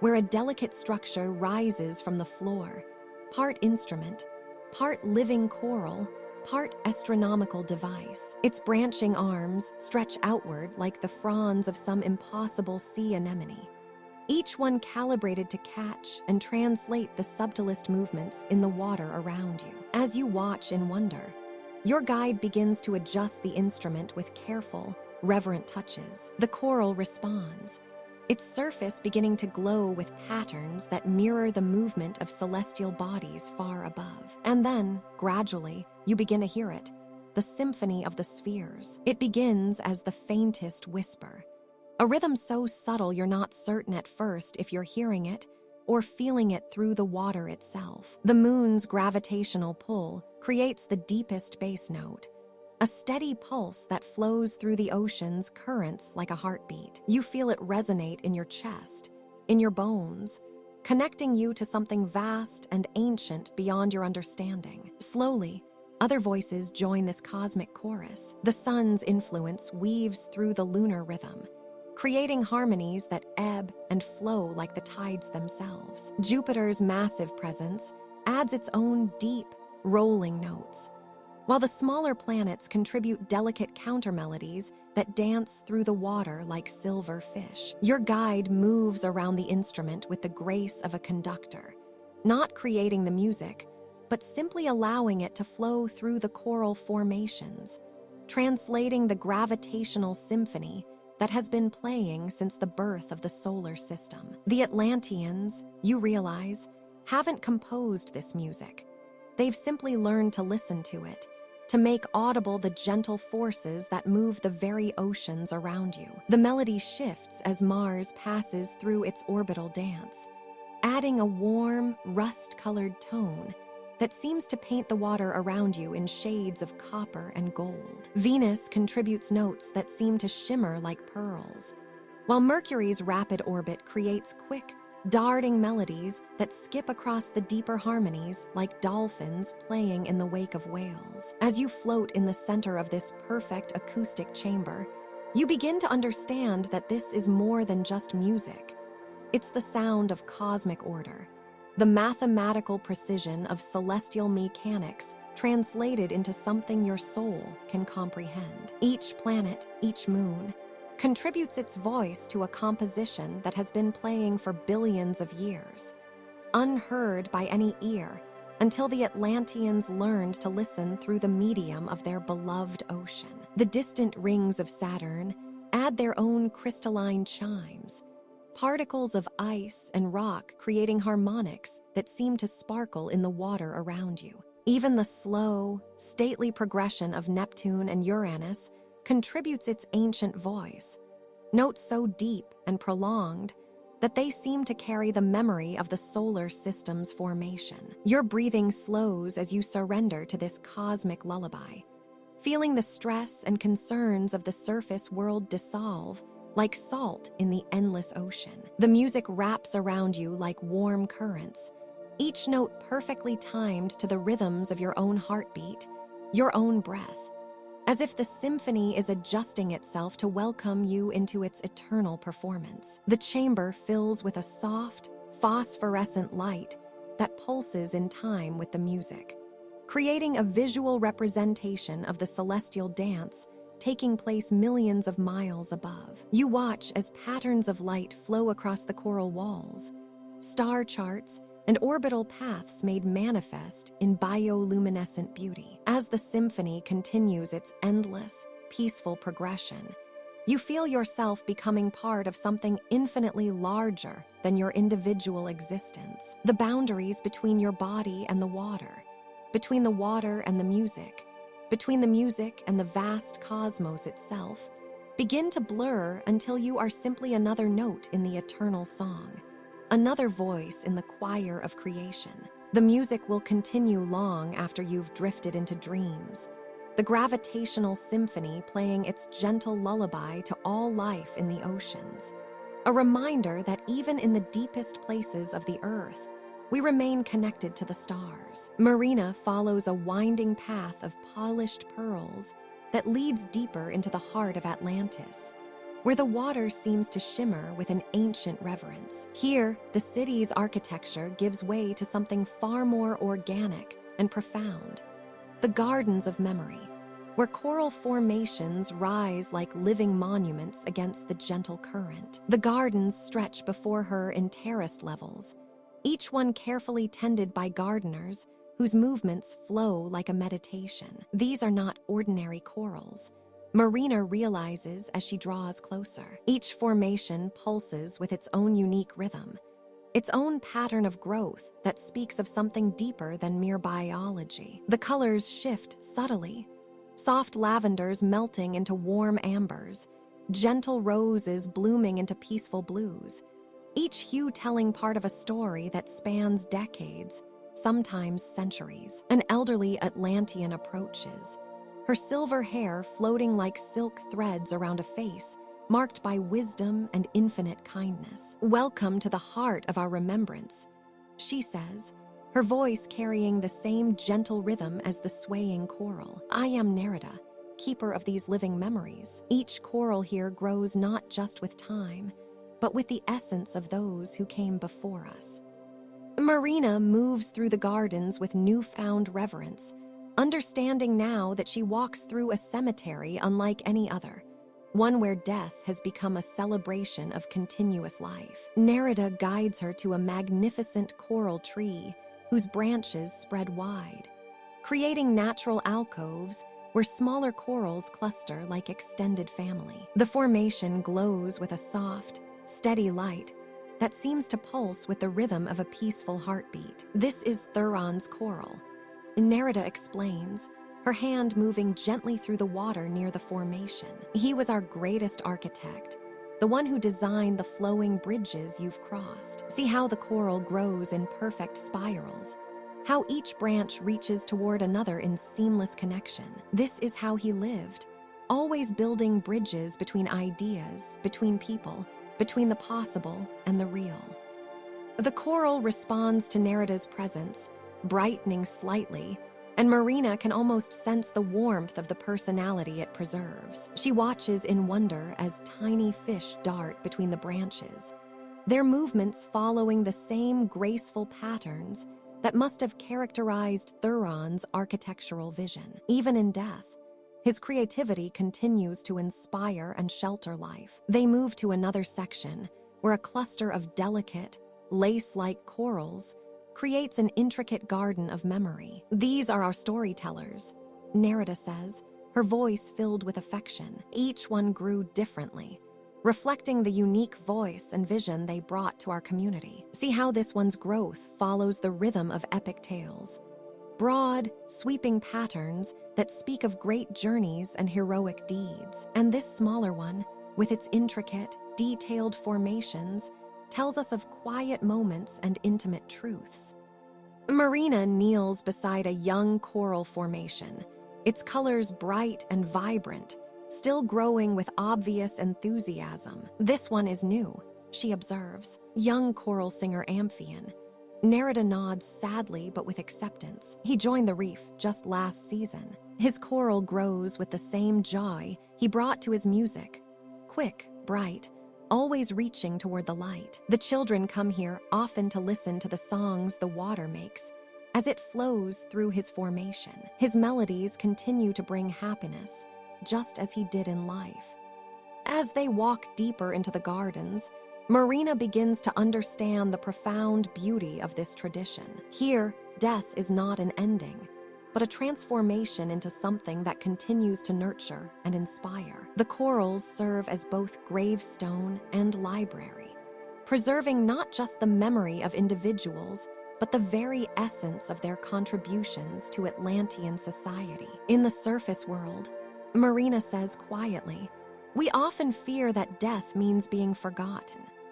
Nerida pauses beside an ancient coral formation whose deep blue and silver patterns speak of great age and wisdom. Here, we understand that to be truly remembered, one must become part of something larger. These corals don't just preserve memory, They continue the work of those they honor. The architect's choral still guides our builders. The storyteller's chorals still inspire our artists. The teacher's formations still hold lessons for those who know how to read them. The water carries a gentle current through the gardens, creating soft melodies as it flows around and through the choral formations. Each melody is different, reflecting the unique personality preserved within. Together, they create a symphony of remembrance that fills the gardens with peaceful music. Marina stands quietly among these living monuments, feeling the profound peace that comes from understanding that in Atlantis, no one is ever truly lost. Here, in these gardens where choral and memory intertwine, the wisdom and love of generations continues to grow, continues to shelter and nurture new life. The gardens of memory glow softly around her, each formation a testament to the beautiful truth that love and creativity, once given to the world, become eternal, growing, changing, but never ending. The water around Marina begins to shimmer with an otherworldly glow, as if the ocean itself has awakened from a deep slumber. Far below in the abyssal depths, something magnificent stirs. Thousands upon thousands of electric fish gathering in formation, their bodies pulsing with soft, ethereal light. You drift alongside Marina as the first tentacles of luminescence reach upward through the dark water. The light moves like liquid silk, ribbons of blue and green electricity that dance and weave through the currents. These are not the harsh, bright flashes of surface lightning, but something far more gentle, the aurora of the deep, a phenomenon known only to those who dwell in Atlantis's furthest reaches. The Atlantean guides beside you speak in hushed, reverent tones as the display begins to intensify. Schools of electric eels, each one glowing like a fallen star, spiral upward in perfect synchronization. Their movements create cascading waves of bioluminescence that ripple through the water in mesmerizing patterns. The light shifts from deep sapphire to emerald, then to the softest lavender, painting the ocean in colors that have no names in the surface world. Marina extends her hand toward the approaching lights, and you can see the wonder reflected in her eyes as the gentle current carries whispers of electricity across her skin. The sensation is neither sharp nor painful, but warm and tingling, like being embraced by liquid starlight. The fish seem to recognize her presence, their formations shifting to create spirals and arcs around her floating form. Ancient Atlantean scholars drift nearby, their weathered faces illuminated by the dancing aurora. They speak of old legends, how these deep ocean lights carry messages from the very heart of the sea. Each pattern, each swirling formation of electric fish, tells a story that has been written in the currents for millennia. The aurora speaks of distant tides, of changes in the ocean's mood, of the great migrations of creatures in the deepest trenches. The display reaches its crescendo as thousands more electric fish join the dance. The entire water column becomes a living canvas of light, with streaks of bioelectricity painting broad strokes across the darkness. The patterns shift and flow like aurora borealis might dance across a winter sky. But here in the ocean's embrace, the movements are slower, more fluid, more hypnotic. You float in peaceful suspension, watching as the lights create mandalas of energy that pulse and breathe with the rhythm of the deep currents. The electric fish move in waves, their bodies creating ribbons of light that twist and spiral upward before dissolving into gentle sparkles that drift away like underwater snow. Each fish is a star in this aquatic constellation, their combined glow turning the dark ocean into a cathedral of living light. The Atlanteans around you begin to sing, not with voices, but with gentle harmonics that resonate through the water itself. Their song mingles with the subtle electrical hum of the fish, creating a symphony that vibrates through your body like a lullaby written by the ocean. The music seems to guide the patterns of light, or perhaps the lights guide the music. It becomes impossible to tell where one ends and the other begins. As the aurora continues its slow dance, you notice how the light reflects off the coral formations in the distance, creating secondary patterns that echo and amplify the main display. The entire underwater landscape becomes part of the phenomenon, transforming Atlantis into a realm where light and water exist in perfect harmony. Marina turns to you with a serene smile, her hair floating like seaweed around her face, illuminated by the gentle electric glow. She speaks without words, her thoughts carried on the current. "This is how the ocean dreams," she seems to say. "This is how the deep waters paint their visions across the darkness." Gradually, as if responding to some ancient rhythm known only to themselves, the electric fish begin to descend back toward the abyssal depths. Their lights fade slowly, like embers cooling in still air. The aurora of the deep grows dimmer, its brilliant patterns dissolving into scattered points of light that twinkle like distant stars, before disappearing entirely into the darkness below.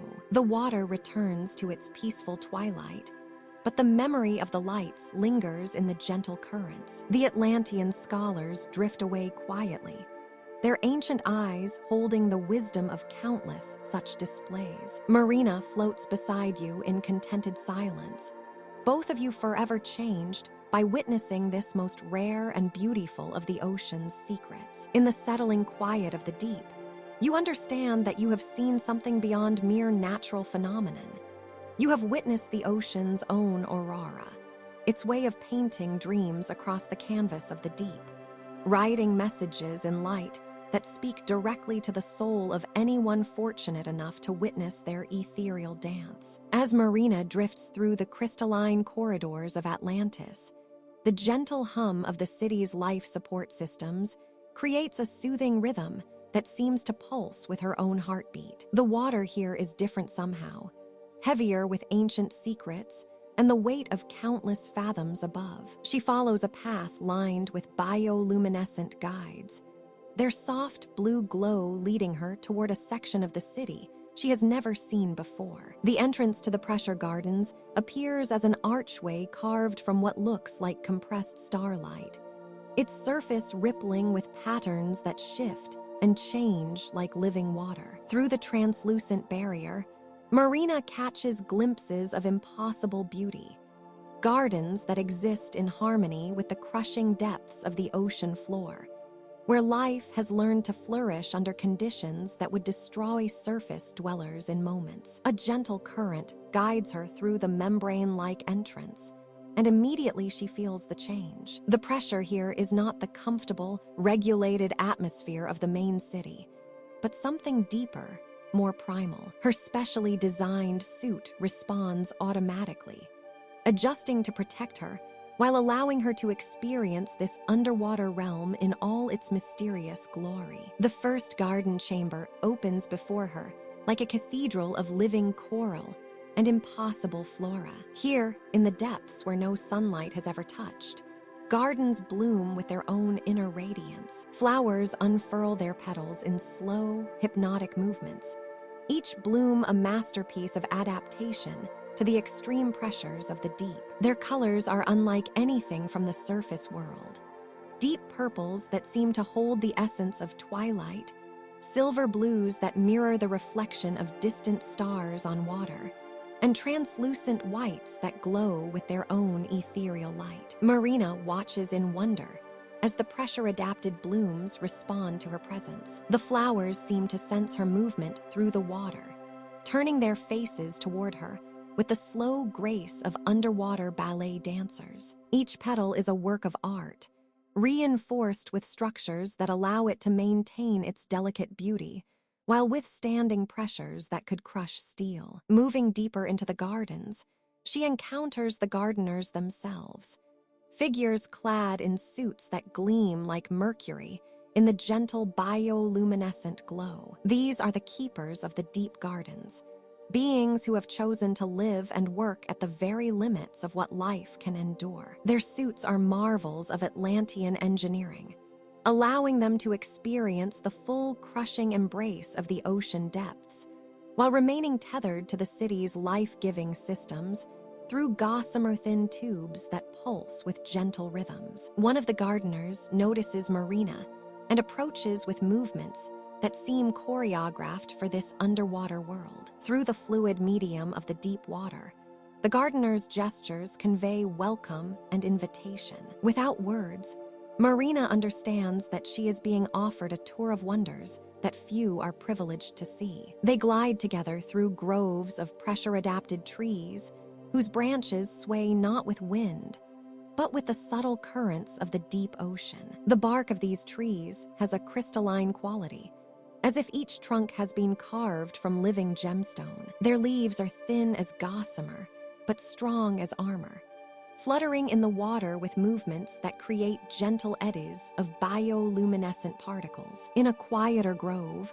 Marina encounters the diamond fish, creatures so perfectly adapted to the extreme depths that their scales have taken on the compressed clarity of precious stones. They move through the water like living jewels, their bodies catching and refracting the soft light of the pressure flowers into rainbow cascades that dance across the garden floor. Each fish seems to be a work of art, their movements slow and deliberate, as if they understand their own beauty and wish to display it with dignity. The gardener guides Marina to a meditation circle where the pressure is at its most intense. Here, in this natural amphitheater carved from the ocean floor itself, the deepest flowers bloom in perfect silence. These are the crown jewels of the pressure gardens, blooms that can only exist under the most extreme conditions, their beauty so rare and precious that they bloom perhaps once in a lifetime.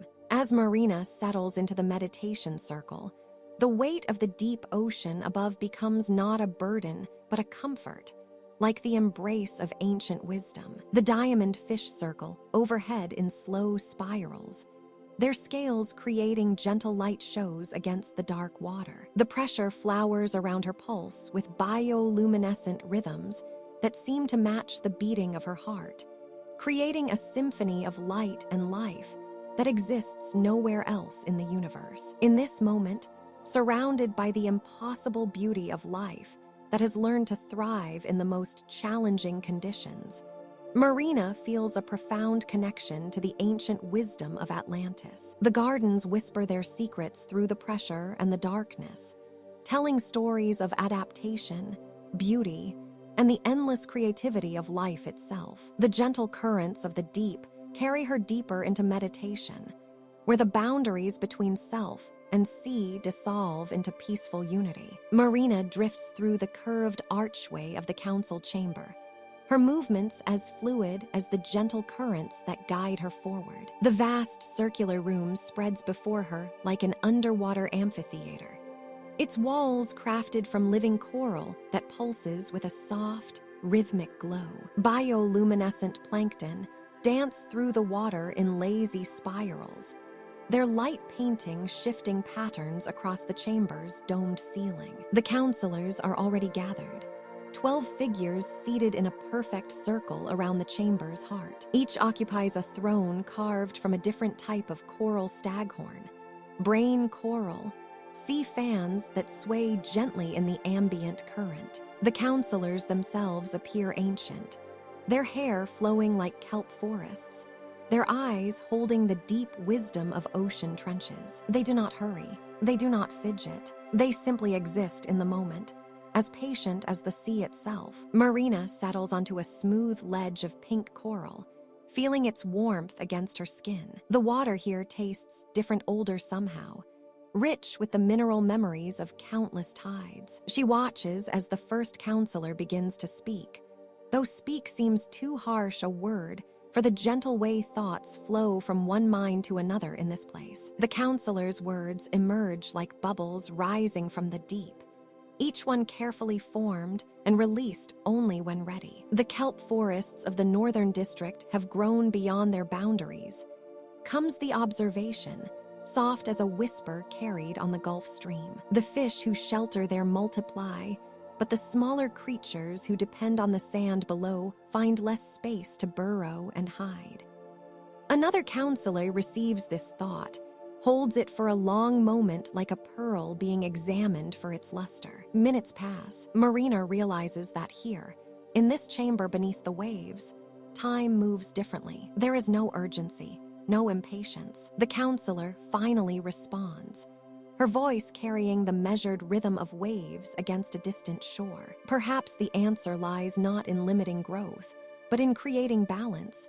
She offers. The deep channels to the east remain empty. If we were to guide new currents there, redirect some of the nutrients, new gardens might bloom where now there is only sand. The idea flows from counselor to counselor like a slow-moving current, each one adding their own perspective as naturally as streams merge into rivers. One speaks of the sea otters, who might help manage the kelp's expansion. Another mentions the ancient songs that could be sung to encourage the fish to explore new territories. A third offers knowledge of how the thermal vents far below might be channeled to warm the eastern channels, making them more welcoming to new life. Marina finds herself breathing more slowly, matching the rhythm of the chamber's patient discourse. Her own thoughts begin to settle, like sediment finding its natural level on the ocean floor. She understands now that this is democracy practiced at the speed of tides, rather than the frantic pace of surface dwellers. No voice is rushed, no idea is dismissed without careful consideration. Each perspective is allowed to flow and merge naturally with others, like tributaries joining a great river. A younger counselor speaks of concerns from the craftspeople who shape the city's living architecture. Her voice carries the musical quality of water flowing over smooth stones. They worry that if we expand too quickly, we might lose the harmony that makes our city sing. The coral networks need time to grow strong connections, to learn each other's rhythms. The eldest counselor, whose hair resembles silver sea grass swaying in an invisible current, nods slowly. Wisdom often wears the face of patience. She observes, what takes a century to grow properly might crumble in a decade if rushed. Let us remember that we are not merely building structures, but nurturing a living symphony. As the discussion continues, Marina notices how disagreements here transform into something beautiful. When two counselors hold different views, they don't debate with sharp words or raised voices. Instead, they circle around each other's ideas like fish in a gentle dance, finding ways to weave opposing currents into a stronger, more complex flow. The chamber's coral walls pulse with a deeper glow now, responding to the harmonious exchange of ideas. Marina realizes the living city itself is listening, incorporating the council's wisdom into its own slow, organic growth. This is governance as natural process, decisions emerging like pearls from the patient work of time and collaborative thought. Hours seem to pass, though Marina cannot be sure. Time flows differently here, measured not in minutes, but in the slow accumulation of understanding. Finally, consensus emerges not through votes or arguments, but like dawn breaking gradually over the ocean's surface, inevitable, natural, and peaceful. Marina closes her eyes, feeling the chamber's tranquil energy wash over her like warm currents from a tropical sea. In this place, she has witnessed democracy as nature intended it, patient, thoughtful, and as enduring as the tides themselves. You drift through an archway carved from pearl-white coral, following Marina into the artisan quarters of Atlantis. Here, the water itself seems to shimmer with creative energy, carrying the gentle sounds of craftspeople at work. The current brings whispers of concentration, soft humming, and the barely audible rustle of materials being shaped by patient hands. The first workshop you encounter glows with a warm, amber light. An elderly Atlantean sits cross-legged on a cushion of sea moss, her fingers moving in slow, deliberate motions through what appears to be liquid silk. But this is no ordinary silk. It's spun from the threads of deep-sea creatures, each strand alive with its own gentle luminescence. As she weaves, the fabric responds to her touch, colors shifting from deep ocean blue to soft lavender,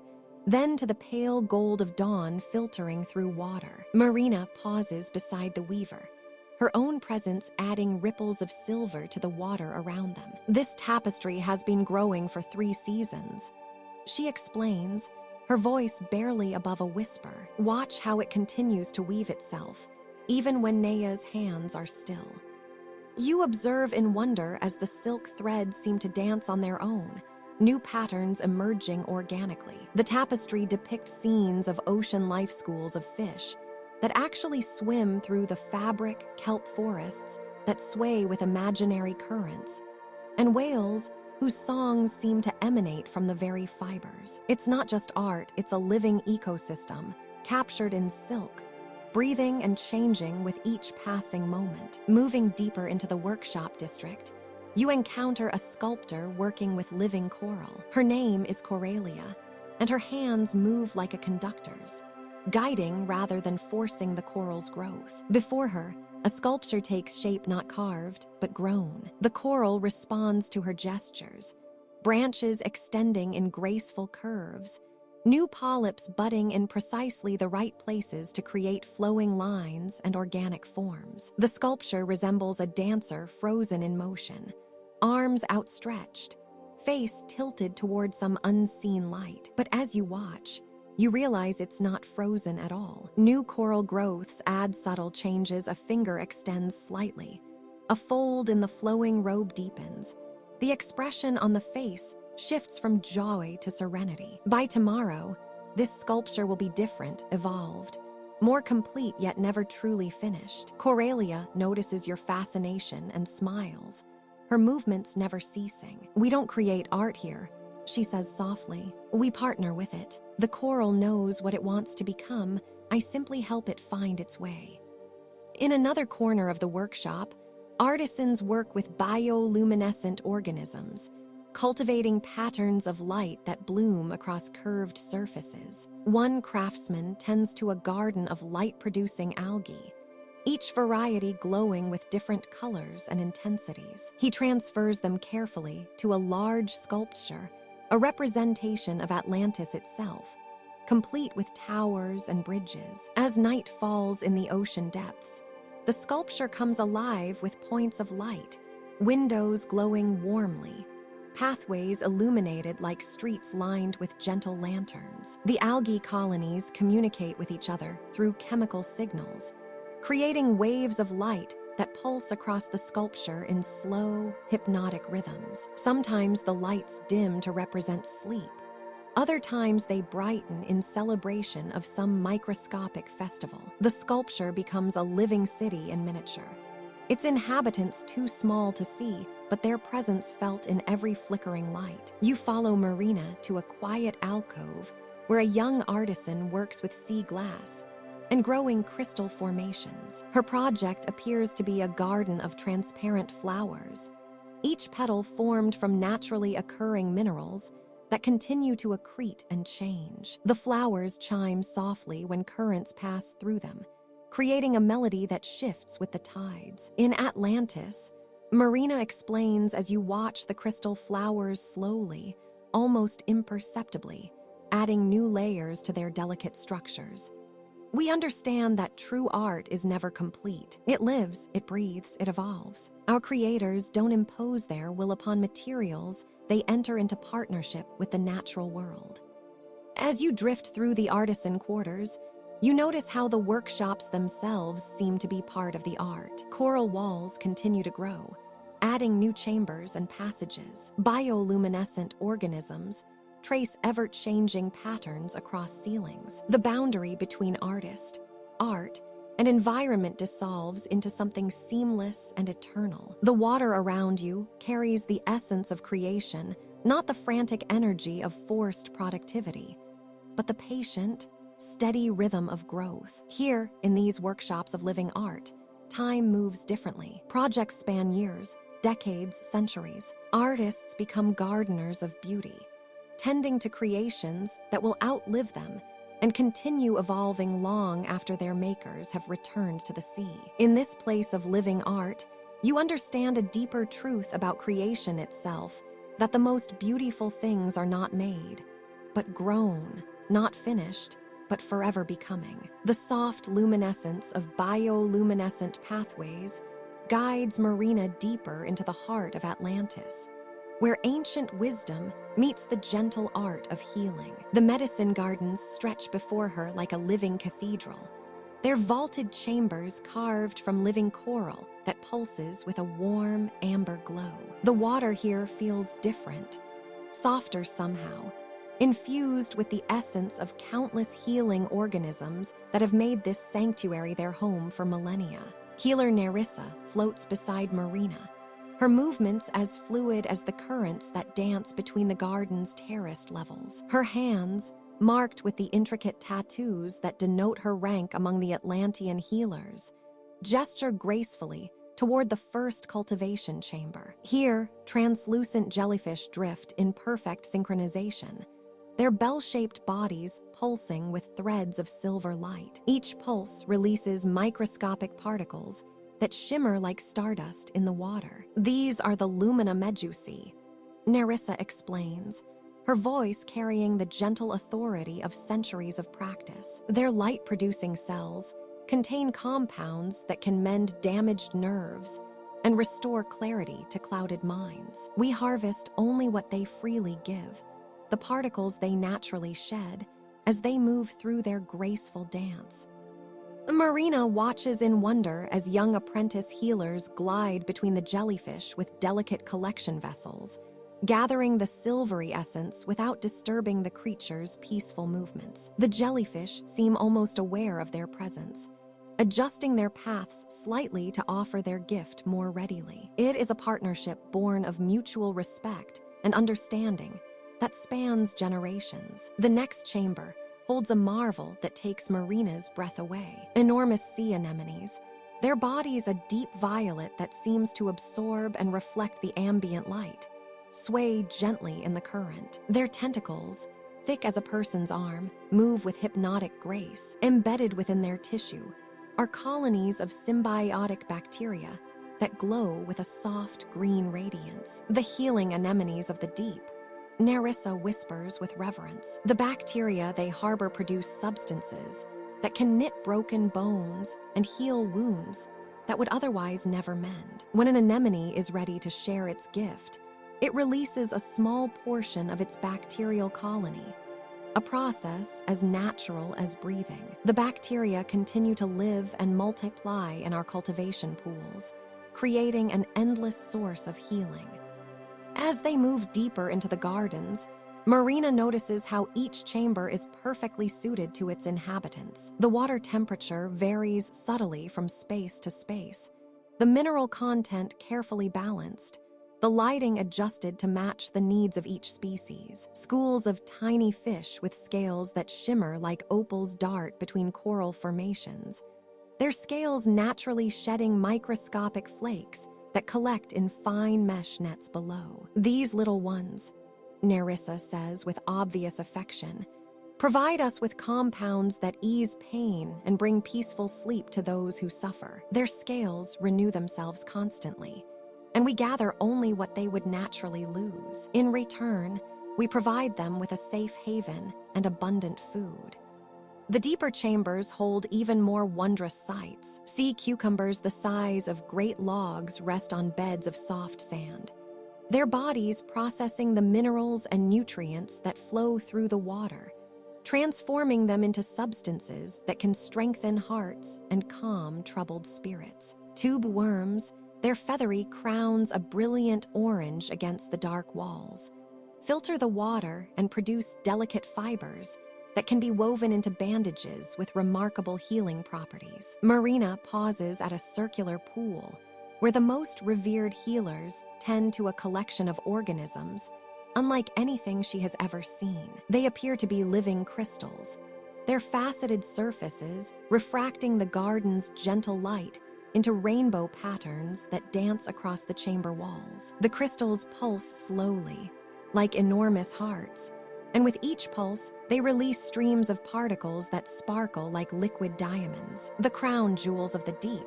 Nerissa breathes. We know of only 7 in existence, and they have chosen to make their home here with us. The essence they produce can heal ailments of the soul itself, grief that has turned to illness, despair that has settled in the bones. They are ancient beyond measure, and they give their gift only when they sense it is truly needed.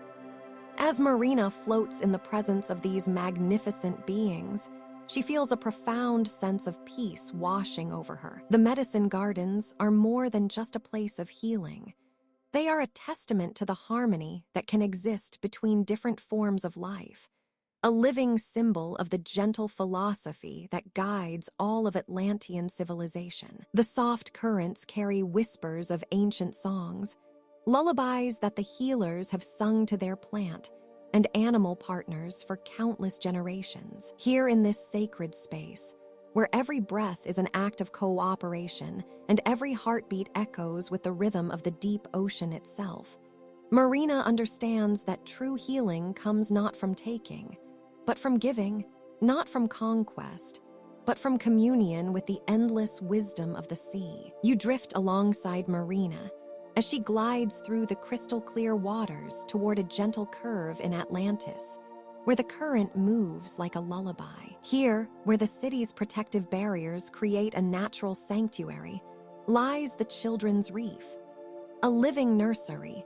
where the youngest Atlanteans begin their lifelong partnership with the coral that will shape their underwater world. The water here feels different, softer somehow, as if the ocean itself knows to be gentle in this sacred space. Phosphorescent particles dance in slow spirals, catching the filtered sunlight that streams down through layers of protective kelp above. Each beam of light transforms into ribbons of gold and amber, painting the sandy floor in shifting patterns that seem to breathe with the rhythm of the tides. Marina pauses at the reef's entrance, marked by two towering coral guardians whose branches have grown into natural archways over centuries. Their surfaces shimmer with bioluminescent dots, a living constellation that pulses in time with the heartbeat of the city. Through this gateway, she sees the most precious sight in all of Atlantis. Children at play in their element, their laughter creating streams of silver bubbles that rise like prayers toward the surface. A group of young Atlanteans, no more than 7 or 8 years old, swim in graceful circles around their teacher.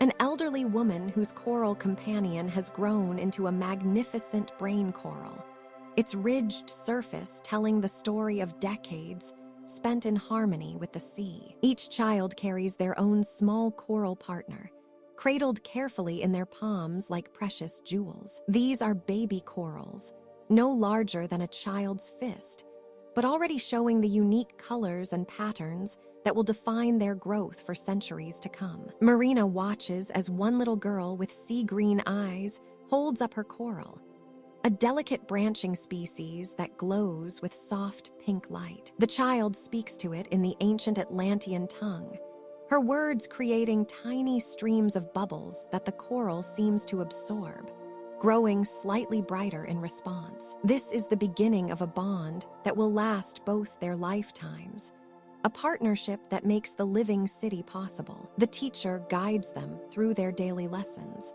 but these are unlike any classroom Marina has ever seen. The children learn mathematics by counting the arms of their coral companions, discovering how Fibonacci spirals appear in the growth patterns of their living partners. They study physics by observing how water flows around different coral shapes, their small hands feeling the currents that will one day help them build the city's great structures. A young boy demonstrates his coral's feeding behavior, releasing a small cloud of plankton that his orange cup coral catches with tiny, waving tentacles. The other children gather around, their own corals reaching out as if eager to participate in the lesson. Every gesture is gentle, every touch filled with reverence for the life they hold in their hands. Marina follows as the group moves to a deeper section of the reef, where older children practice more advanced skills. Here, 12-year-olds work with corals that have grown alongside them for years,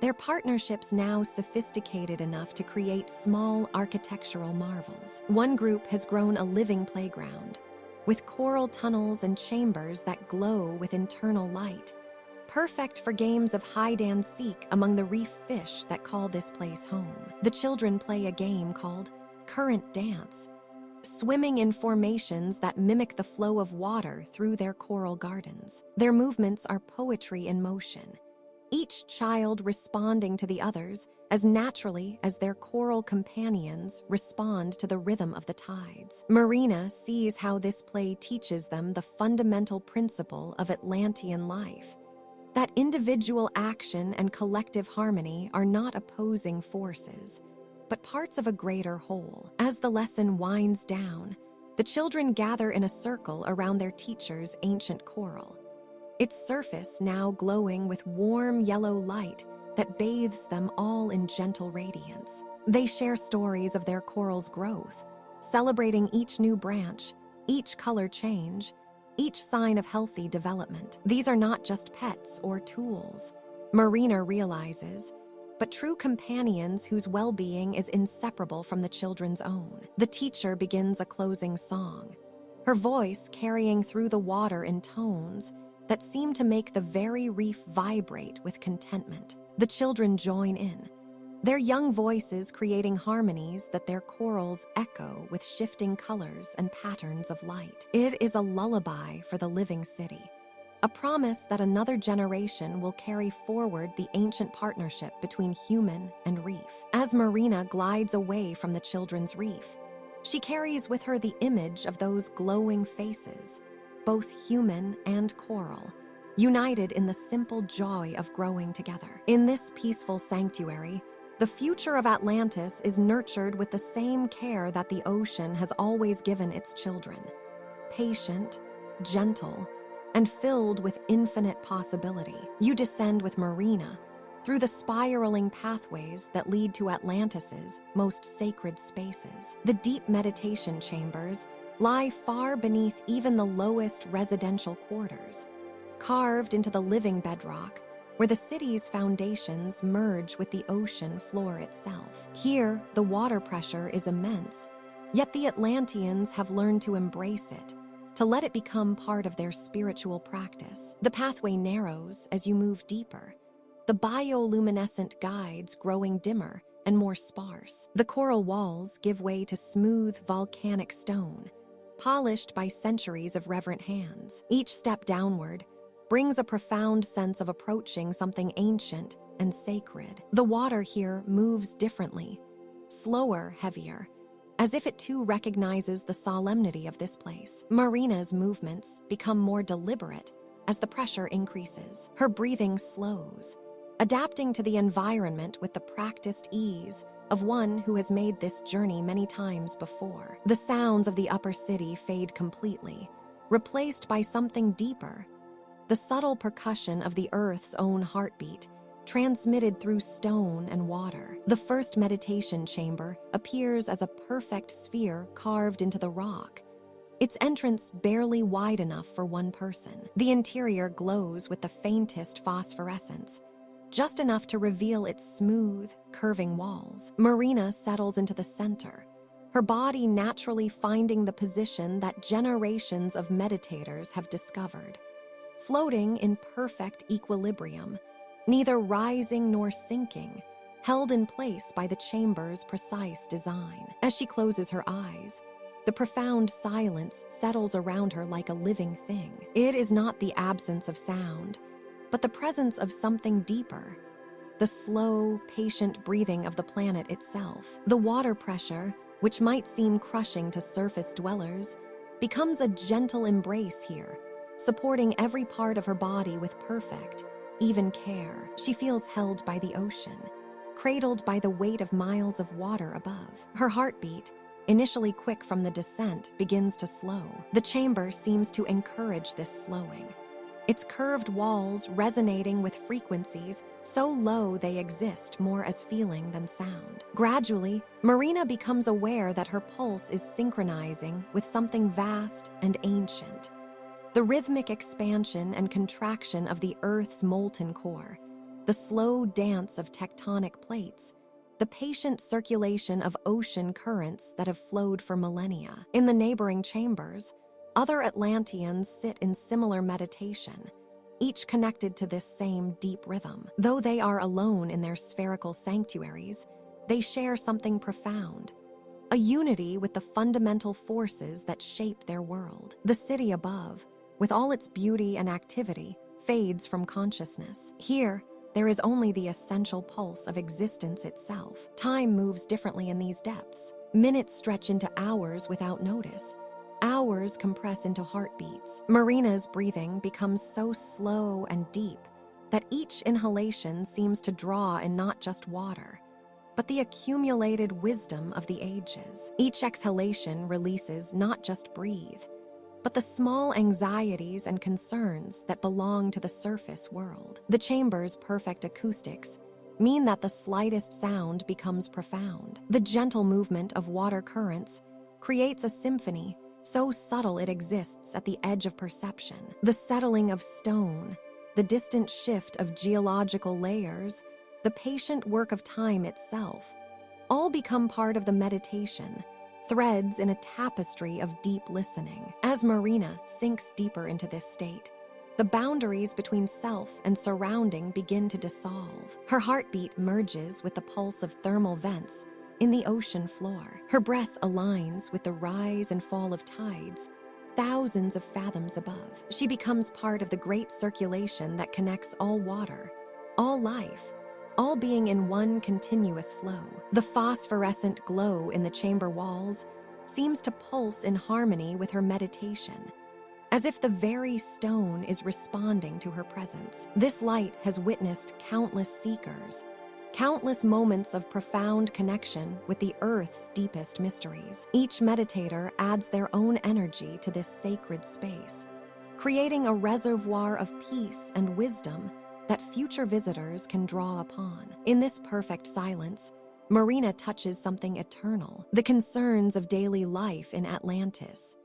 The tending of coral gardens, the crafting of pearl ornaments, the gentle currents of social interaction, all find their proper perspective here. They are beautiful and important, but they exist as expressions of something much larger, much more fundamental. As her meditation naturally comes to its close, Marina's awareness gradually expands outward again. First the chamber, then the surrounding rock, then the weight of ocean above, and finally the distant memory of the city waiting in the depths above. Her heartbeat, still synchronized with the Earth's deep rhythm, will carry this connection with her as she makes the long ascent back to the everyday world. The deep meditation chambers offer their gift freely, a reminder that beneath all the complexity of life lies something simple, steady, and eternally peaceful.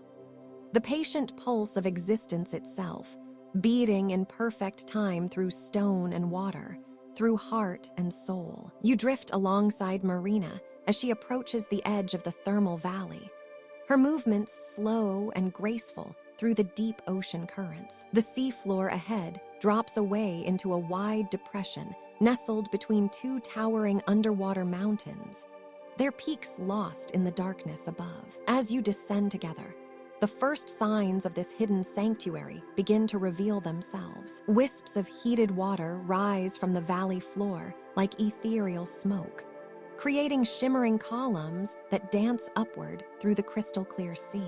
The thermal vents below glow with a soft, golden light, each one a beacon of warmth in the cool depths. You watch as Marina pauses at the rim of the valley, her eyes wide with wonder at the sight before you both. The mineral-rich waters have painted the landscape in colors that seem impossible at these depths. Copper greens swirl with sulfur yellows, while deep oranges blend into rust reds where the heated water meets the cooler currents. The rocky formations surrounding each vent have been sculpted by centuries of mineral deposits, creating towers and spires that look like underwater cathedrals. Marina gestures toward a series of elegant platforms that have been carefully positioned along the valley walls. These Atlantean observation decks are crafted from the same luminescent coral that forms the city above. Their curved surfaces following the natural contours of the mountainside. You notice how thoughtfully they've been placed close enough to observe the thermal wonders, yet far enough away to ensure the delicate ecosystems remain undisturbed. As you settle onto one of these viewing platforms beside Marina, the life of the thermal valley unfolds before you. Tubby worms as tall as ancient trees sway gently in the heated currents, their burgundy plumes filtering nutrients from the mineral-rich water. Communities of pale crabs scuttle across the warm rocks, their shells gleaming like pearls in the golden glow of the vents. The water itself seems alive with microscopic organisms that sparkle like stars in the thermal plumes. These tiny creatures form the foundation of an ecosystem unlike anywhere else in the ocean, thriving in conditions that would be hostile to most sea life. You watch as schools of ghostly white fish glide between the vents, their translucent bodies perfectly adapted to this unique environment. Marina points to a particularly large thermal chimney, where the water shimmers with extraordinary intensity. Here, the minerals have built up over millennia to create a structure that resembles a vast underwater flower. Its petals formed from layers of copper and iron deposits. Steam-like plumes of heated water rise from its center, carrying with them the rich scents of sulfur and metal that somehow feel comforting rather than harsh. Around the base of each vent, gardens of unusual creatures have taken root. Bacteria mats spread like colorful carpets across the rocks, their surfaces rippling gently in the warm currents. Strange sea anemones, their bodies translucent and filled with bioluminescent patterns, anchor themselves to the heated stone. When they sense movement in the water, they pulse with soft light, creating a constellation of gentle stars across the valley floor. The Atlanteans have placed small, unobtrusive markers near several vents, each one glowing softly with information about the unique life forms that call this place home. Marina runs her fingers over one of these markers, and you can almost sense her deep respect for the careful balance that exists here. The city dwellers come to observe and learn, but they never take, never disturb, never intrude upon the ancient rhythms of this thermal paradise. Above you, other Atlanteans drift silently from platform to platform, their movements reverent and unhurried. Some sketch in waterproof journals, documenting the ever-changing formations. Others simply sit in quiet contemplation, allowing the peaceful energy of the thermal valley to wash over them like the warm currents themselves. The sound here is unlike anywhere else in the ocean, a gentle hissing and bubbling as the heated water meets the cool sea, punctuated by the soft clicking of settling minerals and the whispered movements of the creatures that call this place home. It's a symphony of geological forces and living harmony that seems to pulse with the very heartbeat of the earth. As you rest on the platform beside Marina, watching the eternal dance of the thermal vents, you feel a profound sense of peace settling over you. The heated water carries away any tension from your body, while the gentle light and rhythmic movements of this underwater wonderland quiet your mind. Here, in this valley between mountains, time moves differently, measured not in minutes or hours, but in the slow, steady breathing of the earth itself. The thermal valley spreads before you like a living dream, its warm embrace welcoming you into a state of deep, restorative calm. As the deep ocean twilight settles over the coral city of Atlantis, Marina feels the gentle stirring that signals the approach of something sacred. The bioluminescent gardens begin to pulse in slower, deeper rhythms, their light shifting from the bright aquamarine of day to the softer, more mysterious blues and violets of evening. Through the crystalline walls of her dwelling, she watches as other Atlanteans begin to emerge from their homes, their movements deliberate and reverent. Tonight is the night migration, a ritual as old as the city itself, older perhaps than memory. Marina has heard the elders speak of it in whispers, describing how their ancestors first observed the great migrations of the deep sea creatures, and felt called to join in their ancient dance. Every month, when the currents align just so, and the deep waters sing their oldest songs, the entire city participates in this slow, ceremonial swim that follows patterns carved into the ocean's memory over millions of years. Marina glides from her home, her hair floating like seaweed in the gentle current. Around her, hundreds of other Atlanteans are doing the same, their forms graceful and unhurried as they move through the coral passages. Children swim beside their parents, their small hands held securely, their eyes wide with wonder. Elders move with practiced ease, their long years evident in the fluid perfection of their movements. No one speaks. The only sounds are the soft whisper of water and the distant, haunting calls of the great whales somewhere far above. The procession moves through the city's main thoroughfares, past the towering spires of living coral that reach toward the distant surface. The architecture here seems to breathe with them, the organic curves and flowing lines perfectly suited to their aquatic ballet. Phosphorescent plankton, disturbed by their passage, create trails of gentle light that spiral and fade behind them like memories made visible. As they reach the city's outer boundaries, Marina feels the presence of something vast approaching. The water around them begins to vibrate with a deep, almost subsonic pulse that she feels more than hears. Then she sees them, the great migrants of the deep ocean, ancient creatures following routes their species have traveled since before continents took their current shape. Giant jellies drift past like living cathedrals, their translucent bells pulsing with inner light. Schools of silver fish move in perfect synchrony, their bodies creating flowing ribbons that twist and turn through the water column. The Atlanteans join this procession, not as intruders, but as participants in a ritual that transcends species. Marina finds herself swimming alongside a family of deep-sea rays, their wingspans broader than her outstretched arms, their movements so graceful they seem to be dancing rather than swimming. Above her, a whale glides past, its massive form casting a gentle shadow. Its ancient eye meets hers for a moment, and in that gaze, she sees recognition, acceptance, acknowledgement of their shared place in the ocean's vast community. The migration route takes them through underwater canyons carved by currents over eons, past hydrothermal vents that glow like underwater stars,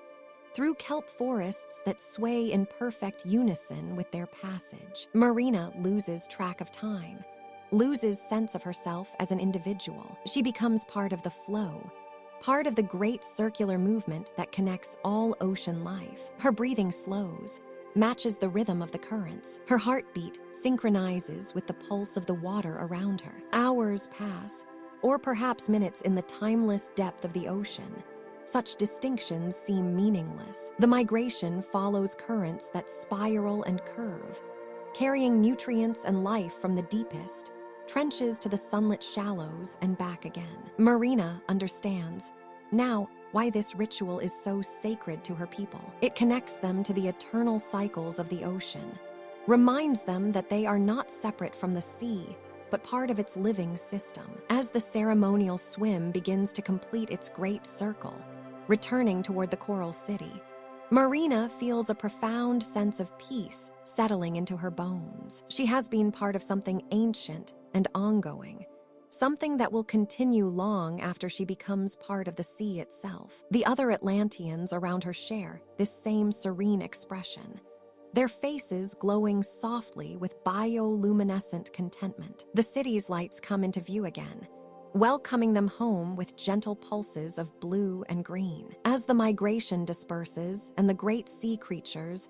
continue on their eternal journeys, the Atlanteans drift slowly back to their dwellings, carrying with them the deep peace of having touched something timeless and true. Marina settles into her home, her body still swaying gently with the memory of the migration's rhythm. Outside her window, the ocean continues its ancient dance, carrying life and dreams through the endless darkness, just as it has for countless ages, just as it always will. You drift deeper into the heart of the crystal chamber, where the walls themselves seem to breathe with gentle, pulsing light. The water here moves differently, slower, more deliberate, as if it carries the weight of ancient wisdom. Marina's graceful form glides ahead of you, her movements creating barely a ripple as she approaches what appears to be a natural amphitheater carved from living crystal. The chamber opens before you like a geode split in half,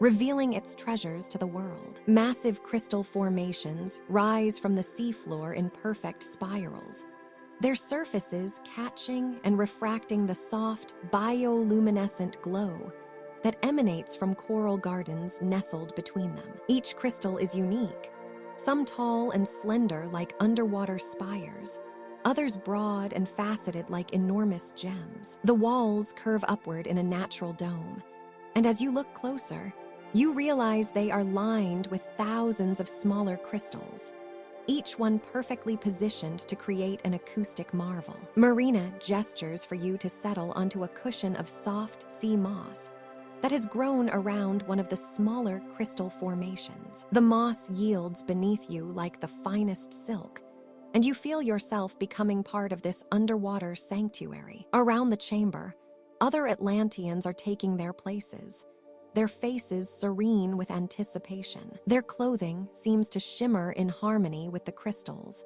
as if the very fabric is woven from solidified light. An elderly Atlantean moves to the center of the chamber, his movements deliberate and reverent. His hair flows like silver kelp around his shoulders, and his eyes hold the depth of ocean trenches. Before him sits a collection of crystal bowls, each one carved from a single piece of luminous quartz. Some are small enough to cup in 2 hands, others large enough that they could serve as baths for sea sprites. Each bowl is perfectly clear, their surfaces so smooth they seem to merge with the water around them. The ceremony begins in silence, broken only by the gentle movement of water and the soft, settling sounds of the participants finding their comfortable positions. You feel your breathing naturally slow, matching the rhythm of the tides that pulse gently through the chamber. The water temperature here is perfectly balanced, neither warm nor cool, but exactly the temperature of peace itself. The elder raises his hands above the first bowl, and you watch as he begins to move them in slow, circular motions around its rim. At first, there is only the whisper of water displacement, but then something magical happens. A sound emerges.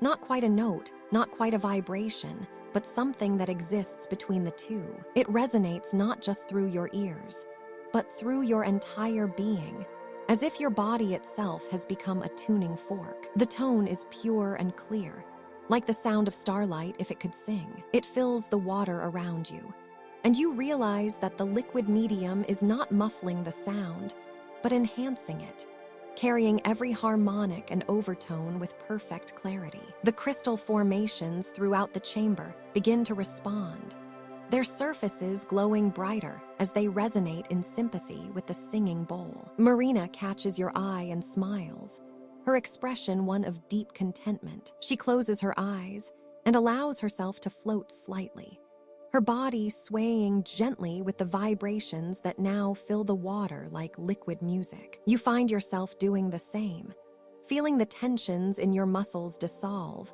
as the harmonic frequencies work their ancient magic. The elder moves to a second bowl, this one slightly larger and deeper in tone. When he sets it singing, the 2 voices join together in perfect harmony, creating new overtones that seem to dance between the crystal formations. The sound builds layer by layer, not growing louder but growing richer, more complex, more healing. You feel it in your bones, in your blood, in the very cells of your body. One by one, other Atlanteans join the ceremony, each taking responsibility for their own crystal bowl. Soon the chamber fills with a symphony of pure tone, each note perfectly balanced with the others. The harmonics create patterns in the water itself, subtle currents that spiral and flow around the participants like liquid light. The crystal formations pulse in rhythm, their glow ebbing and flowing like the breathing of some benevolent giant. You close your eyes,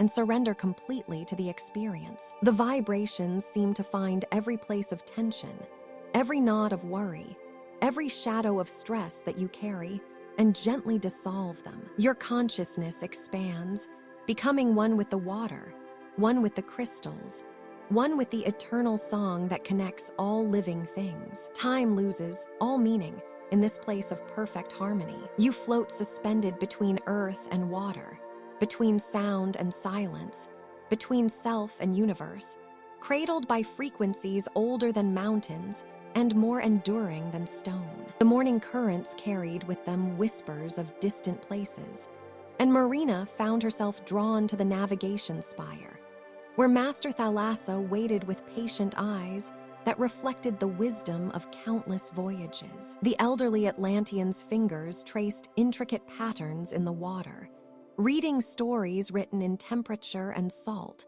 in the microscopic dance of plankton, and the ancient songs of mineral deposits. "Come, young surface dweller," Thalassa's voice rippled through the crystalline chamber. "Today you learn to speak the ocean's oldest language." Marina glided forward, her movements now graceful after weeks in this underwater realm. The navigation spire rose like a living tower of coral and pearl, its walls embedded with countless instruments that seemed to breathe with the rhythm of the sea. Bioluminescent charts covered every surface, their gentle glow pulsing in harmony with the currents beyond. The surface world teaches navigation through stars. Thalassa began, gesturing to a sphere of living water that hung suspended in the chamber's center. But here, in the eternal twilight of the deep, we read the stories written in water itself.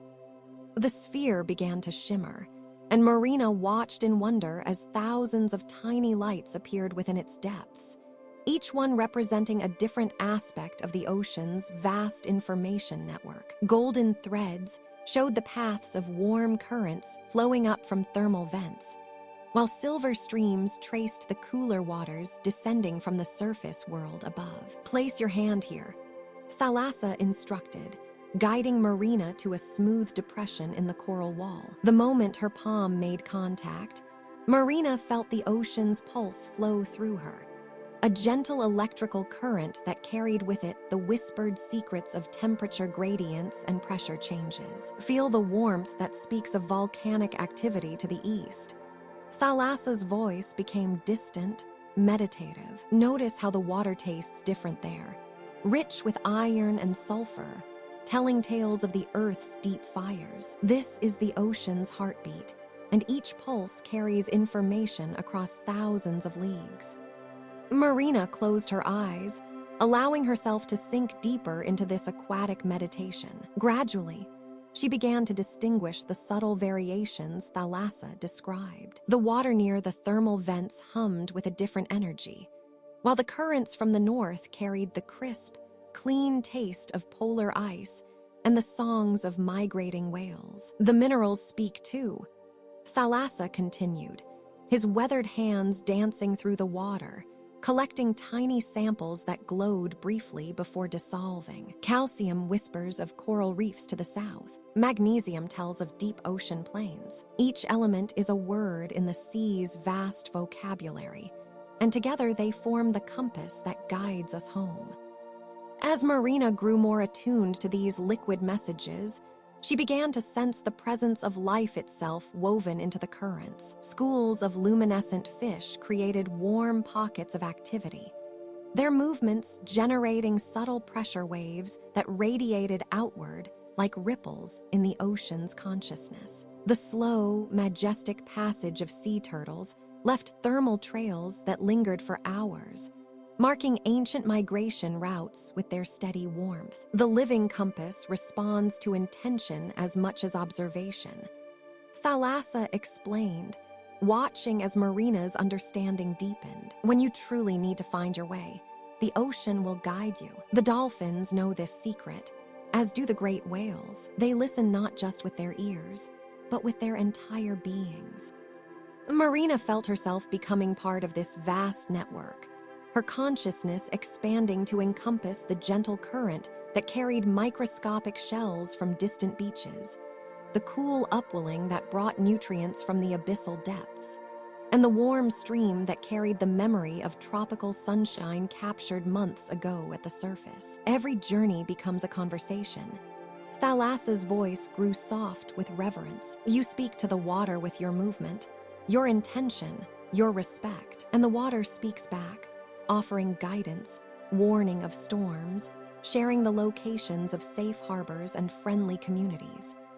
The navigation sphere pulsed with renewed brightness, and Marina saw her own position marked within its flowing depths, connected by countless threads to every part of the ocean's vast embrace. She was no longer just a visitor to this underwater world, but a participant in its ancient dialogue, a reader of its liquid wisdom. The surface world has forgotten this conversation, Thalassa murmured, his eyes distant with memory. But here in Atlantis, we remember that every drop of water carries the story of its journey, from mountain stream to ocean deep, and back again through the endless cycle.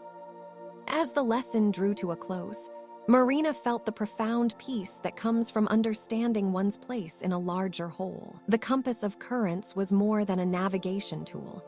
It was a meditation, a way of being present with the ocean's eternal flow, of finding direction not just in space, but in the deeper currents of existence itself. The bioluminescent pathways of Atlantis grow dimmer as Marina follows her gentle guide through corridors she has not seen before. These passages curve upward, their coral walls gradually shifting from the deep purples and blues of the city's heart to softer greens and golds. The water here feels different, lighter somehow, as if it remembers the surface world far above. The farewell gardens, her guide explains, voice carried on currents that taste of sea foam and distant storms, where all surface visitors must come when their time with us draws to a close. Marina's heart grows heavy at the words, though she has known this moment would arrive. Her weeks in the Coral City have felt like a beautiful dream, swimming through crystal spires and learning the ancient songs of the deep. But dreams, even the most wonderful ones, must eventually give way to waking. The passage opens into a vast, circular chamber, unlike anywhere else in Atlantis. Here, the ceiling arches high overhead, disappearing into depths of soft blue-green that seem to stretch toward infinity. And everywhere, covering the walls, floating in gentle clusters, growing from terraced gardens that spiral upward, are plants and corals Marina has never seen before. These are not the deep-sea growths of the city below. Instead, kelp forests sway in impossibly slow motion, their long fronds catching currents that whisper of sunshine. Sea grass meadows carpet the garden floors, their blades dancing in rhythms that somehow remind Marina of wind moving through wheat fields. Anemones glow with the soft gold of dawn, and delicate sea fans spread their branches like trees reaching for a sky that exists only in memory. The plants remember, her guide says softly. They know both worlds, the deep places and the shallow ones. They help visitors remember too. Other figures move through the gardens with the slow grace of meditation. Marina recognizes the telltale signs of surface dwellers like herself, the slightly awkward way they navigate the water currents, the wonder that still lights their faces when schools of silver fish spiral past. Some sit in quiet contemplation among the swaying kelp, while others tend to small plots of sea grass with the careful attention of gardeners. Marina finds herself drawn to a cluster of brain coral that pulses with gentle amber light. As she settles beside it, cross-legged on the soft sand, she feels something shifting in her chest. The gill slits that have allowed her to breathe underwater these many weeks seem to flutter with a different rhythm. Her lungs, dormant for so long, stir with the faint memory of drawing breath. The process is gradual, like slowly surfacing from a very deep dive. Her body begins to remember what it means to process oxygen differently,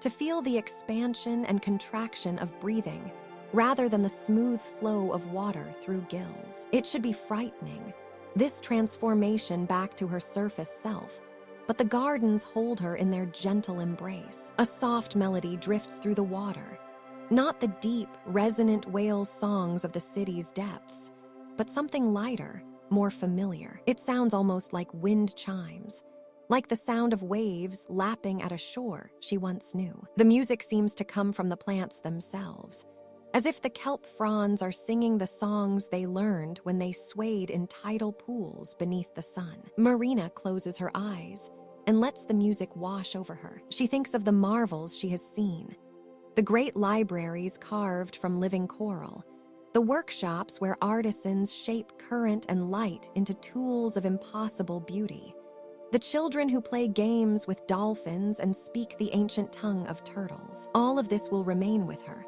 treasures buried deep in her heart like pearls hidden in oyster shells. The amber coral beside her pulses brighter, and Marina feels a presence, ancient, wise, infinitely patient. Without words, she understands that this is the heart of the gardens, the consciousness that helps all visitors make their transition. It does not speak, but somehow it communicates depths of compassion, of understanding for the bittersweetness of leaving one world to return to another. Time moves differently here in the gardens. Marina cannot tell if hours pass or days. The other visitors come and go, some diving deeper into the coral city for one last exploration, others rising toward passages she cannot see, passages that lead, she knows, toward the surface and the world of air and sunlight. Her breathing continues to shift and change. Sometimes she draws water through gills. Sometimes her lungs remember their ancient rhythm.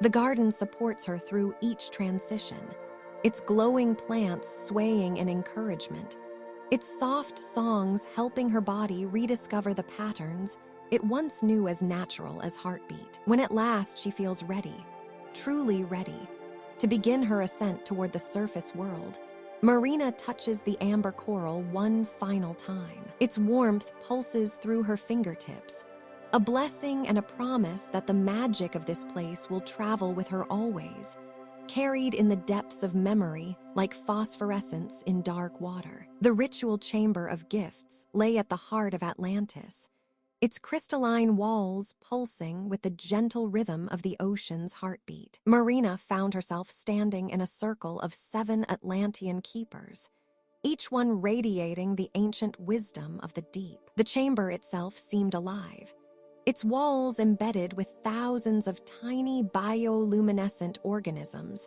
that cast dancing patterns of blue and green light across the smooth coral floor. Elder Narian stepped forward, his flowing robes seeming to move with the very currents of the sea. In his hands, he cradled something that made Marina's breath catch in wonder, a piece of coral unlike anything she had ever seen. It glowed with an inner light, soft pinks and corals swirling through its translucent structure like captured sunset clouds. "This is Lumina Corallium," he said, his voice carrying the deep resonance of ocean caves. Living coral that has been blessed by the deepest trenches. It carries within it the memory of both surface and depth, and will thrive in the shallow waters of your world above.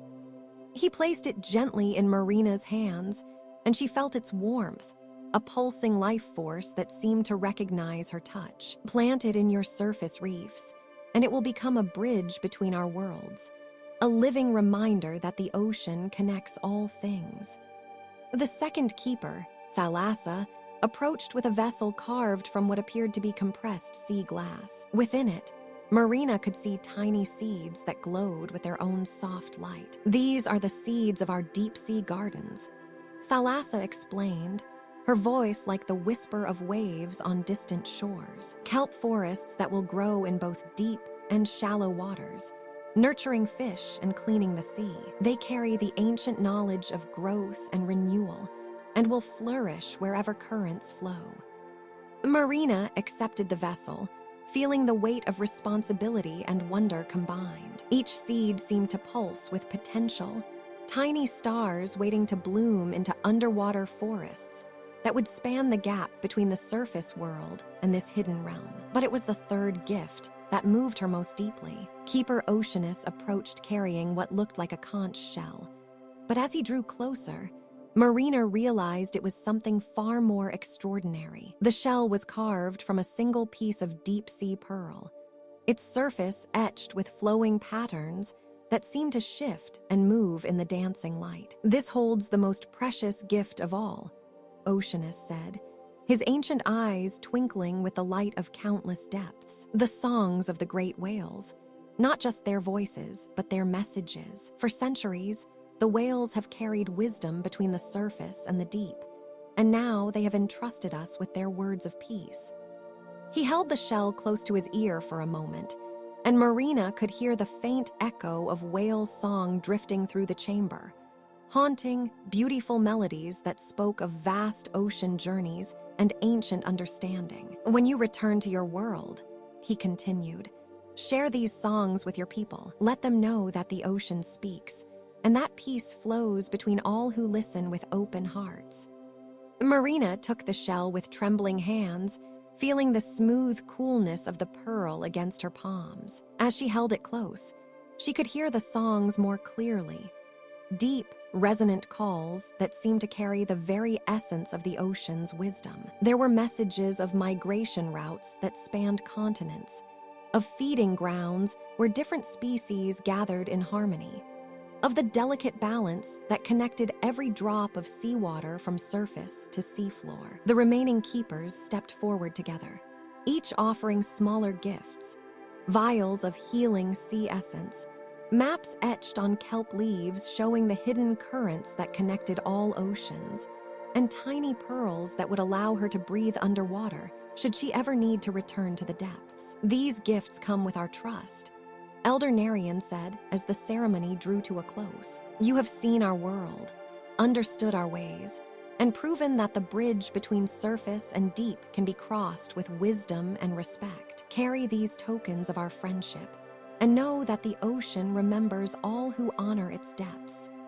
Marina looked around the circle at these magnificent beings, their faces glowing with ancient kindness in the soft light of the chamber. The weight of the gifts in her hands was nothing compared to the weight of understanding in her heart. She had come seeking adventure and had found something far more precious: the knowledge that the ocean was not just water and salt, but a living entity that connected all things, surface and deep, in one vast, breathing whole. The gentle current that had brought her to this chamber now beckoned her forward, ready to carry her on the next part of her journey through the depths of Atlantis. The great ceremonial amphitheater rises before you in perfect spirals of living coral, its walls pulsing with bioluminescent patterns that mirror the rhythm of your heartbeat. Marina moves through the gathered crowd of Atlanteans, their flowing robes creating gentle currents in the warm water that surrounds you all. The ceremony of ascension has begun,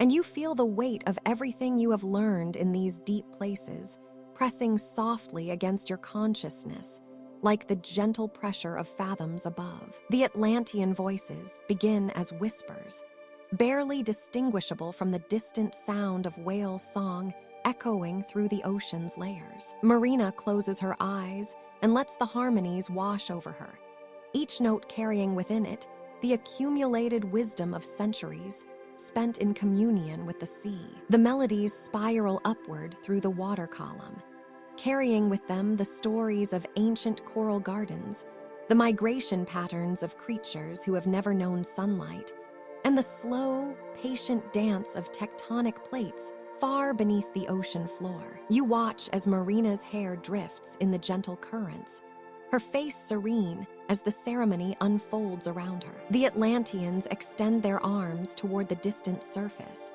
their voices growing stronger, and you feel something shifting within the water itself. It is as though every drop contains a memory, every current holds a lesson learned in the crushing depths, where pressure creates diamonds from simple carbon. The lead singer's voice rises above the chorus, a sound like wind through underwater canyons, and Marina feels the first stirrings of transformation within her chest. The knowledge she has gained here begins to settle into her bones like layers of sediment, accumulating on the seafloor over millennia. Each breath brings new understanding, Each heartbeat carries the rhythm of deep ocean currents that have flowed unchanged since the world was young. Around her, the Atlanteans begin to move in slow, graceful patterns that mirror the dance of kelp forests, swaying in invisible tides. Their movements create spirals of disturbed water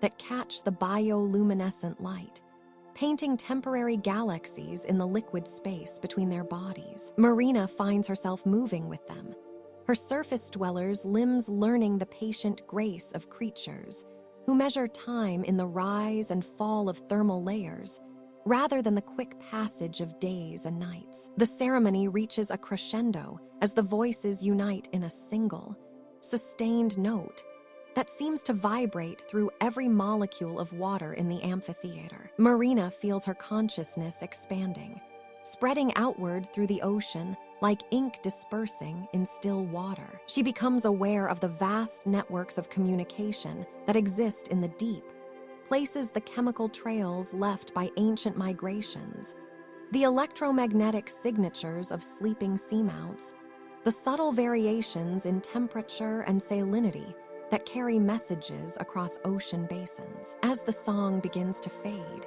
Marina realizes that she is no longer simply a visitor to this underwater realm. The ceremony has woven her into the fabric of the ocean itself, creating connections that will persist long after she returns to the world above. The weight of the water around her no longer feels like pressure, but like an embrace.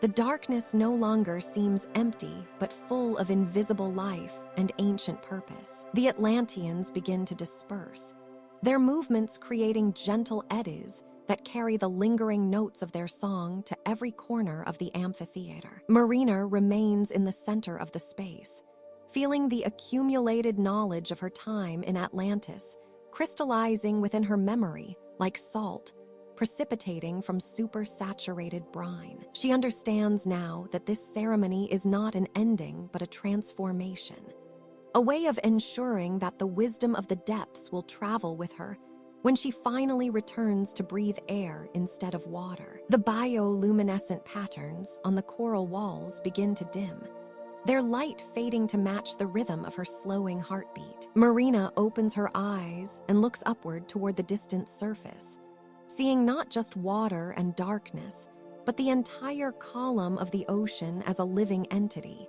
each layer connected to every other in an endless web of circulation and exchange. She takes a deep breath of the processed water that fills her lungs, tasting in it the minerals dissolved from volcanic vents, the organic compounds released by countless generations of plankton, the subtle traces of cosmic dust that has drifted down from space to settle on the ocean floor. All of this knowledge, all of this connection will rise with her when the time comes to leave this place. The ceremony is complete, and Marina feels herself fundamentally changed, carrying within her cells the patient wisdom of the deep ocean, the slow truths that can only be learned in places where sunlight has never penetrated, and time moves with the stately rhythm of geological epochs. The crystalline chambers of Atlantis shimmer with a peculiar light this evening, as if the very walls are holding their breath. Marina drifts beside the ancient coral formations that have witnessed countless tides,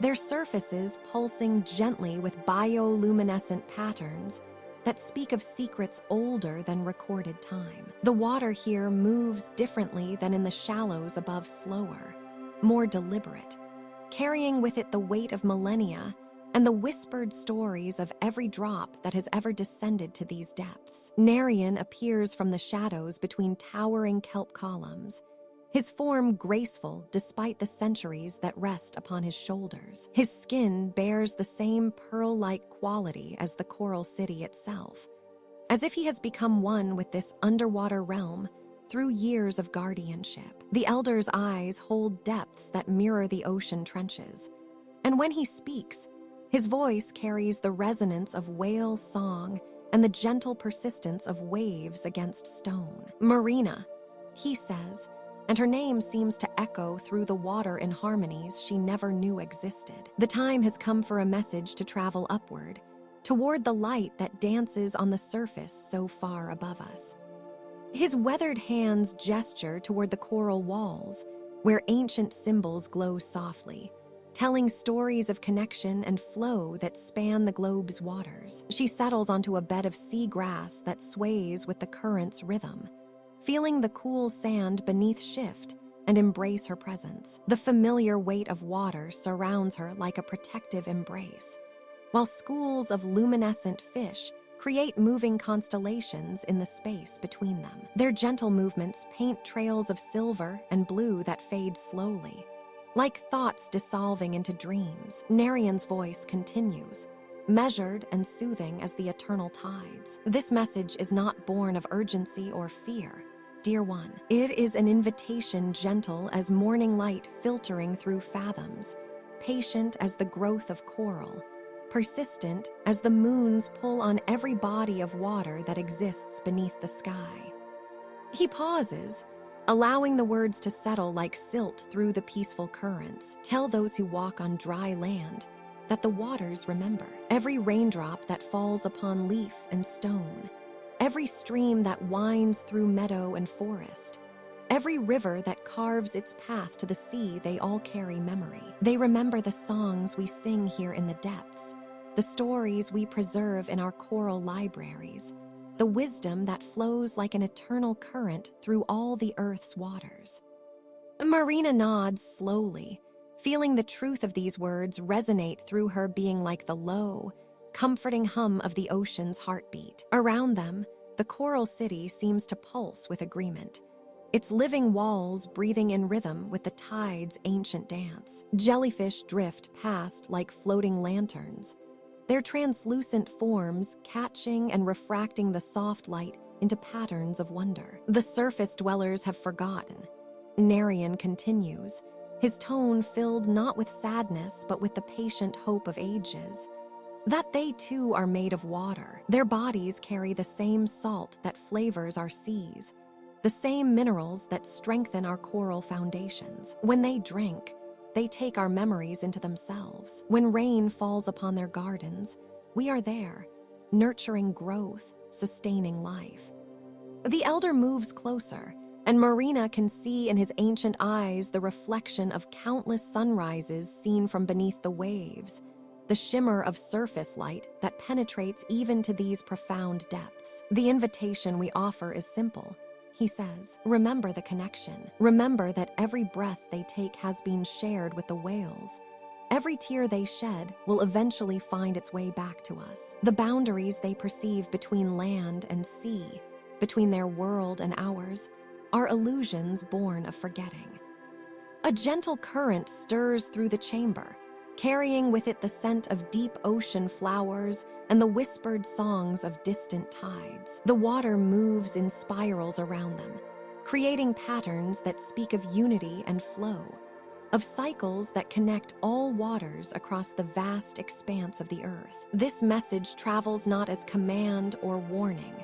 Narian concludes, his voice growing softer, more dreamlike, but as an invitation to remember wonder, to remember that beneath the surface of every puddle, every lake, every ocean, lies mystery and beauty beyond imagining. We do not ask them to return to the sea, but simply to remember that the sea has never left them.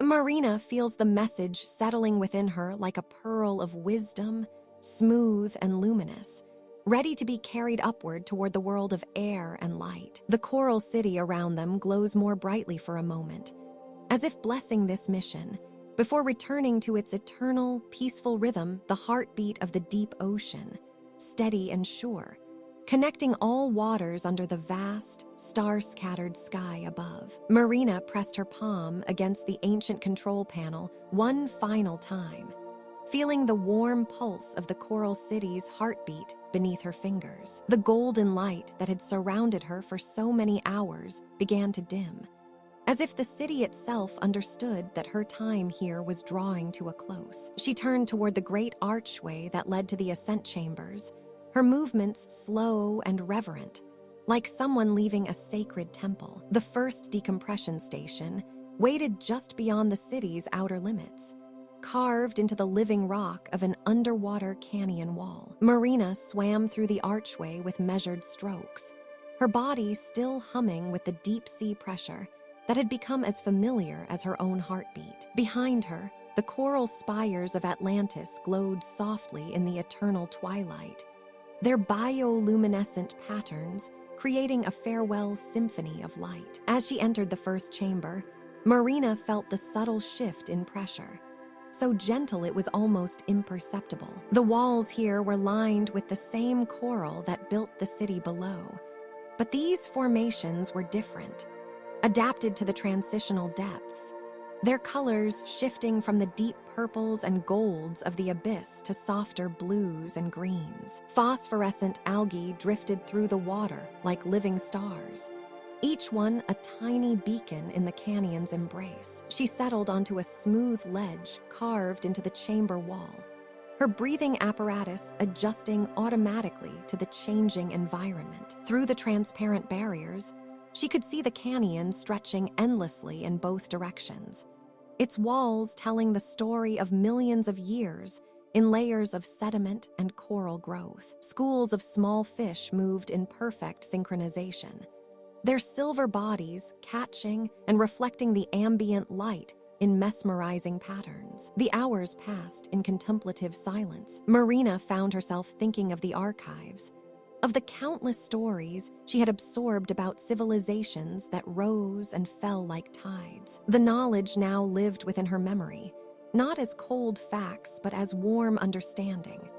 The way people loved, created, struggled, and found joy in the depths of an alien ocean. She understood now why the Atlanteans had chosen to remain hidden, to let the surface world believe them nothing more than myth. The second decompression station appeared above her like a way station between worlds. Here, the canyon walls were dotted with caves where luminous creatures made their homes. Marina watched a family of transparent jellyfish drift past, their bodies pulsing with internal light, completely unbothered by her presence. She had become part of this world, even if only temporarily. As she ascended further, the water itself began to change. The pressure that had pressed against her, like a familiar embrace, gradually lessened, and she could feel her body remembering the rhythms of shallower waters. The third station was built into a series of natural terraces, where spiral coral formations created gentle currents that massaged away the deep-sea tension from her muscles. Marina closed her eyes and let herself drift in the mild current, feeling the weight of all she had experienced settling into her bones like sediment on the ocean floor. The faces of the Atlanteans she had met flickered through her memory. The guardian with eyes like deep pools, the young coral tender who had shown her the nurseries, the ancient historian whose voice carried the weight of centuries. They had trusted her with their secrets, and she felt the responsibility of that trust settling around her shoulders. The fourth station offered a view through crystal-clear water to the surface far above, where the faintest suggestion of sunlight created a pale golden glow. Marina had almost forgotten what natural light looked like after her time in the bioluminescent depths. The sight filled her with a strange mixture of longing and sadness. Longing for the familiar world above, sadness at leaving the wonders below. Here, in this transition between worlds, she understood something profound about the nature of belonging. Home wasn't just a place.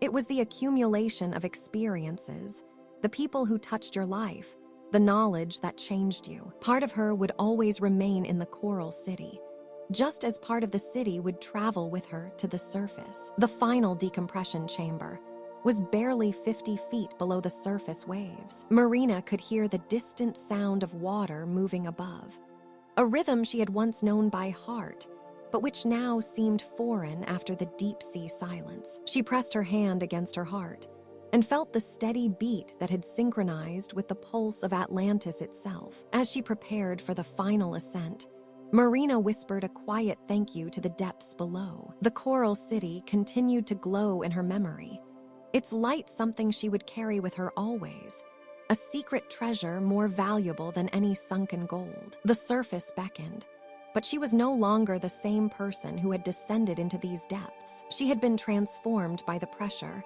and the darkness and the impossible beauty of a world that existed beyond imagination. Marina hangs suspended in the twilight waters, her body perfectly still as the ancient rhythm of decompression works its gentle magic through her system. Here, 300 feet below the surface, she finds herself caught between two entirely different worlds.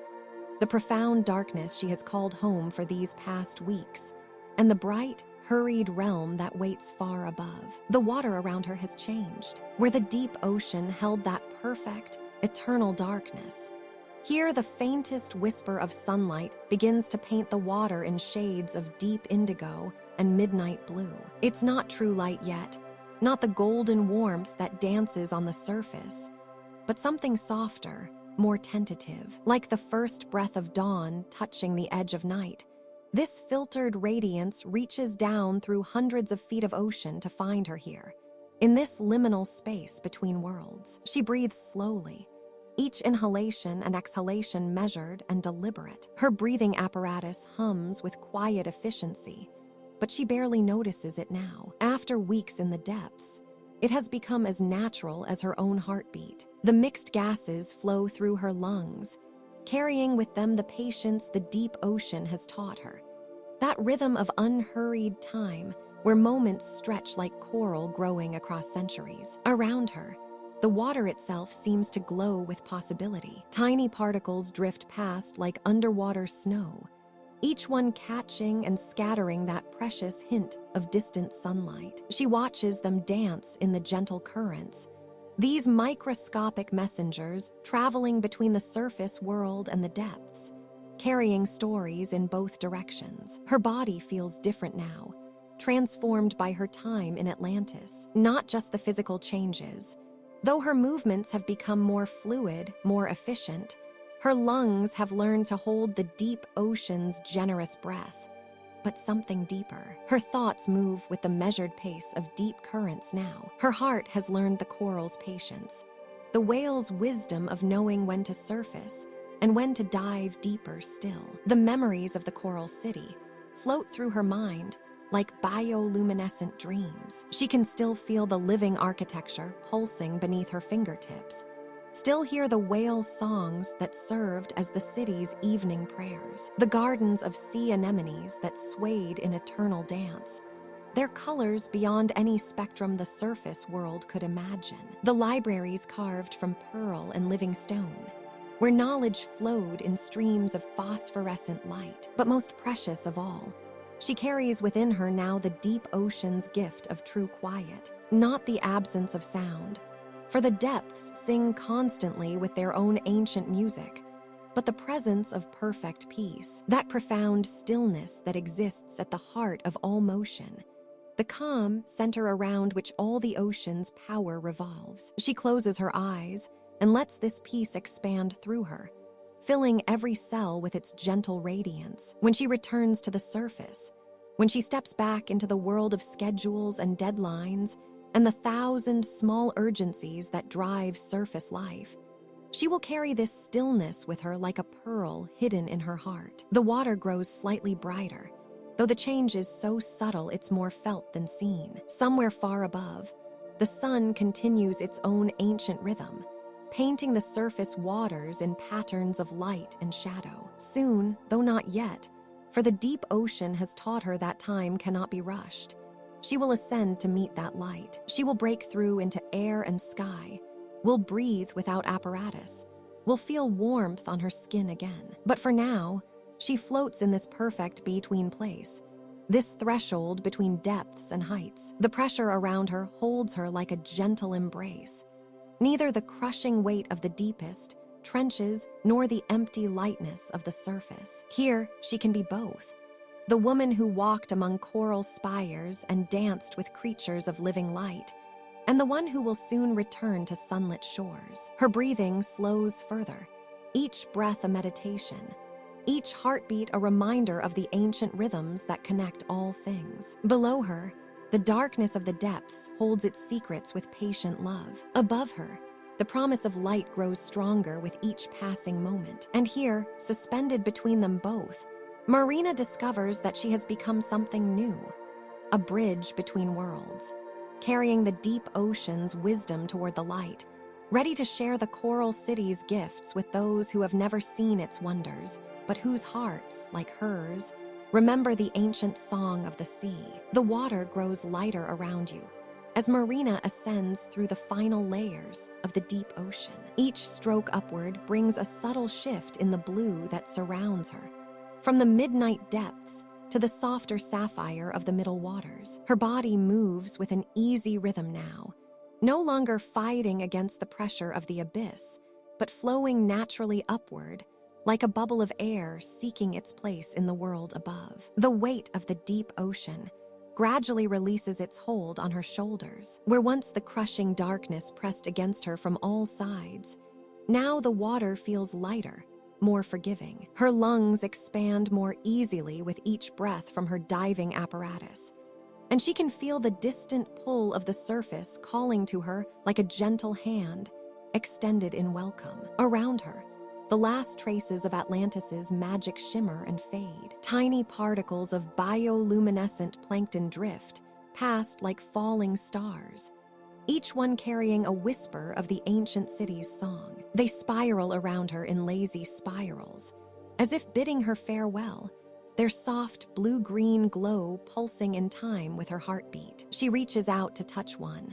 and it flickers brighter for just a moment before continuing its eternal dance through the water. The coral formations that marked the outer boundaries of Atlantis give way to more familiar reef structures. These are the corals she knows from shallower waters, brain corals like smooth boulders, staghorn formations reaching toward the light, and gentle sea fans swaying in the current. Fish move differently here too, their movements quicker, more urgent, driven by the rhythms of the surface world rather than the timeless patience of the deep. Marina's body remembers the motions of ascent, as if she's done this 1,000 times. Her arms cut through the water in long, measured strokes, while her fins propel her upward with steady kicks. She feels the ancient wisdom of Atlantis flowing through her movements. Now the understanding that water is not something to be conquered, but something to dance with, to become one with, to trust completely. The pressure gauge on her equipment shows the gradual decrease as she rises, but Marina barely notices the numbers anymore. Her body has learned to read the water itself, to feel the subtle changes in density and temperature that mark each layer of the ocean. She pauses occasionally to equalize the pressure in her ears, floating motionless for a moment as small silver fish dart around her like living confetti. Above her now, she can see the faintest suggestion of light, not the harsh brightness of the surface, but a gentle glow that speaks of day transitioning into evening. The water here holds a warmth that the depths never knew, carrying with it the memory of sunlight absorbed hours ago. She can taste the difference to less salt, less mineral, more of the sweetness that comes from proximity to the sky. As she rises through the final meters, the light grows stronger, painting the water around her in shades of gold and amber. She can see the surface now, that magical boundary between the ocean and the sky, rippling gently with small waves that catch and scatter the dying light of day. Each wave crest holds a moment of brilliance before releasing it back to the sea. Marina breaks through the surface just as the sun touches the horizon. The first breath of surface air fills her lungs completely, tasting of salt spray and evening warmth. She removes her diving mask and floats on her back, feeling the gentle rock of the waves beneath her body. The water here moves differently than in the depths, more playful, more alive with the energy of wind and weather. The sky above her is painted in the softest shades of coral pink and gold, colors that mirror the living reefs she has just left behind in the depths. Clouds drift across the heavens like schools of celestial fish, their edges touched with the same luminescent quality she found in the deep-sea creatures of Atlantis. She realizes now that the ocean and sky are not separate worlds, but part of the same endless dance of light and water. As the first stars begin to appear in the darkening sky, Marina floats peacefully on the surface. She thinks of the constellations of bioluminescent creatures she witnessed in the depths, how they too form patterns in the darkness, creating their own maps of wonder in the vast space of the deep ocean. Above and below, light finds a way to shine in the darkness. The gentle rhythm of the waves rocks her like a lullaby. She carries within her now the eternal pulse of the tides, the deep wisdom of Atlantis, and the understanding that some journeys change you not by taking you somewhere new, but by showing you the magic that was always there, waiting beneath the surface of the everyday world. Marina closes her eyes and lets the ocean hold her, knowing that though she has returned to the light, she will forever carry the luminous depths within her heart.